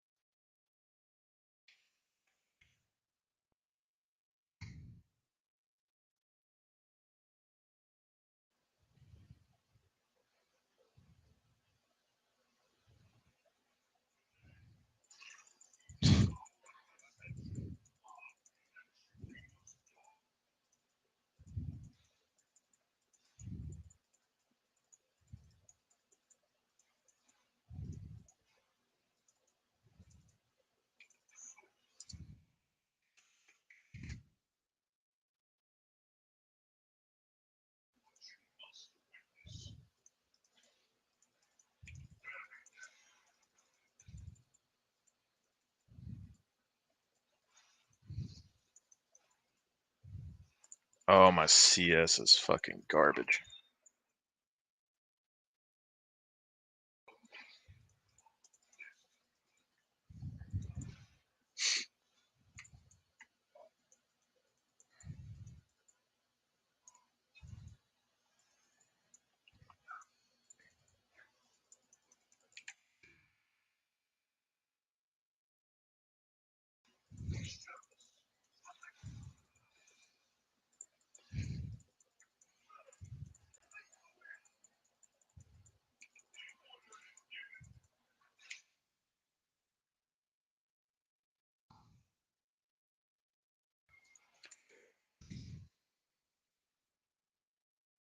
Oh, yeah, so no ignite.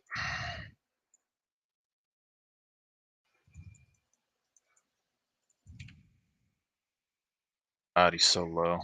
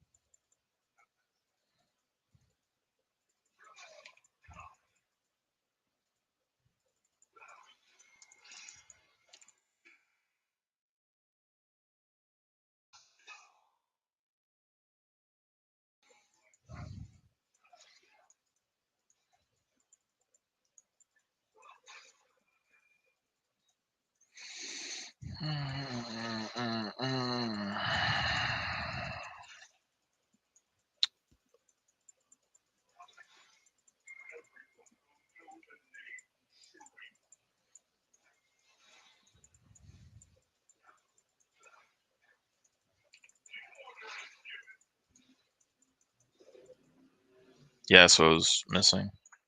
Maybe going top.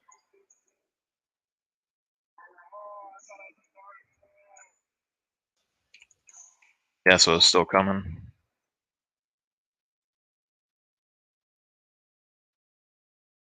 I don't have the mana to stay here.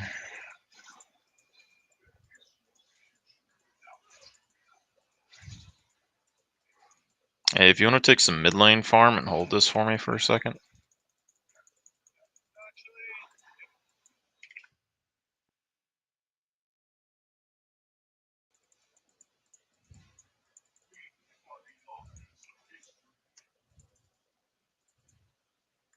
I mean, I can bait him into something, but I don't have the mana to fight him.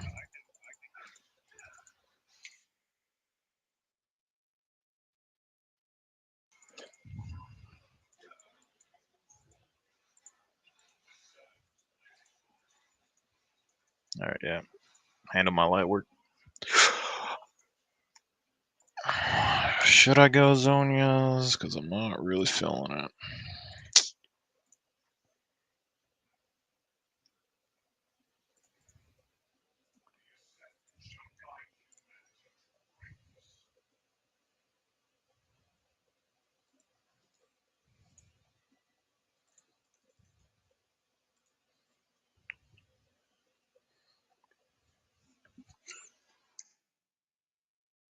Thought I would need barrier, but I probably should have kept teleport. Neither of them are 6. We could fuck them up, maybe. Yeah, it's just turn 6. Yeah, I'll poke them anyway. Guys, my ward.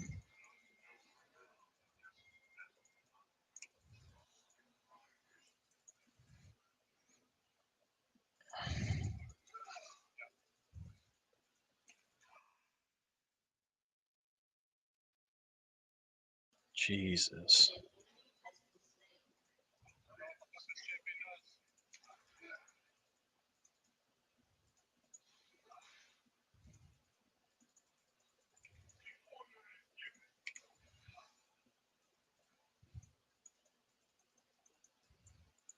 Yes, come on, bot. Mordekaiser's there.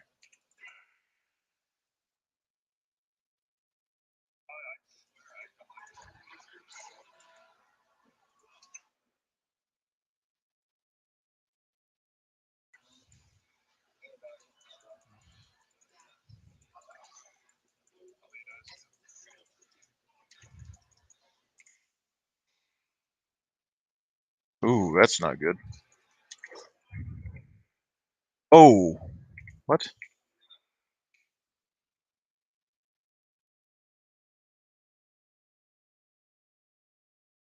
Thought the ADC was going to get knocked back there, but that didn't happen.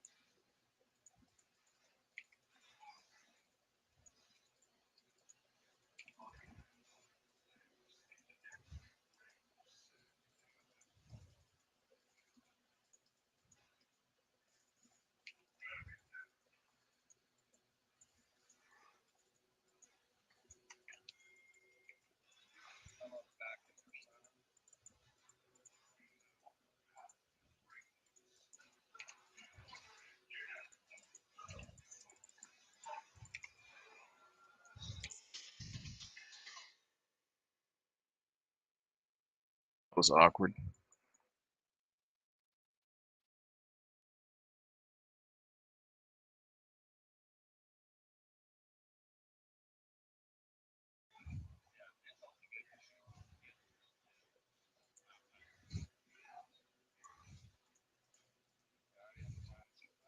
I'm gonna go top, maybe. If I can ult this Alawi under tower, Cho'Gath's kind of low.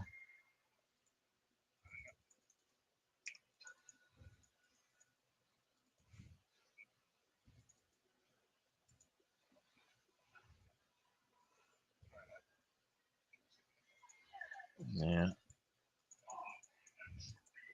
Oh, here we go. Oh, fuck my combo.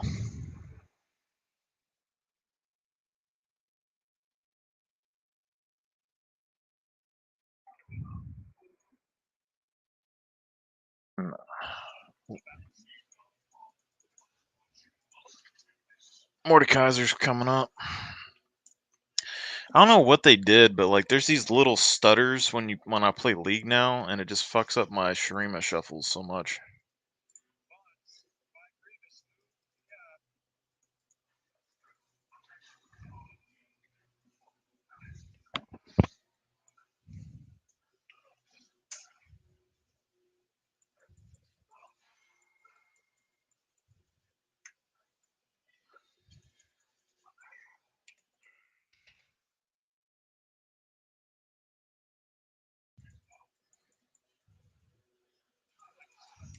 Oh, that's not good for me.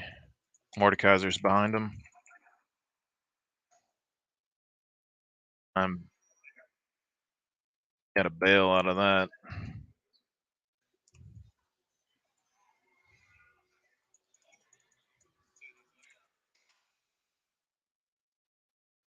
Maokai's over here. Oh no.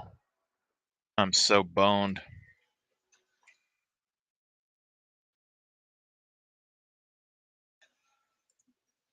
Oh.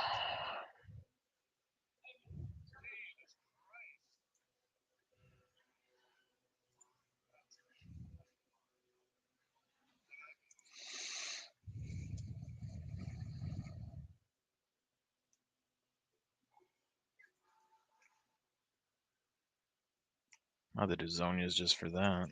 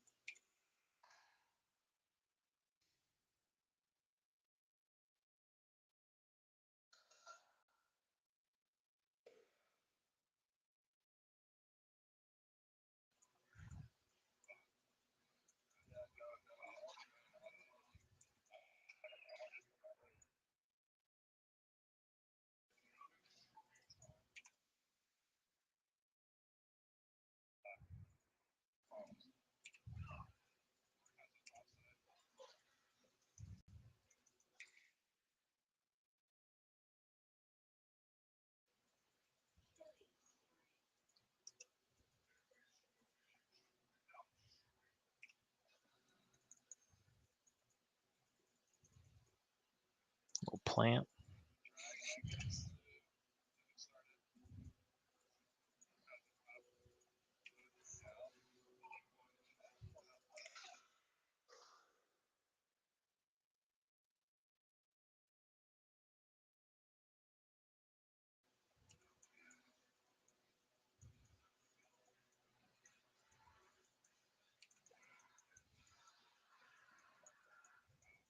Yeah.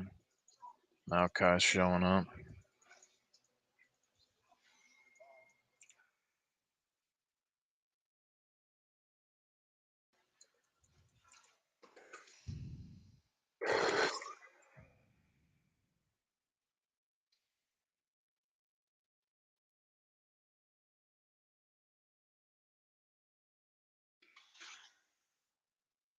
Damn.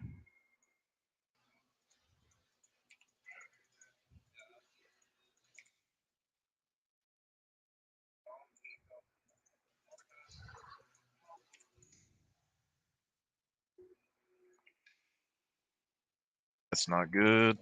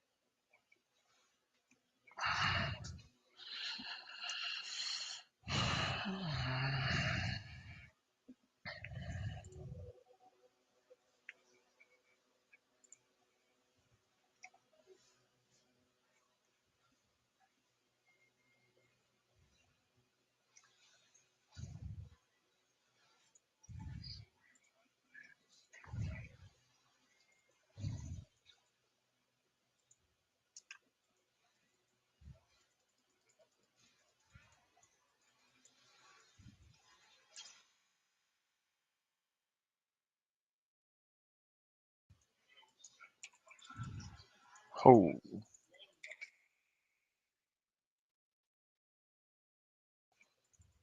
Someone's here.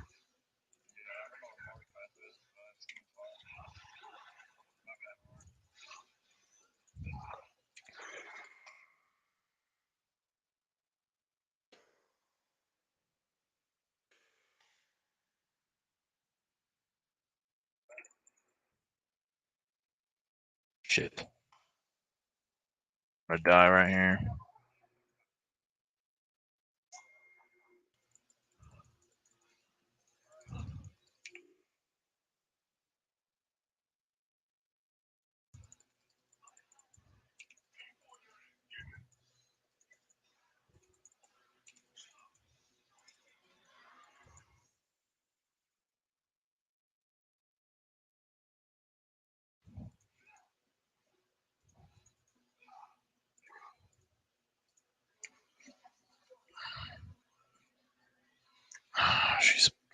She's pretty big.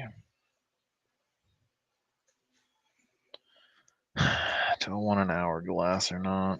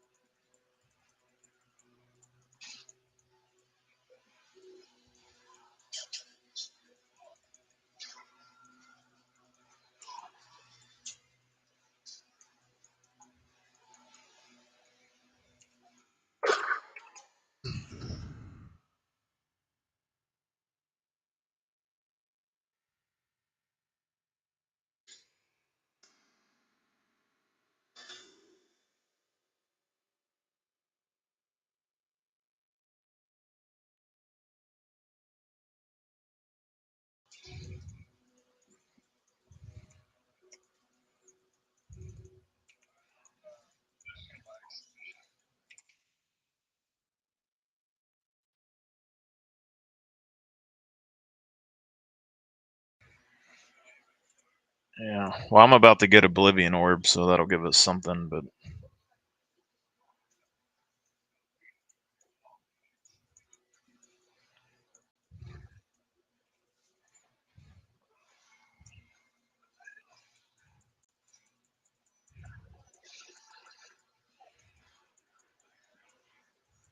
come on.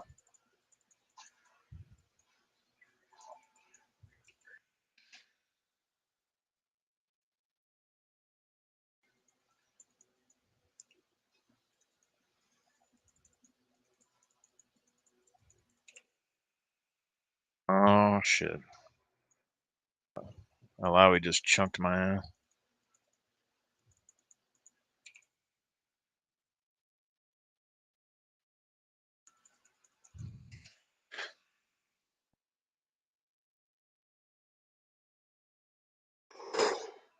Oh my god, I ulted in his old fucking.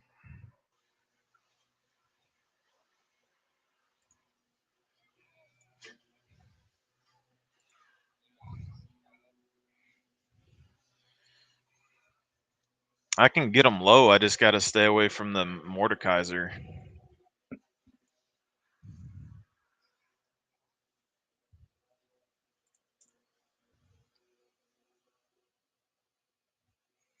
No. No, 'cause I think that we can poke Alawi down. It's just I can't fight Mordekaiser in his ult. He just fucks me up.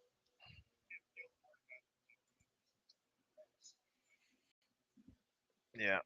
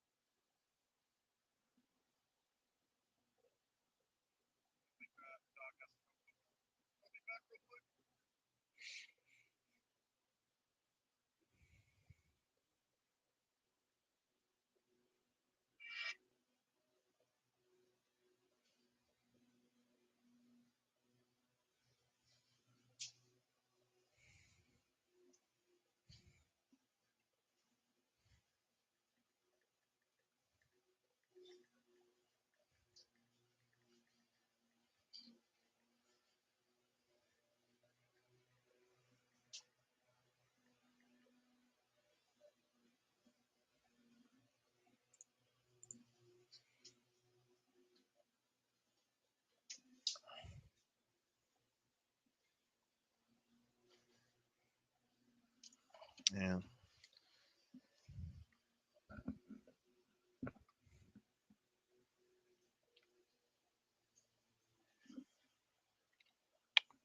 I have to go talk to somebody real quick, but if I'm not back when y'all are back, y'all can play without me.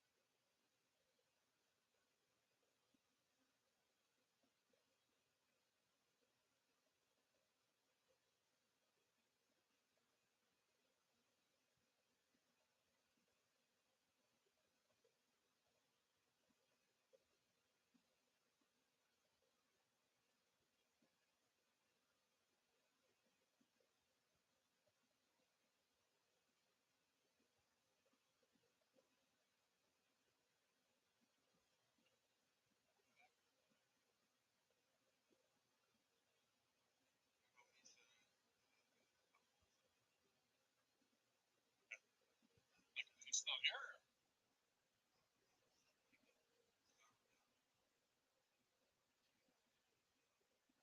Yeah.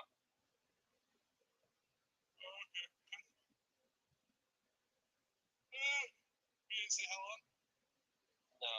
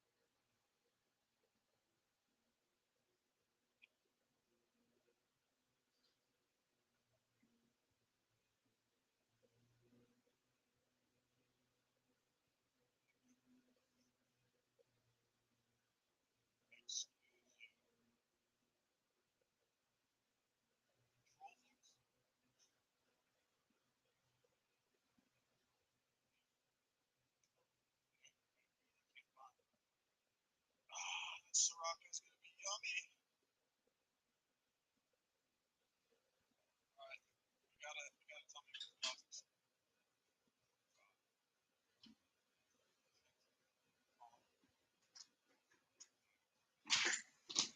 Odyssey,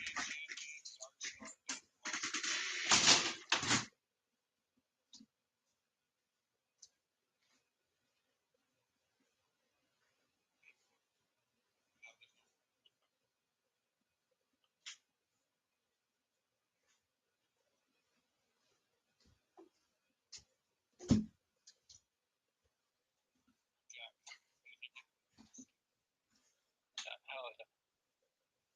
I didn't even remember that. That was a long ass time ago, dude. I don't forget shit, dude. I don't forget shit.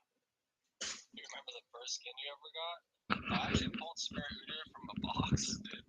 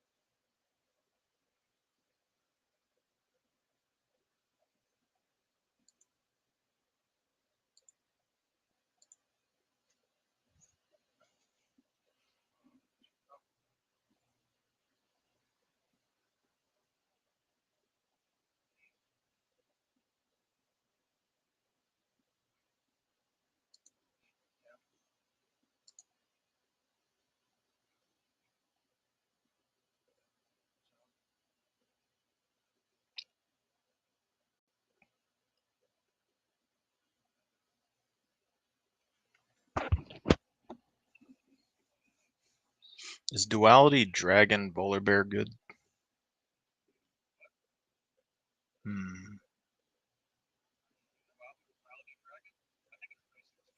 Yeah. Get that or Ruin Guard.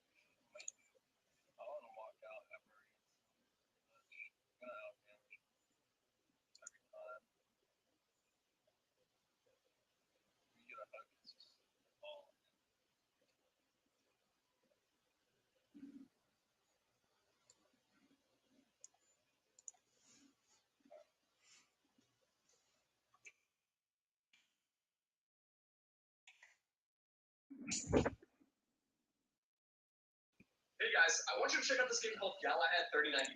Galahad 3093 is a mech-based.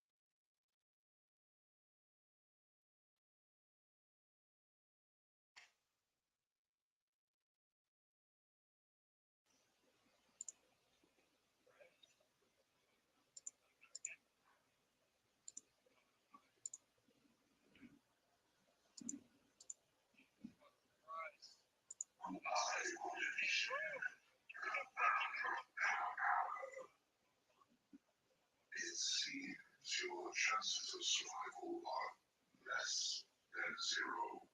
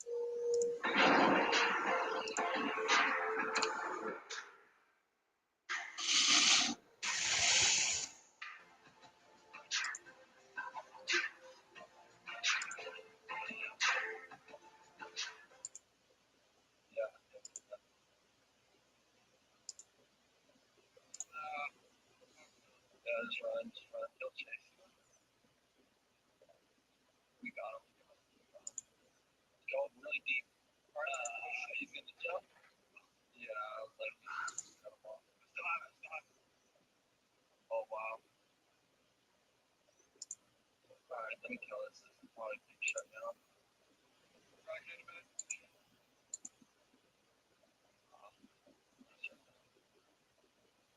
Let me kill that guy. I'm gonna. I got 6.5. I don't know.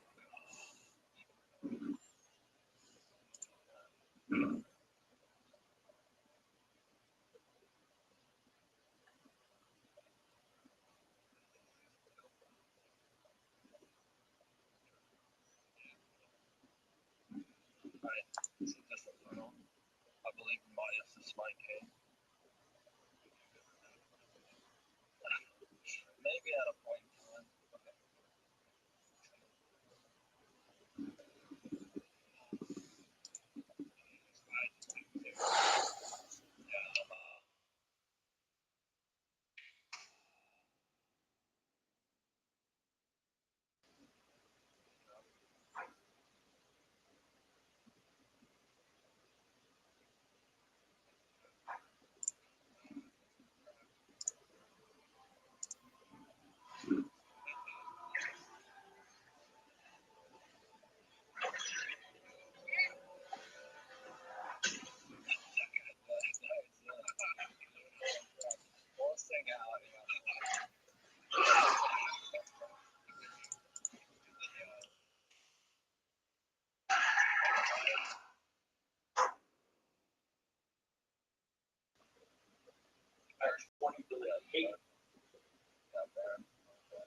Again, arcing comment, but we don't.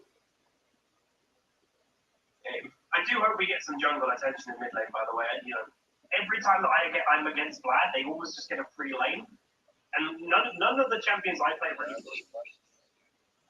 we can go back.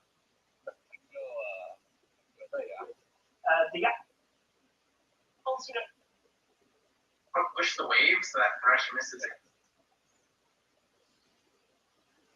Again, arcing comment. But we don't have any demonetized to block CC as well. So it actually requires the enemy to actually hit you at 20 ability haste to deal outside of it. Hey, what's up, guys, and welcome back for another League of Legends guide video. And in today's guide, we're going to be looking over Malzahar. So Malzahar is a really good mid laner that's a mage. He plays at a safe distance, and he's actually really good for team fights and is super strong when it comes to late game. His kit is very essential for pushing in waves, being very oppressive into laners, especially the ones that play safe. But he's also like a scaling mage. You don't have to fight so early in on the game, but he actually prepares some opportunities for your allies, which is actually really good. And it's actually fun to play at sometimes. And there will be rare situations when you are fed, and they will probably be the most fun games of your life when you're playing Malzahar. So he's actually really fun to play. And I'm going to show you everything about Malzahar, because there will be a lot of people out there that are probably wanting to play this champion now, because I think he's become quite the popular champion recently, especially in high elo. So firstly, I'm going to be starting off with Malzahar's abilities, moving over to his runes, builds, and everything else that you guys want to know about. So firstly, we're going to start off with his passive, which is Void Shield. Malzahar's passive is basically a spell shield, which blocks damage and blocks CC for at least one spell, and the cooldown is at 30 seconds, and then it reduces down to 12 seconds based upon level. So it'll be 12 seconds when he's level 18, 30 seconds when he's level 1, and you guys get the idea. But if he does actually get hit by raw damage on his spell shield, he will reduce 90% of the damage taken by it, so it's actually very strong.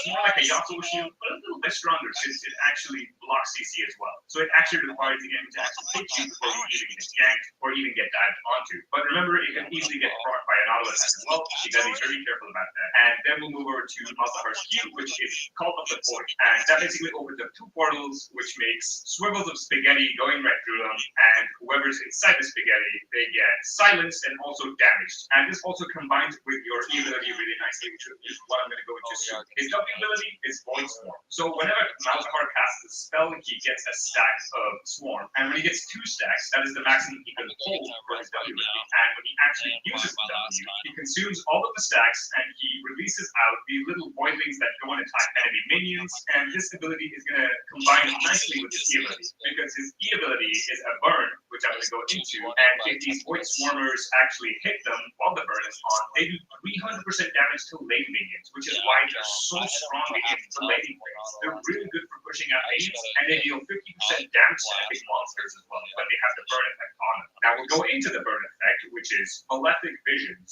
So Malzahar infects an enemy, and whenever they die while having the effect on them, it will spread to the nearby target, burning them until they die. But this burn only stays on them for 4 seconds. So if you can get a unit to die within those 4 seconds while the burn is on, it will switch to another target for free. And if you end up last hitting with that E ability, you will be refunded some mana as well. So it's really nice to have for mana sustain, as long as you're really good at last hitting with the burn on. This also counts for champions. If all the champions are low and they're all grouped together, if you use Malefic Visions on an enemy champion, it's going to burn, kill them, and spread to the next champion, and keep going until it either lasts 4 seconds and it doesn't kill them, or until it kills everyone. The other cool thing that you can bear in mind is that whenever Malzahar casts Q on a target that's getting burned by his E, it will actually reset the burn, so it will reburn for 4 more seconds, which is actually pretty nice to have. But remember, this also is the ability that increases the damage of your Void Swarm, and they'll most likely run after the enemy with the Malefic Visions on them. And then we'll look at Malzahar's ult, which is Nether Grasp, which basically creates a tether between him and the enemy, which CCs them on the spot while making a pool on the floor, which damages them heavily, as it does magic damage every half a second to all enemies that are within it. So even the people that are not CC'd by it, because you can only CC one person with it, they'll be taking damage just for standing on it. But also bear in mind this, when Malzahar does CC someone with this, he's also locked in position. It's like he's locking himself and an enemy champion in position. But I guess it's fair since it's a point and click ult that just gives you free CC. And that was pretty much Malzahar's abilities. Now we're going to be talking about his summoner spells. So you'll most likely be going Flash, because that is your main summoner spell. But then you can go something like Ignite, Cleanse, TP, and Barrier. Sometimes even Exhaust, but it just depends on the matchup you're really going into. But the 3 main that are going to be popular is Ignite, Barrier, and TP.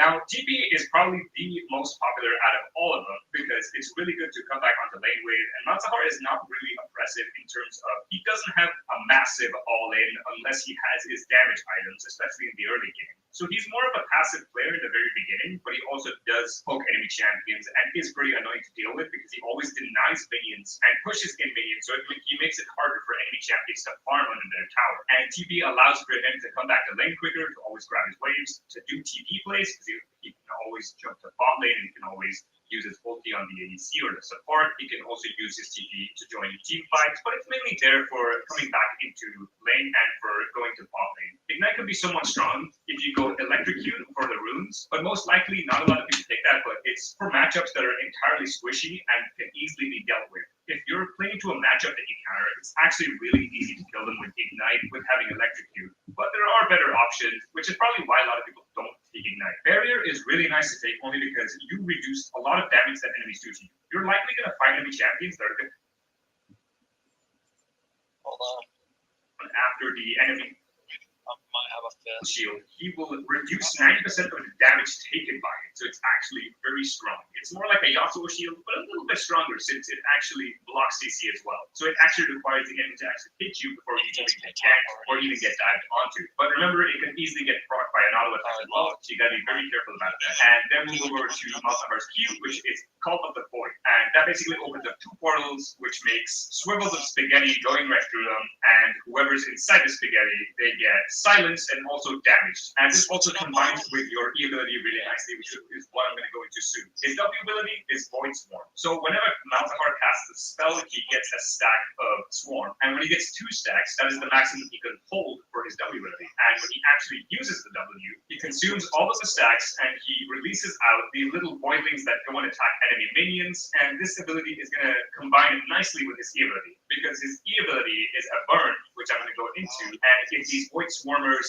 actually hit them while the burn is on, they do 300% damage to lane minions, which is why they're so strong in the laning phase. They're really good for pushing out minions, and they deal 50% damage to epic monsters as well when they have the burn effect on them. Now we'll go into the burn effect, which is Malefic Visions. So Malzahar infects an enemy, and whenever they die while having the effect on them, it will spread to the nearby target, burning them until they die. But this burn only stays on them for 4 seconds. So if you can get a unit to die within those 4 seconds while the burn is on, it will switch to another target for free. And if you end up last hitting with that E ability, you will be refunded some mana as well. So it's really nice to have for mana sustain, as long as you're really good at last hitting with the burn on. This also counts for champions. If all the champions are low and they're all grouped together, you use Malefic Visions on an enemy champion, it's going to burn, kill them, and spread to the next champion, and keep going until it either lasts for seconds and it doesn't kill them, or until it kills everyone. Another cool thing that you can bear in mind is that whenever Malzahar casts his Q on a target that's getting burned by his E, it will actually reset the burn, so it will reburn for 4 more seconds, which is actually pretty nice to have. But remember, this also is the ability that increases the damage of your Void Storm, and they'll most likely run after the enemy with the Malefic Vision debuff on them. And then we'll look at Malzahar's ult, which is Nether Barrage, which basically creates a tether between him and the enemy, which CCs them on the spot while making a pool on the floor, which damages them heavily, as it does magic damage every half a second to all enemies that are within it. So even the people that are not CC'd by it, because you can only CC one person with it, they'll be taking damage just for standing on it. But also bear in mind this, when Malzahar does CC someone with this, he's also locked in position. It's like he's locking himself and an enemy champion in position, but I guess it's fair since it's a point and click ult that just gives you free CC.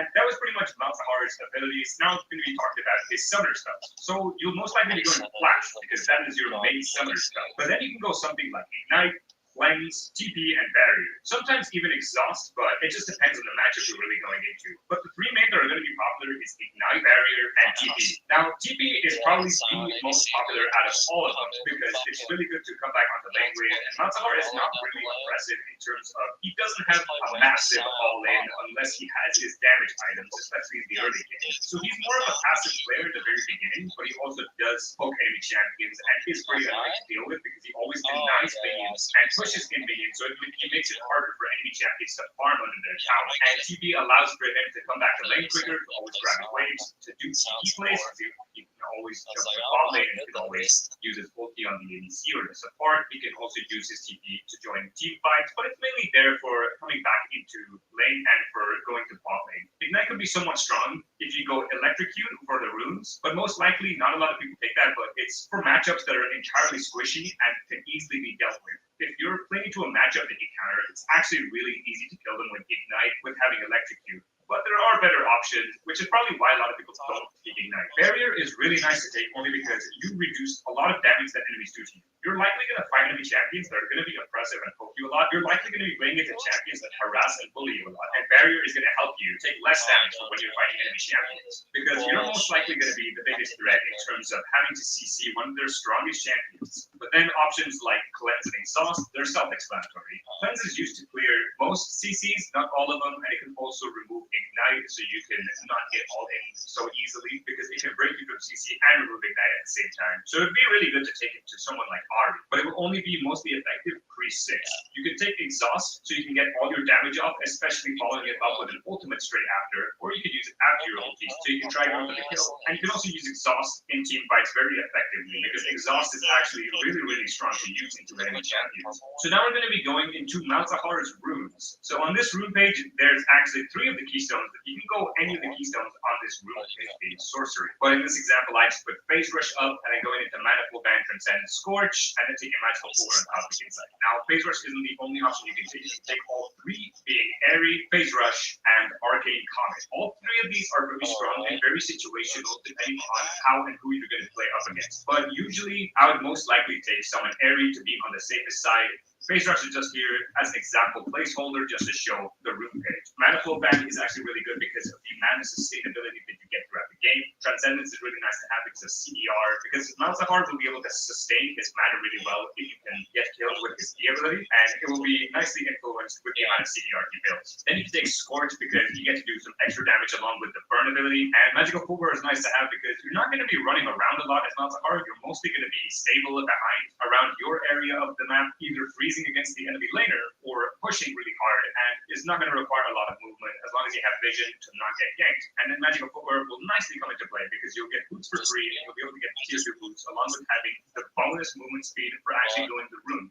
And you can go Cosmic Insight just to fill up the amount of CDR that you can get, which is also why you go the CDR rune based upon level, because at late game you will get free 10% CDR just for having this rune, so you can nicely get 40%, 45% CDR at the end of the game. And then you can go Active Force, and then you can go any of the runes that will resist you in the early game to the enemy champion. So that would be either the Magic Resist rune or the Armor rune. But otherwise, I'd say Comet is actually a really nice option as well because it adds on to the poke. So if you're going to go for more poke, I would go for that, especially with someone airy because it's more consistent in the poke since you can use that more often than the other two runes. Phase Rush is only really nice for getting the quick gap close and having to use your ultimate onto an enemy champion, preparing your jungler in, or you can just use it just so you can stick to your enemy champion, which in most cases you'll actually be able to pull off when you have Phase Rush. Now that we talked about Malzahar's runes, we're going to be talking about his build. So starting off, you can either go with Doran's Ring and 2 pots, or you can go Dark Shield or Silver Pot, being the risky option, or you can take Corruption Pot if you want to sustain in both mana and health if you're not really as effective as last hitting with your E ability. Because if you're not last hitting with your E ability, it's going to be really hard to sustain mana, and I've also struggled with it, so it does take a bit of time and practice to actually get used to this. And then for first items, you want to get your Lost Chapter into a blasting one, and if you don't have the magical footwear runes, I'd say get boots as well. So you want to try your best to build Luden's Echo, because it does so much damage and it's really good to take into an enemy laner. And then for your choice of boots, you can go Ionian boots, or you can go Sword boots. Sword boots are a lot nicer because it does more damage, but Ionian boots are more utility based, so I take this for if you need your abilities up more often, especially into champions that are more oppressive into you. And then you want to build Luden's Echo as soon as you can, and then get a Rada's Crystal Scepter, because it works so nicely with your burn ability, since every time it takes the burn on them, it will always be getting slow, along with your Q ability and your little swarm of poisons will hurt them so much. And then your ulti already has CC in it, so you're going to be slowing them down a lot, and it's going to pretty much annoy them. And then for the essential items, which is usually what you build at core items, is Leander's Torment, because it's going to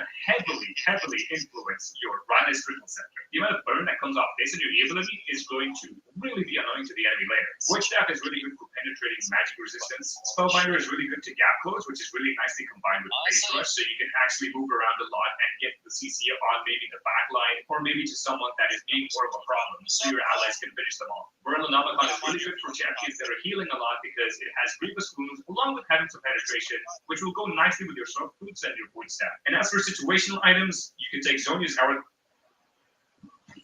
Why do we go out? We do it for the flavor. Glass to champions that have a lot of AP, or champions you need to use the invulnerability for. Banshee's Veil is nice into AP mages. It's really good to take when you're an AP mage yourself, fighting other mages, because this also has another spell shield, so Malzahar can have 2 spell shields as opposed to the one he had for this passive. You can go Rabadon's Death Cap for that late game damage, so you can do so much more, and it's really nice into the squishy matchups. If you end up having 10 stacks in your Dark Shield, you can build it into a Medjaz and get 25 stacks instead. The 2 most popular items recently have been Twin Shadows and Hextech GLP on Malzahar. These are used to stick onto the enemy and to slow them down, so it makes it a lot more easier for your allies to jump onto the enemy champions, which is another reason why some people may take Glacial Augment. It's been tried, but I'd also say that the sorcery primary page is a lot better, but I'd say stick to the sorcery page, but these items are still beautiful to use. And then here's an example build of a generic Malzahar build. Pretty simple, pretty much explain everything about it. So that's pretty much Malzahar's builds. So for the pros and cons about Malzahar, let's look at the pros first. Malzahar has high damage late game. He's actually really strong, and he's a really good team fighting champion. He avoids high damage and CC with his passive spell shield, so it's actually really nice if used effectively and for when you keep it up as long as you can. He's extremely strong and has a really strong ultimate. That ultimate is really good for locking down even the most strongest of fed champions on the enemy team, unless they have something like a QSS, but that falls under the cons. He's very easy to pick up. He's actually not that hard. It's just the fact of having to utilize the fact that how he works, how to CS with him, and how to mana manage with him. He can clear waves fast and sustain mana while doing so, and he has an AoE damage and the silence, which is really strong in team fights because it prevents enemies from using their spells. And Malzahar is actually quite useful even when he is behind in the game, because even when Malzahar is falling behind, he still has some beautiful wave clear, and that ultimate is still just as strong, and it's always going to CC them for a long period of time, so it's actually still going to be very useful. But the cons of Malzahar is that he's pretty squishy, especially without his passive. So you gotta play around your passive a lot and make sure you have it up so you can protect yourself. He spends quite a lot of mana, so it's gonna be pretty hard to manage your mana if you can't last hit with your Malefic Visions on the enemy minions. And using your ultimate on an enemy champion also locks you in place. So you can also get killed if the enemy jungler has seemed to pop up while you're CCing the enemy laner. And it can also be countered by QSS. But the moment it's countered by QSS, you're able to move again, but they still remove the CC. So there's also that. Malzahar lacks mobility and can be easily caught out, especially when you're extending on lane, which is what you should be really careful of. And you can always shove in the wave and extend. You gotta also freeze the wave at essential times so your jungler can get nice opportunities. And Malzahar is actually very dependent on his ultimate. Without it, he'd probably be nothing, even though he's really good in team fights without it, but he's actually gonna be nothing without an ultimate. But there's not that many cons of Malzahar. He's actually got more pros than he has cons, and he's actually really, really strong. So now that I've talked about the pros and cons about Malzahar, I'm just gonna talk about how he plays out throughout the game, and what's so useful about him, and some useful tips and tricks about him before I end up this guy. So in the early game with Malzahar, you want to look to farm as much as you can. This is going to be more like the safe AP mage kind of playstyle when you're playing as Anivia or maybe Lysandra. You want to try going for the farm as soon as you can. You don't always want to poke the enemy later, and they're mostly going to get poked because you're going to be mostly playing into melee champions like Kali, Yasuo, or whatever, but they also have some nice gap close, so you can't always extend onto the lane. But Malzahar does actually counter one of the strongest champions on mid lane, so you can actually utilize the fact that he's actually super strong. You can fight champions like Diana and Echo pretty effectively, but they're not easy matchups. Either there's a bunch of matchups that you'll be going into as Malzahar that you will also be stuck into. But it's actually a lot better to practice on, especially with the CSE, because that is the biggest factor I can honestly tell you when it comes to Malzahar. But pre-level 6, he'll be farming, he'll be doing anything he can. Your ultimate, you can use that, and you can roam with your jungler to catch up the enemy jungler using your ultimate, because they get CC for a pretty long time. Nobody is going to build QSS until 20 minutes to 30 minutes in the game and after. So you don't have to worry about the QSS build, but even if they do not use your ultimate until your ally has done their CC, or you can use your ultimate as bait and then allow someone else to CC them after they use the QSS to break out of your ulti. So in the mid game, you can also use your TP to TP on the bot lane to get some opportunities like your ulti, as long as they engage with you. And he's actually really good around Dragon and Baron pick, because his abilities are really strong at the fact that he has AoE with his Q ability, and it's actually very big and does a lot of damage. Applying that with the burn is going to make you more strong. Having the little voidlings gives them more things to worry about, and the ultimate is actually really good to lock down enemy junglers, especially for when they try to go for smites on the dragon. You can use your ultimate to stop them from trying to smite, and you can allow your jungler to smite and get it successfully, which is what makes Malzahar very, very strong in team fights. And then in the late game, Malzahar is going to look to shove waves a bunch and also stick with his team. He cannot be alone because he can't do a lot on his own. He mostly has to stay with his team. He has to stay grouped, and he does really nicely with his team, but he also pushes waves like a monster. He could just leave his E on enemy minions in the late game along with his little void swarm voidlings, and this can just do all the work for the pushing. Malzahar does not have to be present there. He can just get that wave to auto push while he goes to another lane to push that. He's actually really effective when it comes to wave clear and pushing, and other than that, he's actually not that difficult to play. I'd say he would be a really nice addition to when it comes to expanding your pool. He's going to be played like most of the mages that are playing safe in the early game. He's more of a late game mage, just like you generically would know. And after playing quite a few games with him, you will realize how fun he is, and he's actually one of the most annoying threats, but also really fun to play when you're playing with him. But that's pretty much the most of the things that I have to say for Malzahar, because he's a simple champion. He doesn't really expand off into most roles. He is possible to be played in jungle, but I'm not going to influence the fact of playing jungle with Malzahar, because there's much better junglers to decide on, rather than having to get a mid laner and put him in the jungle. But his root pages, builds, everything is pretty much stationary. Like, it doesn't expand off too far. He's not really broad, but he's still a very strong density within itself. So I highly recommend picking up this champion, and he's actually going to be really good in the higher elo. Whether that being platinum and above, he's actually super strong in those healers. So that was pretty much Malzahar in a nutshell. If you guys think I've missed out anything else with Malzahar, please include that in the comment section below, and I will pin the best comment of what is potentially missed out, or what other tips that you can provide for me in this video. And also, if you did not realize, I have not included the combo tips and tricks segment, because it saves me time and also allows me to make it into a separate video, just so it makes it easier, rather than to have a really long video on a guide. But other than that, let's try to hit 100 likes for this Malzahar guide, because you guys have been so amazing with the like goals, and it's actually been really, really good. And I also like to see a bunch of comments helping each other out about the champion, because I've always got this in my comment sections in my videos. People always helping each other out, along with me dropping comments and replies back to you guys. You know, just communicating with the community, because it's actually pretty fun. So anyways, guys, thanks for watching, and I hope to see you guys in my next video. Peace, guys, and see you.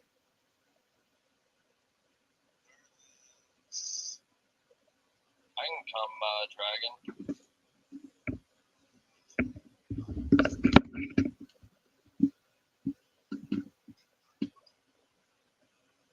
No, I don't think so, dude. I can heal you, I guess. Stand in line, but... 7 seconds. Wow. Okay. Lawlers, welcome back to another beginner chat cup. Again, we talked about pacify age, about target ability, but really, really powerful. Second place? You can place? Yeah, it was good. I just need to stack here. Once I get Mana Moonite, I'm actually somewhat fucking useful, but I have to hit it earlier or I'm not useful.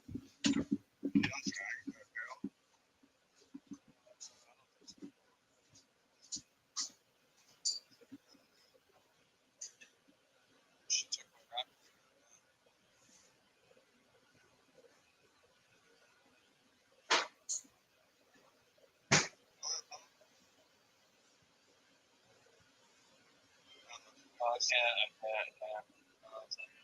Don't worry about both. Next your turn. Upgrade it. Stand in front of me. I'll heal you. Yeah.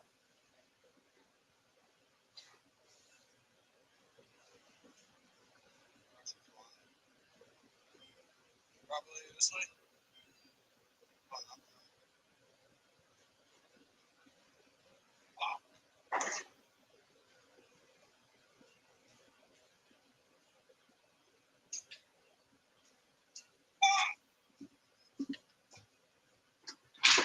Got executed, bro. Sucks. Yeah.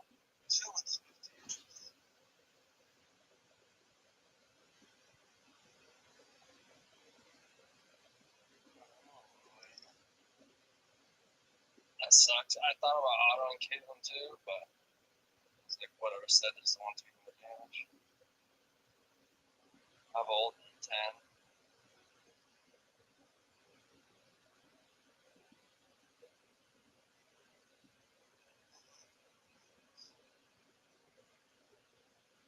God damn it. It's about to reset.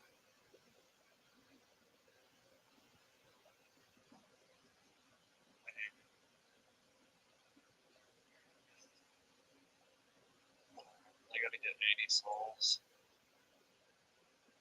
A quarter way there. Oh, I can't help it, dude. I'm gonna try.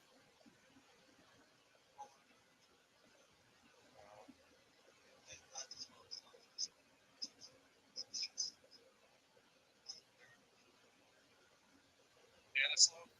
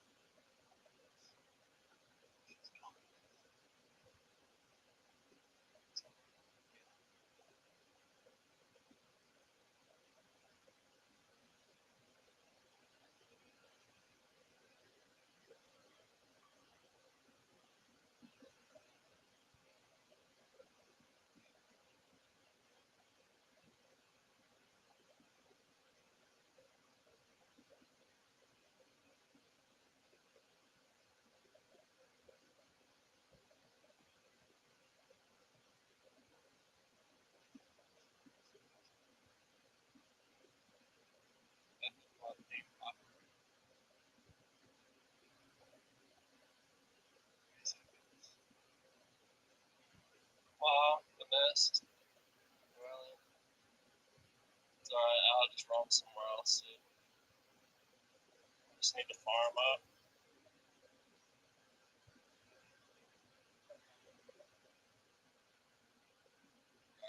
Let's drag it up. 48. Actually, I can get first items. Alright, I'm gonna take this and I can get first item.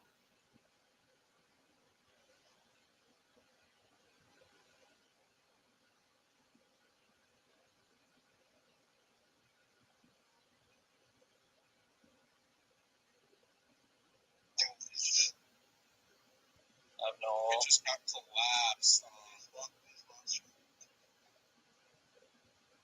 Alright, I got first item. 50s. Cool. Alright, at least I got my base. Or now I'm not gonna be completely useless.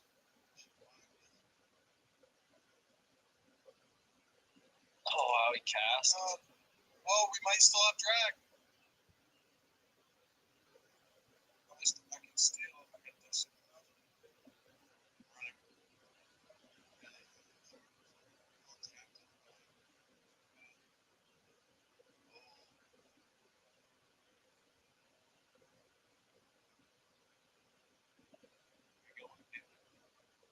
Yeah. Go, go, go, go.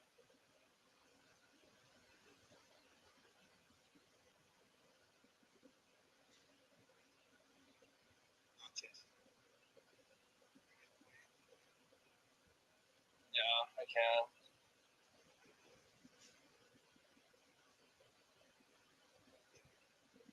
Yeah, it's okay. I'm coming back. Coming. Healing you? On Sedge? Healing?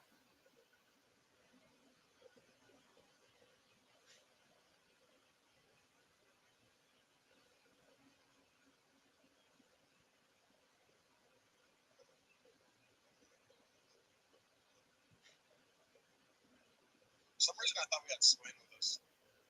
Oh.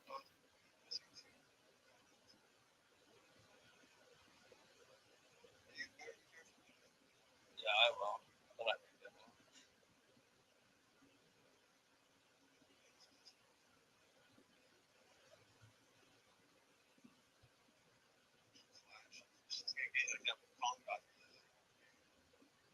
Yeah.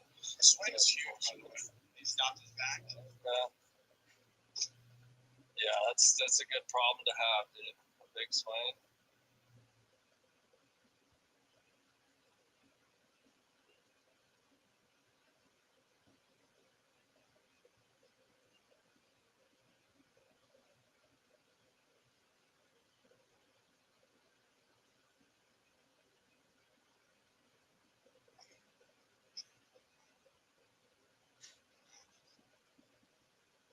Oh, she's going mid? I can actually get this.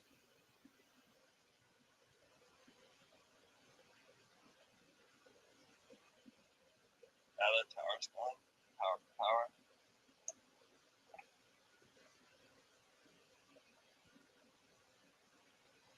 Nice. ADC live, dude.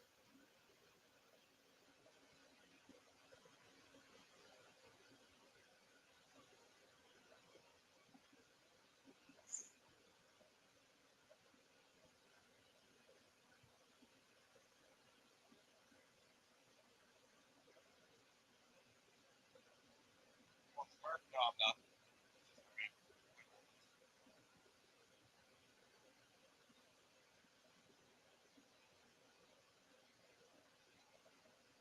Alright, I got 2K. Mana Mune.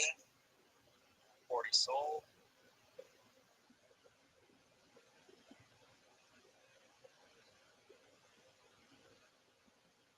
Wow, she was shooting through all of that.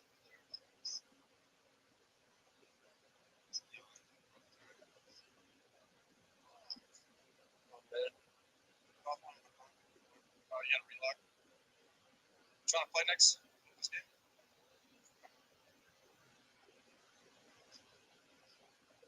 I'm on my way.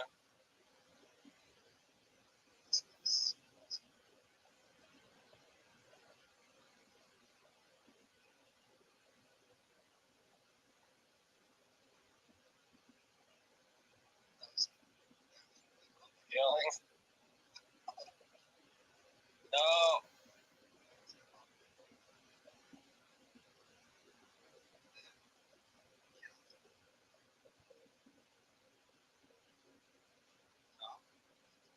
Nice. I just saved your ass twice. I'm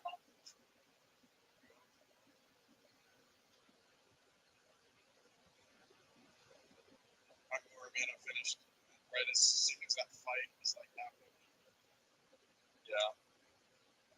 Now I'm about to be able to buy my mana right now after those 2 kills.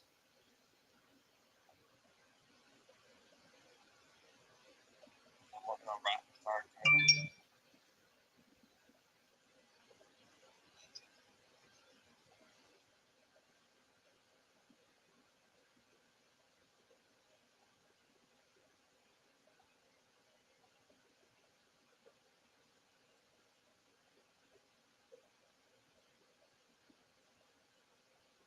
They keep trying to kill the swing, but it's not happening.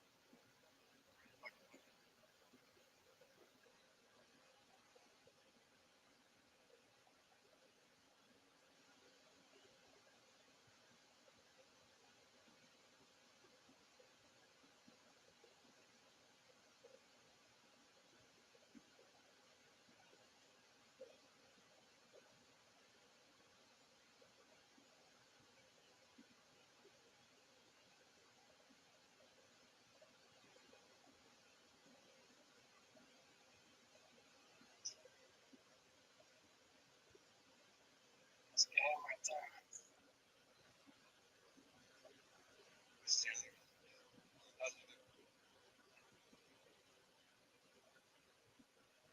I guess I mispredicted my votes.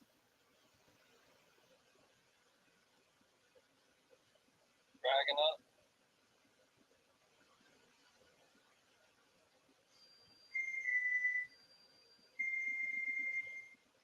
Alright. Then. Alright. Oh, it should be useful this game, late game. I'll do good damage.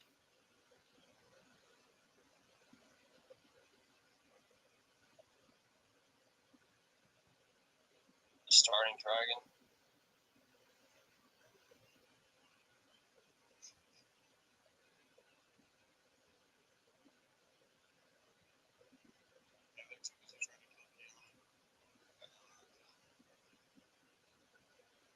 Coming, go, turn.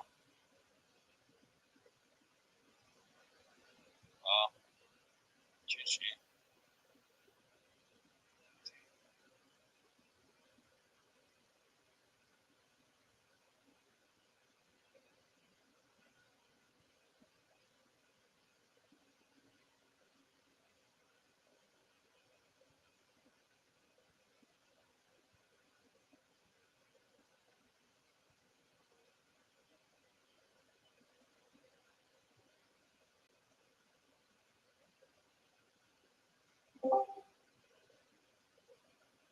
Getting in here, Rob? Got mid open.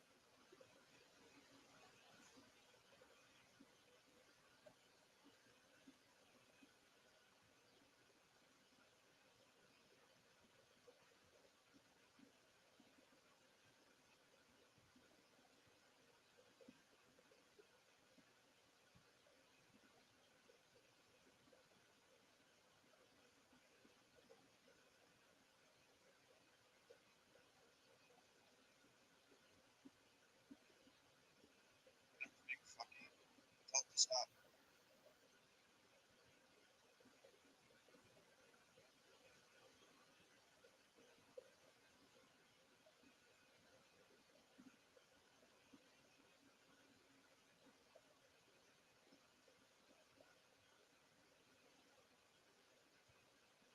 This will be my last one that I gotta get ready for tomorrow.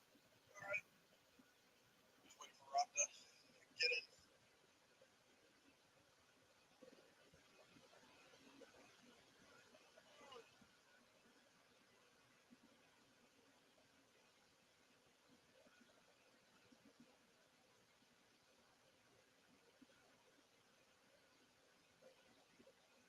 Getting back to flat this season, Jack? No, dude, I'm too busy with jiu-jitsu and just trying to work out and all that stuff. Saw that Just playing for fun. Yeah. No, that's cool. Just focusing on that right now and school. Doing my isolation stuff. I'm just busy with life, dude. I don't have a lot of time. Huh? Oh, man. I don't know. It's a dream. Not even. I'm pretty over it. My first I already know I was world class. Battleborn kill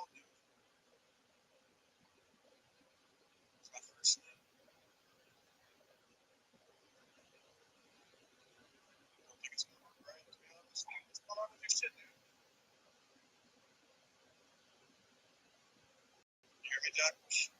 Yeah, you hear me? Yeah. Yeah, what's up? I said the first skin is Battleborn Kill. Oh, yeah. That's funny. August 31st, 2013. Oh, yeah, shit. remember I was like picking a kill back then? Yeah. Big kill right now. All right. Let's have a top 100 versus 16 levels. I'm gonna play it. I believe it. Should we go without you, Rob?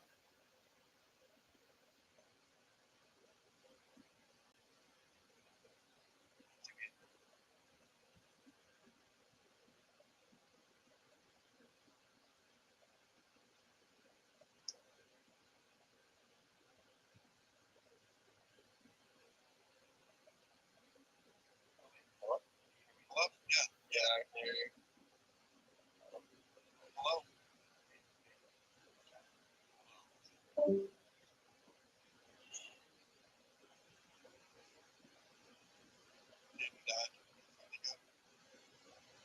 Oh, no, he's here. He's sitting right next to me.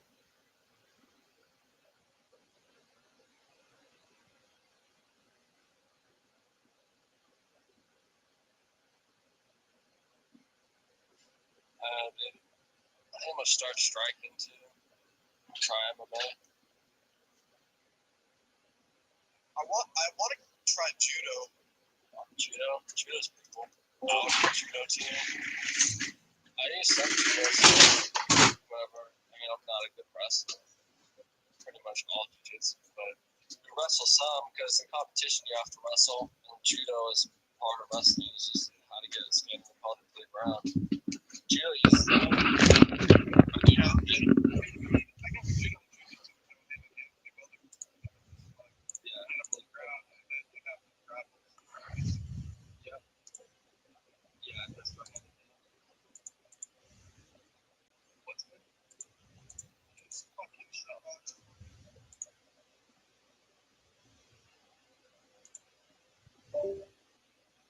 I think my whole friend list disappeared.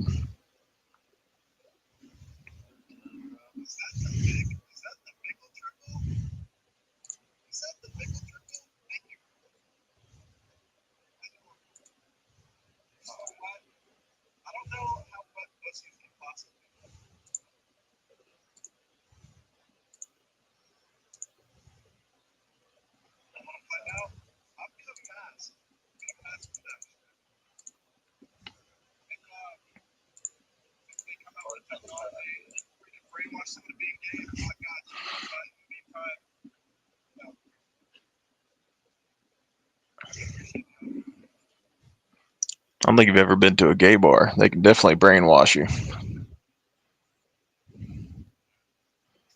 They buy you drinks. They make you feel good, bro.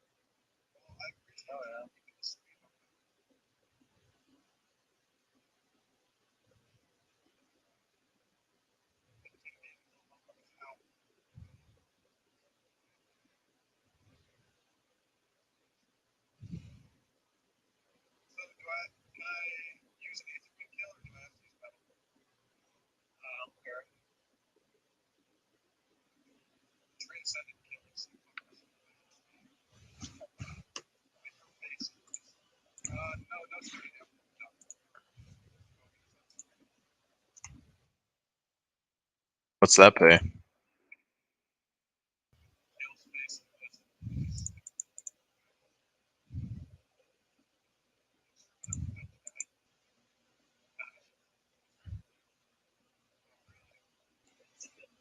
No. No.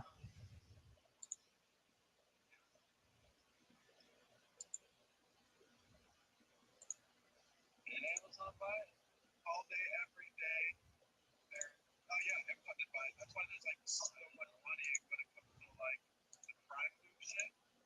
We do that, but like you get 600 RP, like and a bunch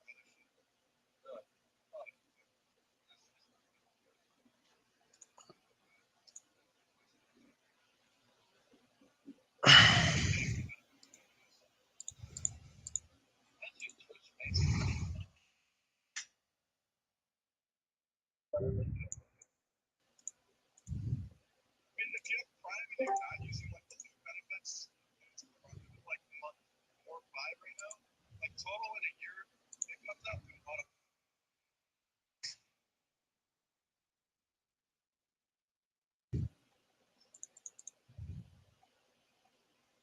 No, they just recently, like back in December, they came up with like the actual deal where they were doing the capsules, but not as big as they are now. Now they're like massive.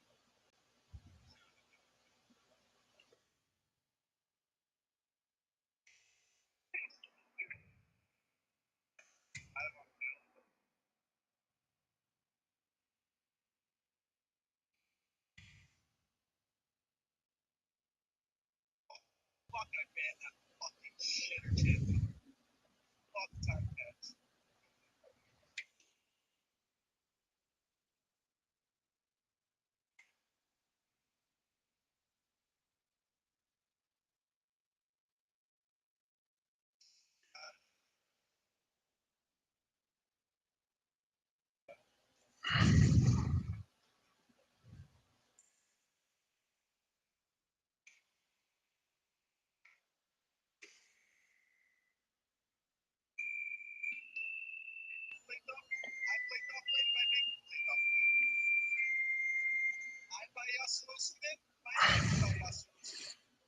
Oh.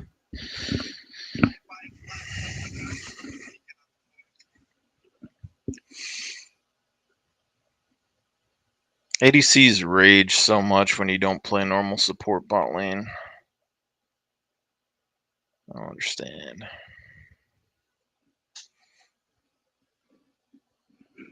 Like, you can play a normal support.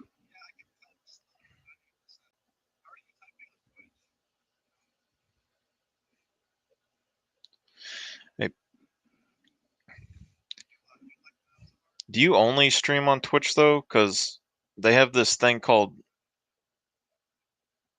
it's called Restream.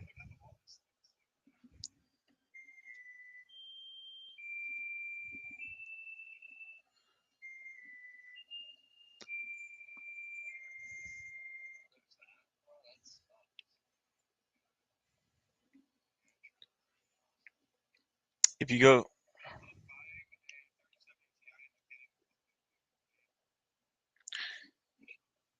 if you go to Restream though, you can stream on like 3 different platforms all at once without having to pay.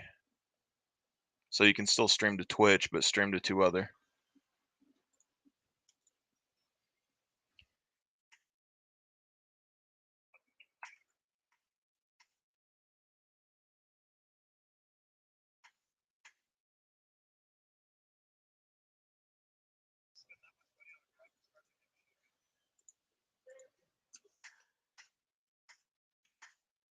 Hell knows.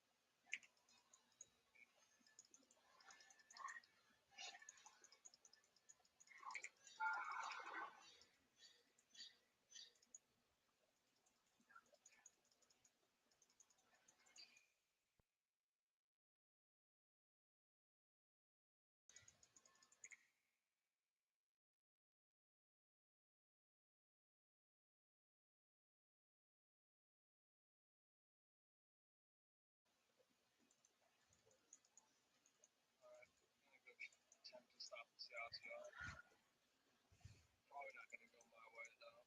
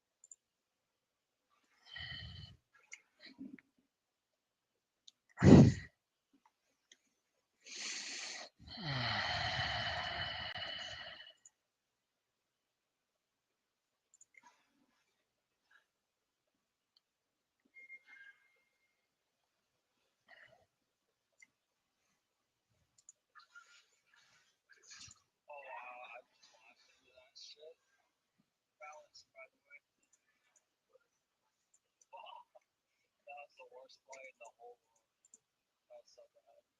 I just kill myself. I just hope in my heart that 18 is fast.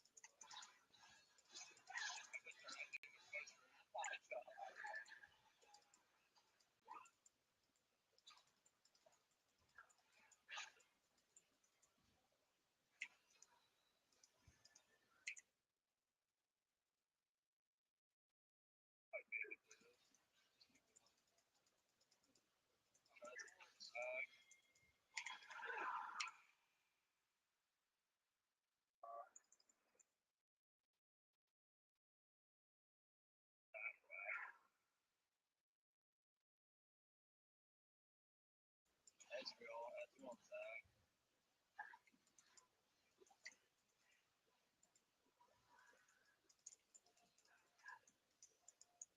Oh, I feel scared. It's just that.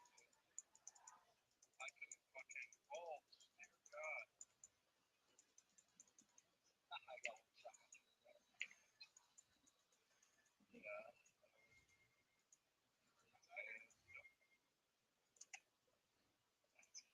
Problems.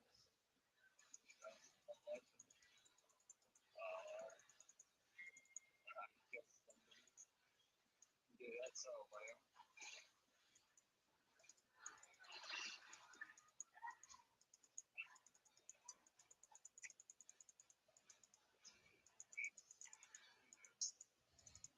Alright, boys. Alright.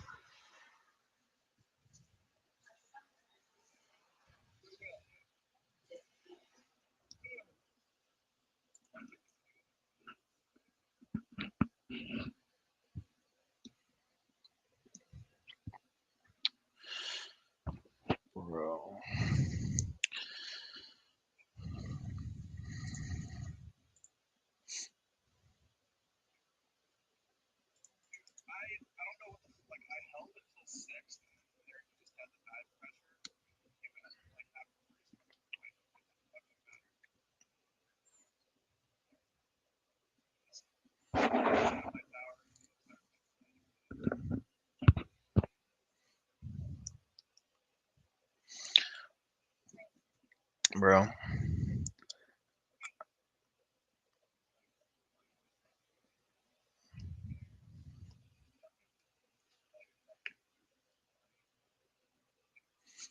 I just played a game where we couldn't even go into a bush.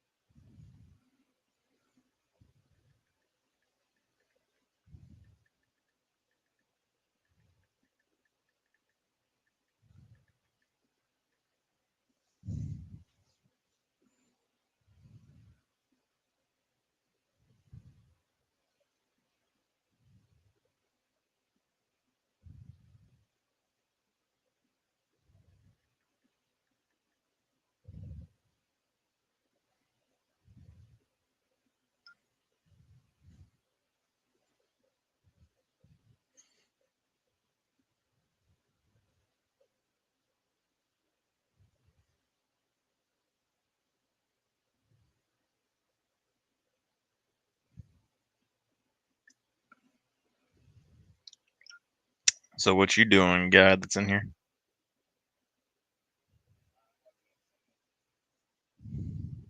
Oh.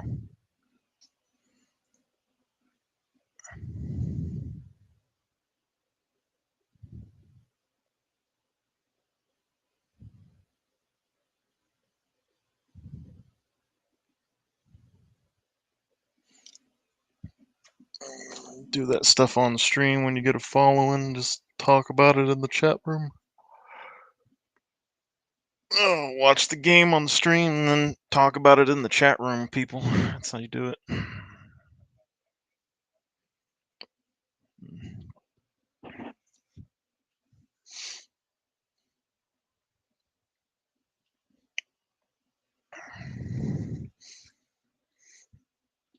I was just chatting with I don't really know what rank he is, but he said he was like a plat or something. But he's smurfing on a Zerath mid lane. We had like a long chat for a little bit. But they were playing so good. They had a Zed jungle, a Zerath mid, and then like an Ashe support with a Caitlyn. And basically you couldn't go in your jungle at all. Like as soon as anyone saw you on the map, you would get hit with Zerath ult. He was so fed that like one hit from him would almost kill you. And then you get hit with an Ashe ult and a cat ult and you just be dead.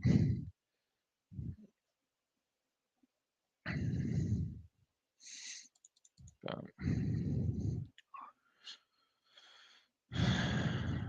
don't know.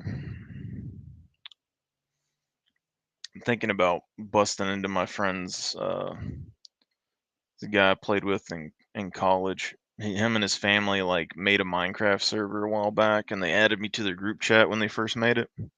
But I've never been on it, so I'm thinking about going on there and like sneaking into the server and seeing if I can fuck with somebody. But I don't really know yet because I don't want to be an asshole and like destroy their shit. But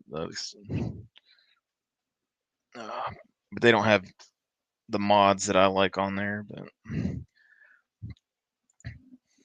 yeah.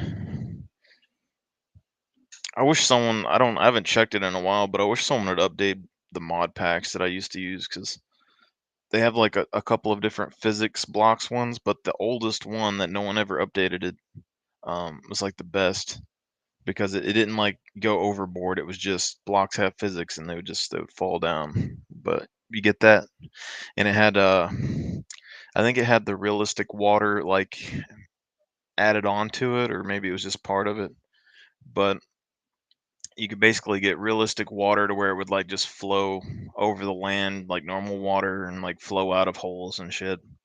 And then you have realistic blocks where like the whole earth will just crack and fall apart if there isn't anything underneath it, which is pretty cool. And then you have to do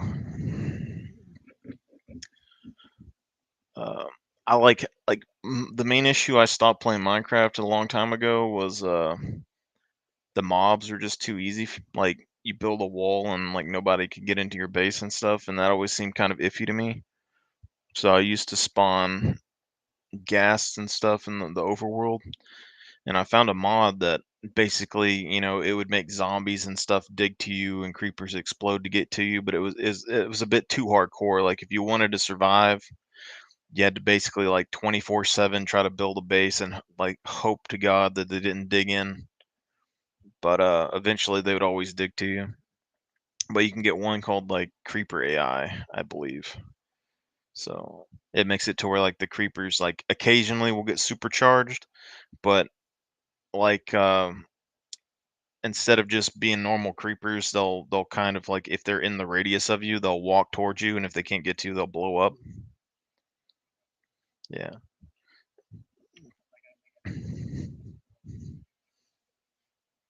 Yeah. I mean, that's why I always leave because like you build your farms and stuff, and then nothing ever happens, and like people put torches everywhere. You know, I got to where like when I was playing Minecraft, I don't even use torches anymore. I would build uh I'd get like carpet. I would place carpet everywhere. So you just see like anywhere that I built a kingdom or anything, I would just have like fields of carpet. So like nothing, it just looks like grass, but like makes it to where nothing can spawn. But it looks better than torches. But then like you'll get super creepers and stuff every now and then they'll like explode and then catch the carpet on fire, and that's like the most tragic thing too. Like when you're playing, like yeah, you'll just see like a forest fire start heading towards your kingdom, and you'll be like, oh shit.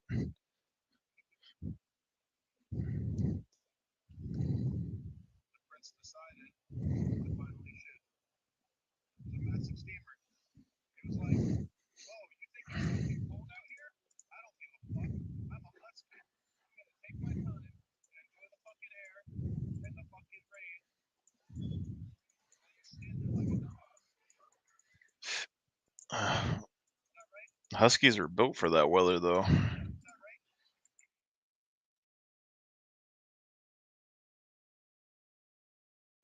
That's like him going to a beach.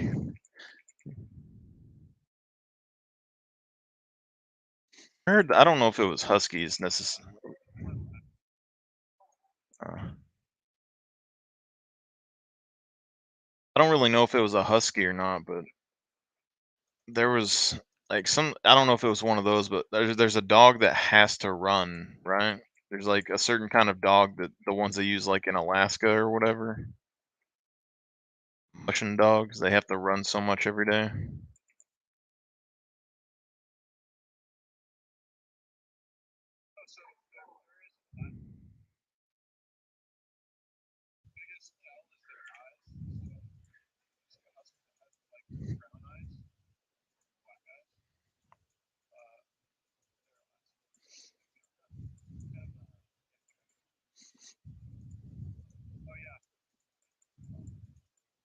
Oh, that figures. So I talked to him earlier while he was like talking to y'all guys, and like everyone just ignored me. I was like, all right, cool.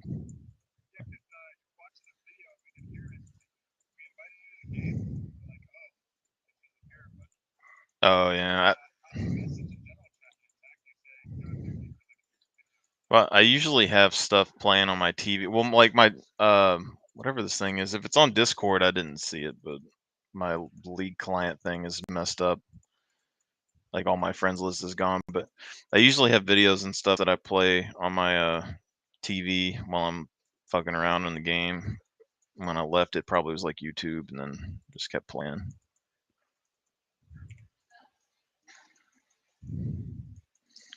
Poke.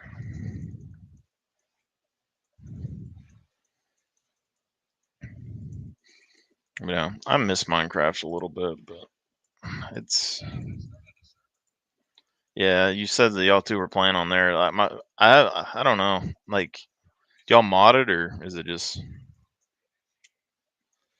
yeah?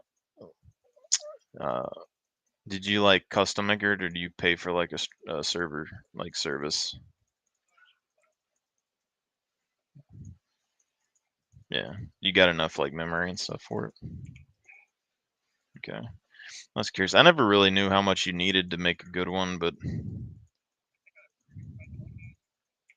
yeah, I did 8 when I was trying to do mine, and I think I'd put like 8 or 16 or something on mine because my computer only has like 32 though, or actually no, I think yeah, it's either 32 or 64. I don't remember. I remember I bought too much RAM. That's all I remember.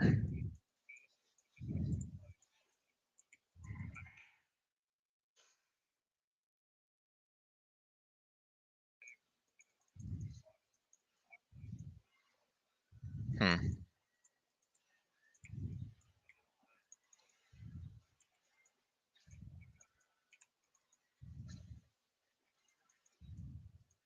This is the longest fight in bot lane I've ever seen. Um, but if y'all want to add more people to the server, like I wouldn't mind playing again. But I really like the realism mods and stuff. I like making my game look good now.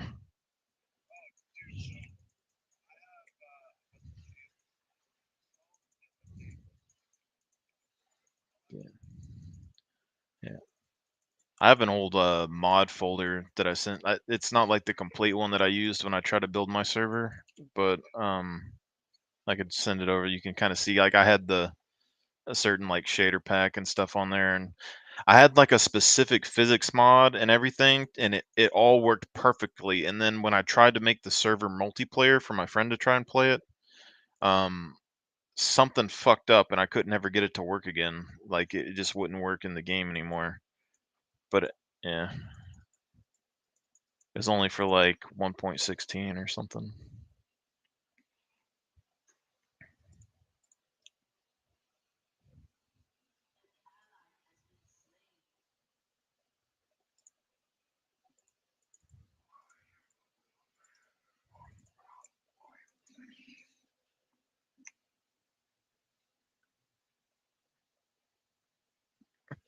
Yeah.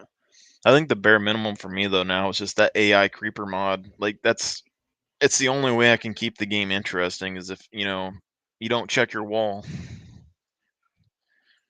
Yeah, there's a few different ones, but like there's a really old mod that's like it makes mobs way more dangerous where like the zombies will dig to you and stuff. But that's a pain in the ass because when you do that, it's basically like survival mode. Like it'll be fun for survival gameplay with your friends maybe, but literally the whole time you're just running for your life because the zombies just chase you and dig and the creepers explode and there's all kinds of bullshit going on. And yeah, like the only way you can survive on that is like you find a mountain and you dig into it and the mountain might last you 1 or 2 nights before they dig through it. But they have Blood Moon, I think, is the newer version of something similar to that, but it's instead of it being every day, it's like, like after 90 Minecraft days or something, there'll be a blood moon, and when that happens, everything becomes super crazy and digging and destroying shit. Um, all right. I'm playing a game at the minute, so you give me a second.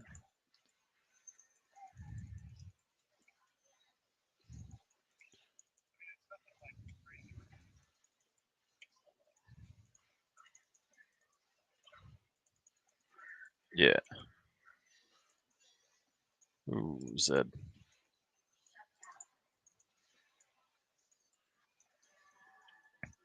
But yeah, if you don't want anything super like crazy difficult, the AI creeper mod, I think is what it's called. And all it does is it makes the creepers where like every now and then they'll be supercharged.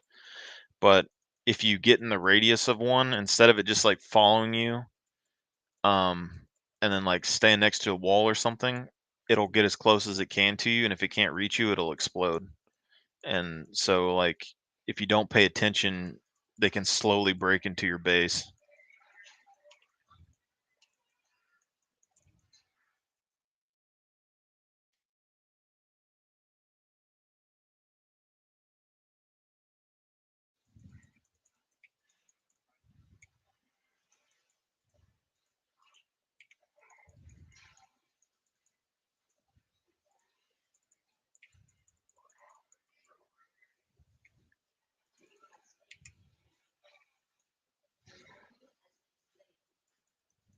Jesus. I'm sorry. Like while we were talking, we had like a 4v4 bot lane fight for 5 minutes. It was just endless, and we all had like no HP, just trading shots back and forth.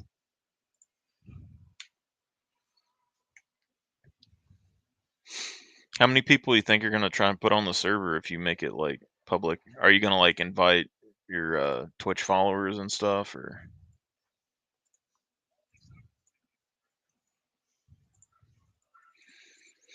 Okay. You have like any thematic stuff or whatever? Like I used to build medieval kingdoms and stuff back in the day. I had some guy like pay me a little money to make PvP arenas and things in college, but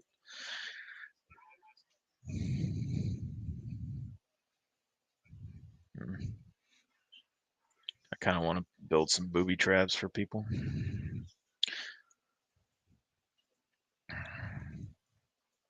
If I was a server owner with a bunch of people, that's literally probably what I would do every day. Just go around and build like a random structure and hope somebody tries to break in.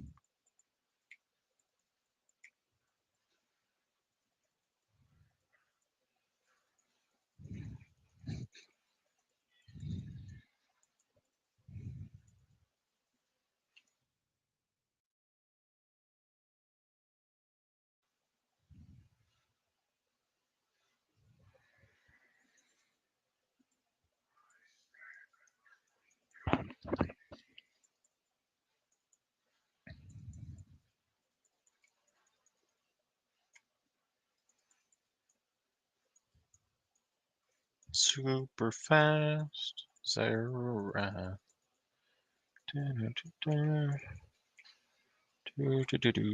Do.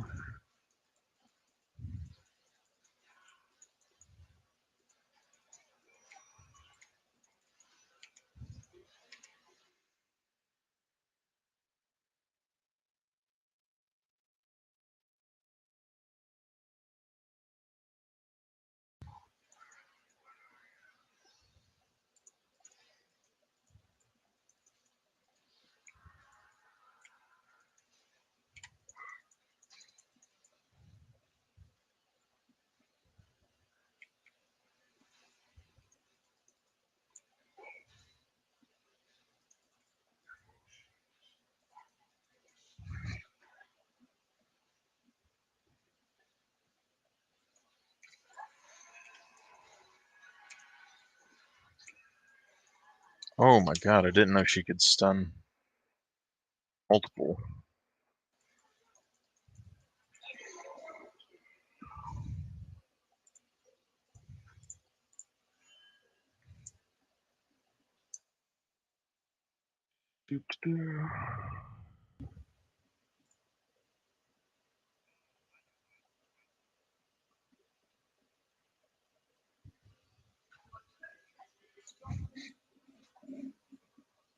I think I'm watching the right stream now.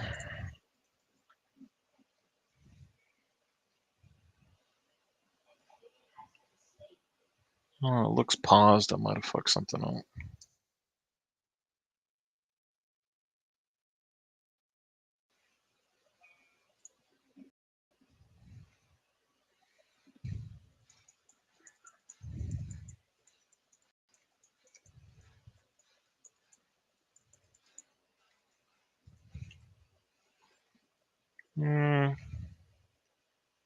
It's not bad.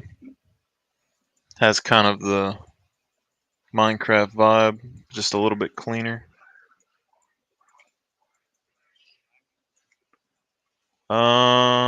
Yeah, there's a little bit of stutter, I think. But it's probably because like I have the same sort of thing on mine where like my stream will only do like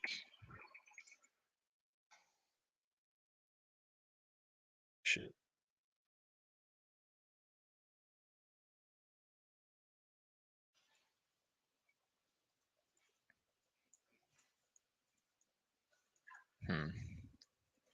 Well, mine was just the streaming service would only go for like 30 frames per second. And so like it would be slow and kind of stuttery when I recorded no matter what I did because that was like the max. But yeah, I don't have any problems with League either, but I know Minecraft did it and I don't know if Guild Wars did it or not, but I think Tarkov did a little bit.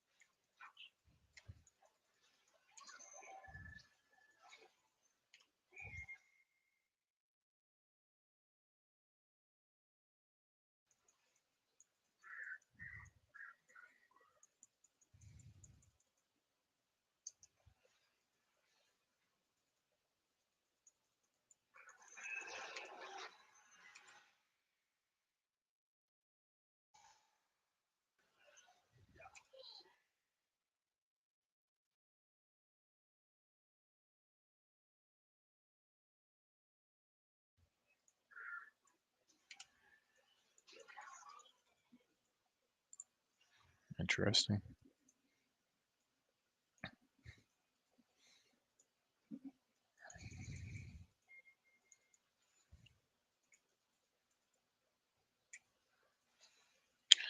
Yeah. I know when I was doing research and stuff trying to make my Minecraft server though, like I tried a bunch of different resource packs and things. But I think the best looking one, I don't know exactly what you're running with, but I bought like a 2070 graphics card and stuff when they came out, and it runs fine on my computer, but my computer did get a little hot when I was running it with all the physics. Um,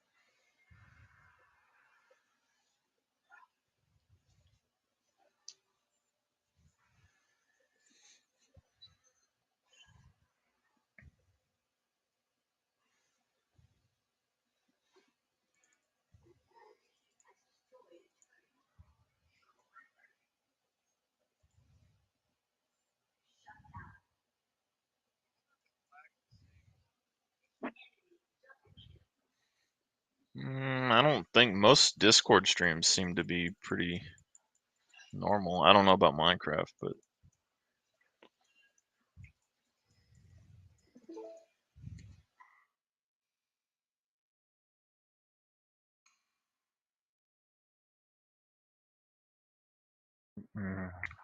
I got an alt tab for Discord.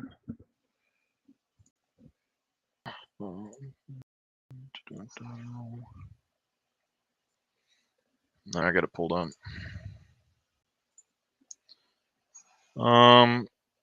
It's a lot faster. It's a lot smoother than the other one, but I mean, there's a little bit of kind of cuttiness, but it's not nearly as bad. It's basically fine.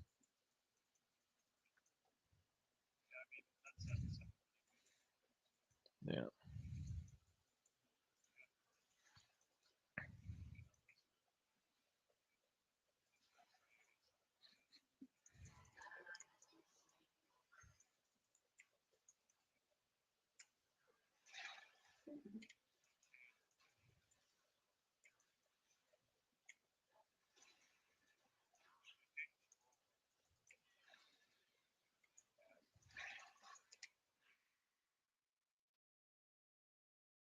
I don't understand that, but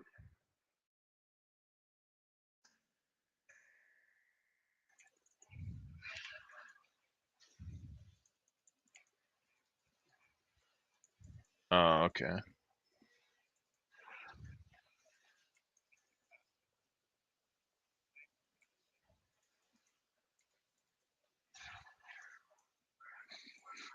Yeah, I don't know how, like, I don't think I've played on the newest update, but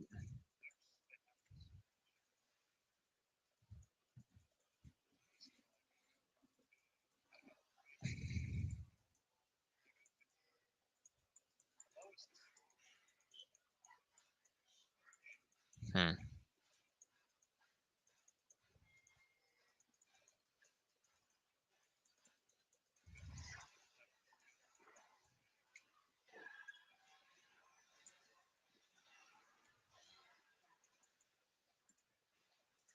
Does it need to be at Bedrock to get diamonds?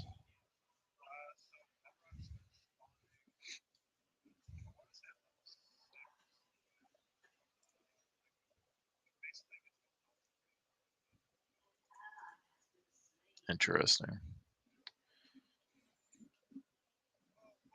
That would make mining a little bit easier, I guess.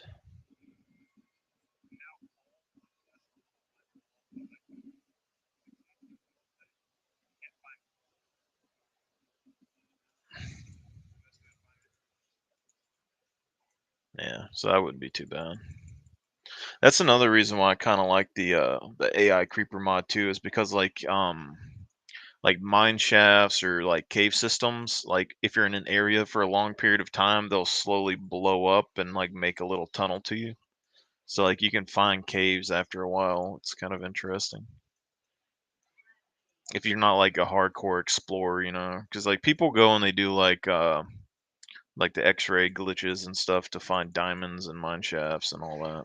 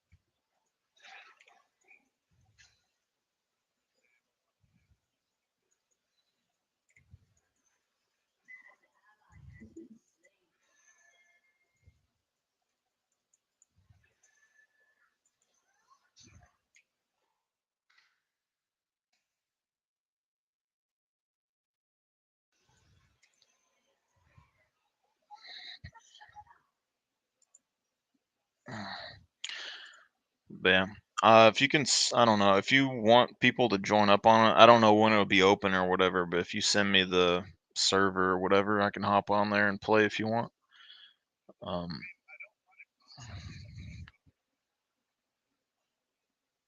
Yeah.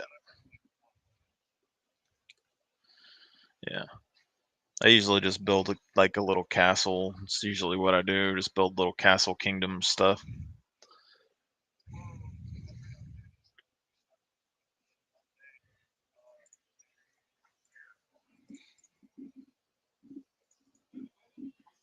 All right. Yeah. I just left mine on most of the time. I don't really know how intensive it was, but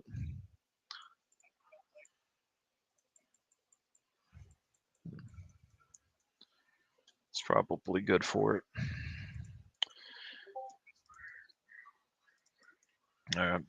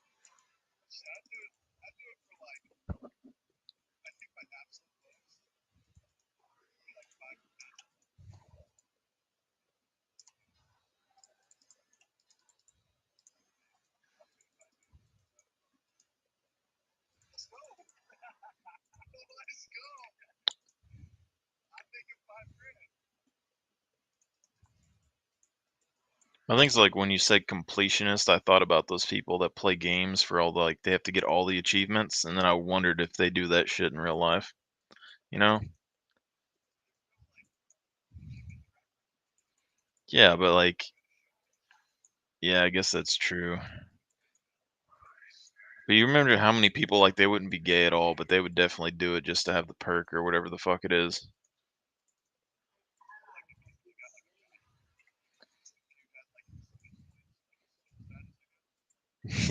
Yeah, something like that.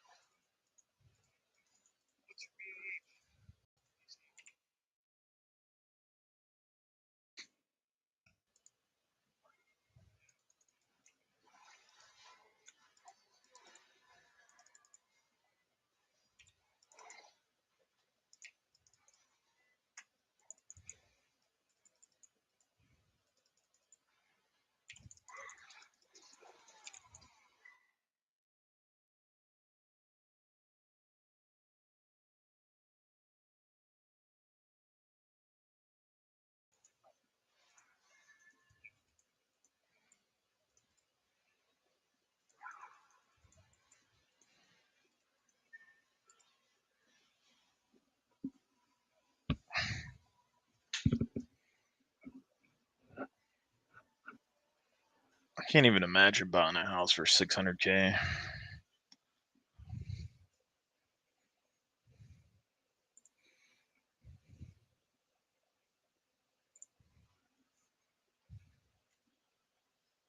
Holes can be fixed, but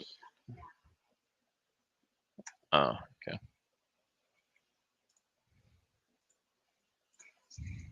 See, but like you gotta understand, like when you say 600K for a house, like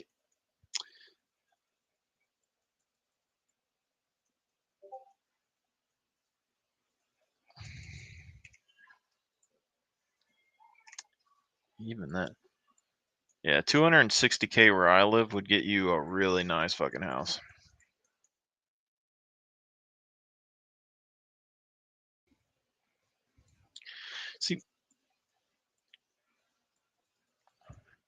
See,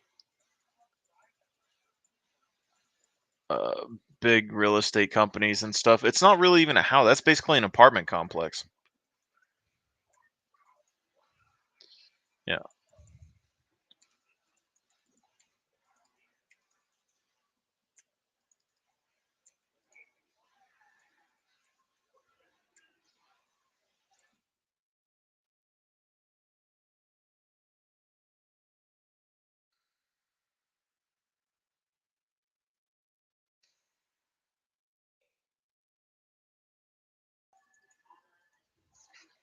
Damn.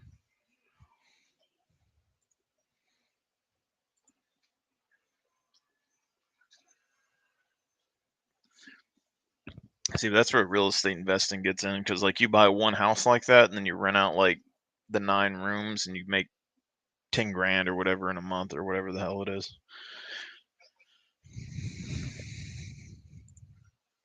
Say what?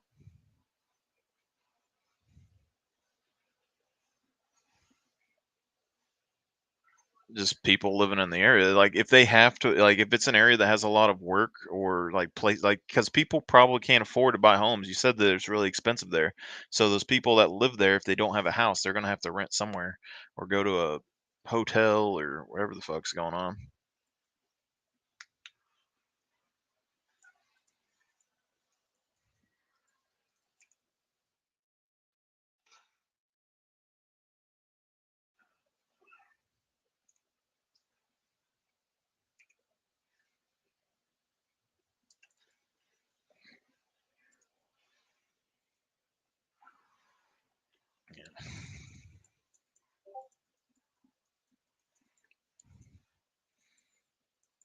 See, in my area, it's like if you get a house that's kind of run down or something, you might be able to get it, 4 to 10,000 maybe, and like a decent house is like 20,000 or so.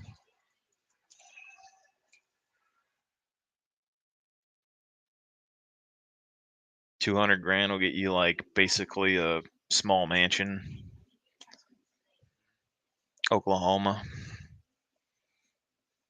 So like the lowest living wage place ever. That's why I kind of thought like when I was younger, I was like, you know what, I could like buy a van or something, live in my van for like a year and just like go work in California or something where like the standard of living is like $1 million. Just save every money, like just pack up MREs and shit, just go over there for a year, get like $1 million and then come back.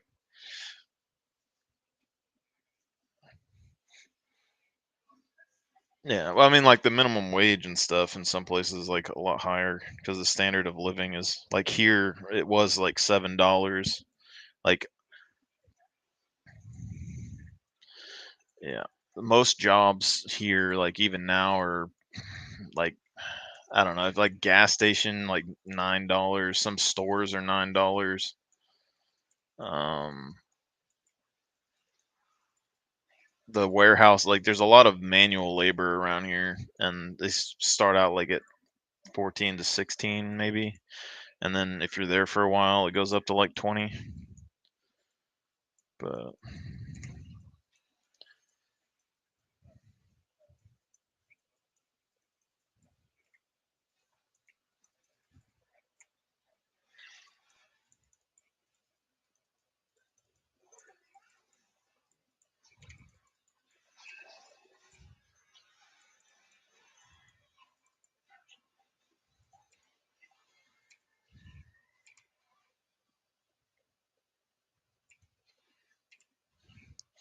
God, that fast fuck. I was trying to Zerathol to deer.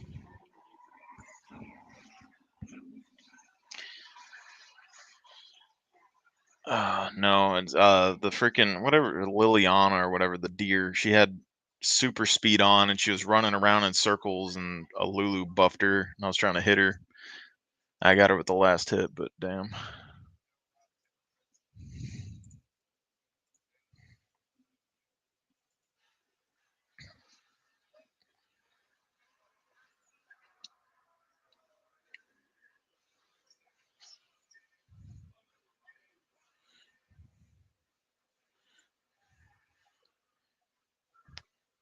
So are you wanting to like live in the big house? Yeah, like if you had the money to like buy the house, would you just want to live in that big house?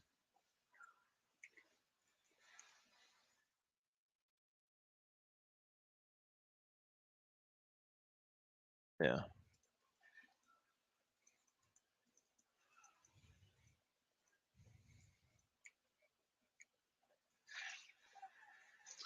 Yeah. I always thought family should like live like because everyone wants to like go out and buy their own house and stuff. I mean, people in the old days, they probably lived with their family for a long time. But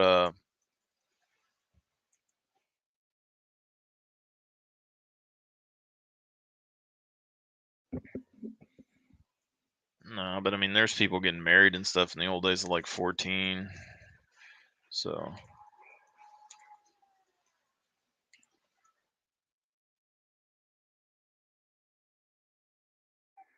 well, you got to like survive back then.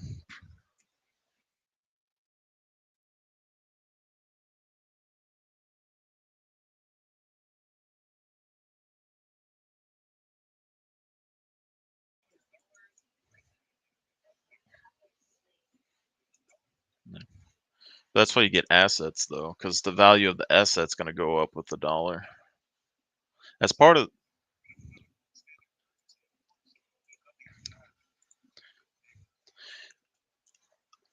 I think this is where we really fucked up though, because like all the like politicians and all that stuff, investors, they all know about debt and all that, and they want inflation because it makes debt like a lot easier on them. Well, no, it's because like so like you want to buy your house, right? So you could buy that big house, you get a loan for that house, or you could take the same amount of money, you get a loan and you buy 10 houses. All right.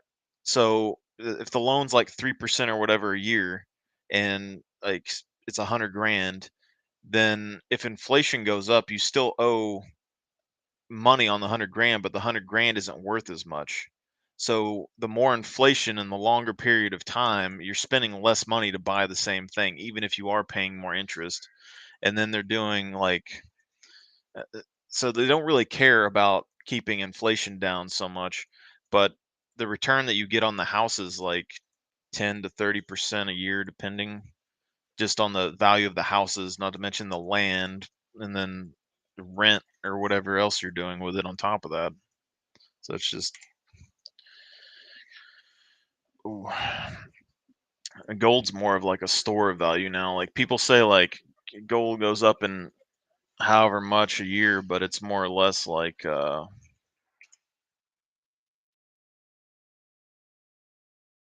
baseline. Like the dollar isn't really going off of it, but gold stores value pretty well.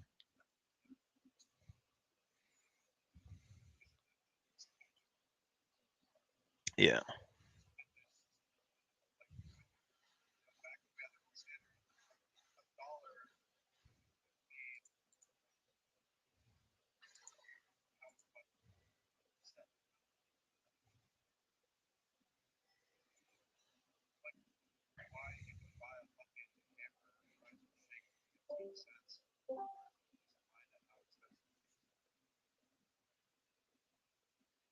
Yeah. That's people say well.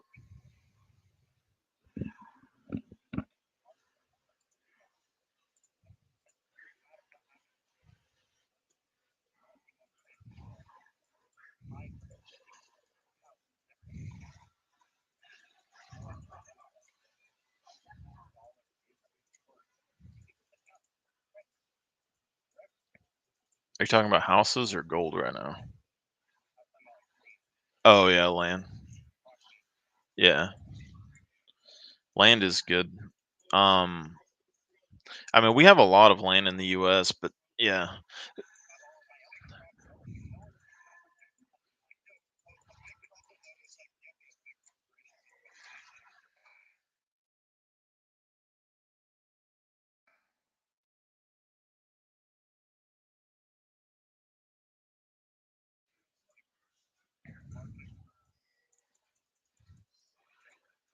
yeah. Well, that's because real estate's so. Continue.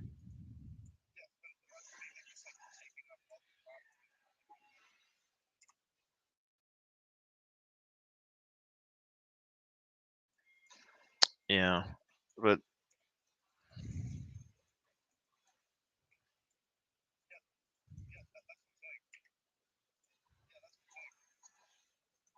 yeah, but it's because like real estate's such a good investment. That's why like banks and stuff will take loans out against real estate and all that. And another thing is that a lot of these people that are doing all that, they expect that people don't really want to buy houses and own them in the future. So all these big corporations think that basically renting is going to be a big deal because the newer generations aren't going to want to settle down. They're going to want to travel. So if you buy a house, it kind of locks you in a place. Whereas like if you rent, you're able to move whenever you want, and they're going to have to move for work and all that stuff as well. So they're kind of betting people are going to want to. Yeah.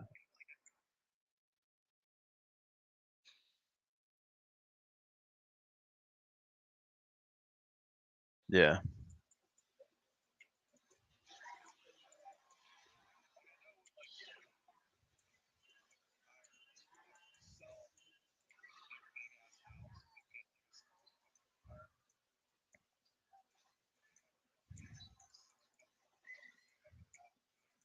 Yeah.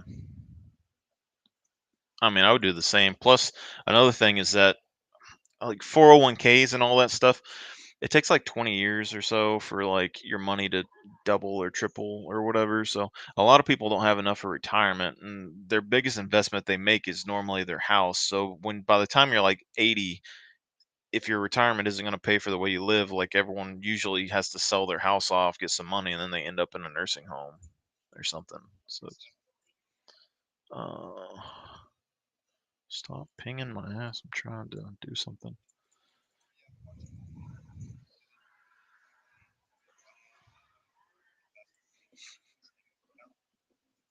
Yeah, saving.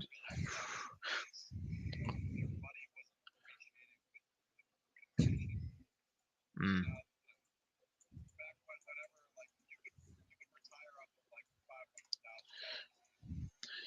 S-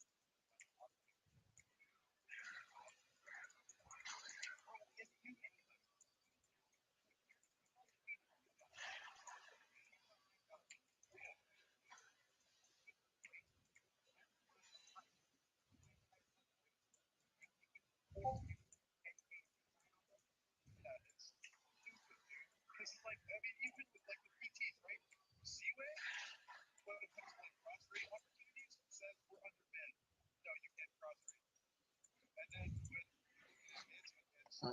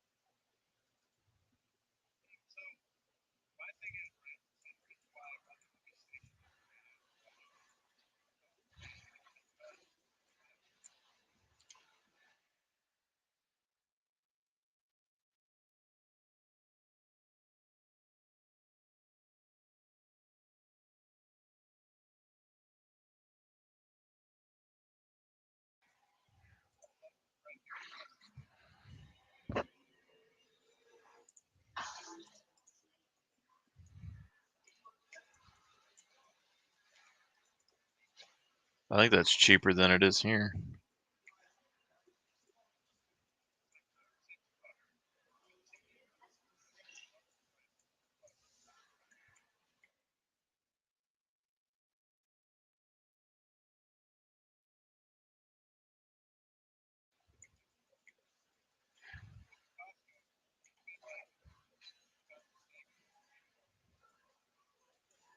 Yeah.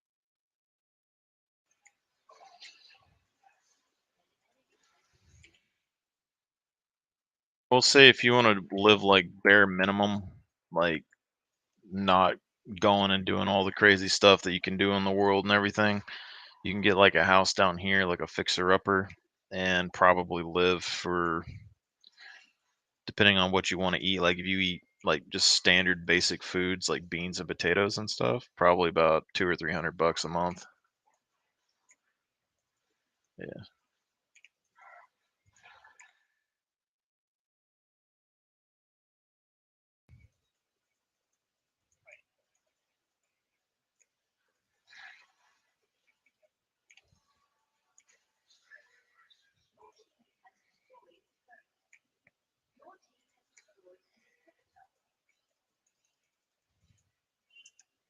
Yeah.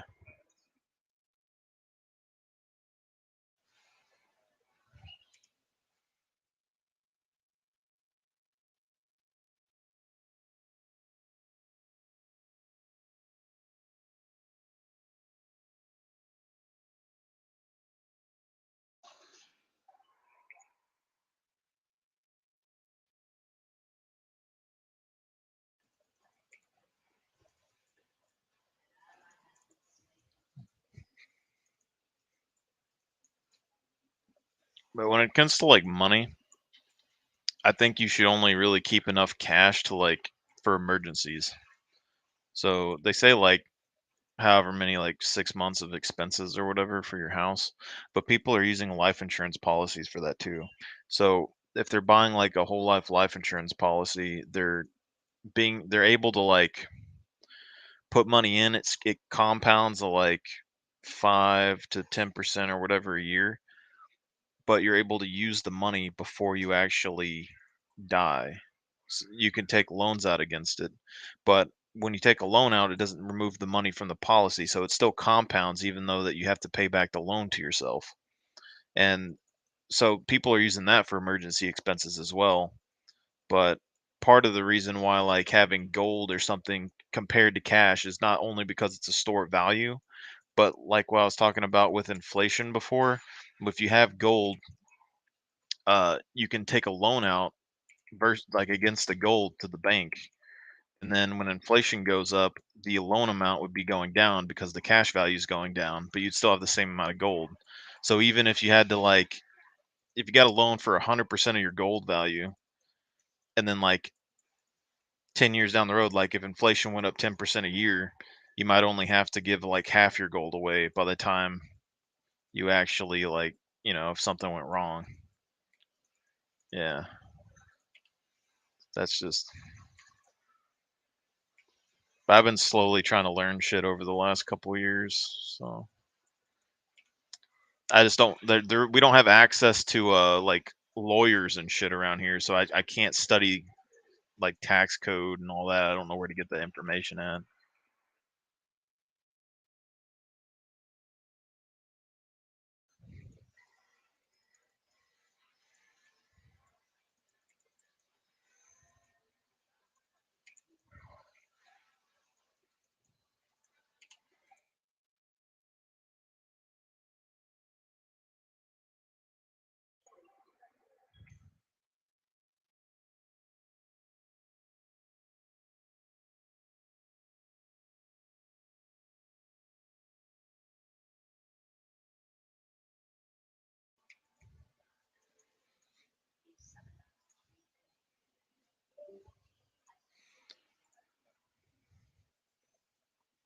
Yeah, that's fine. I just been talking, and I don't know how I haven't lost this game yet. I'm somehow carrying without paying attention.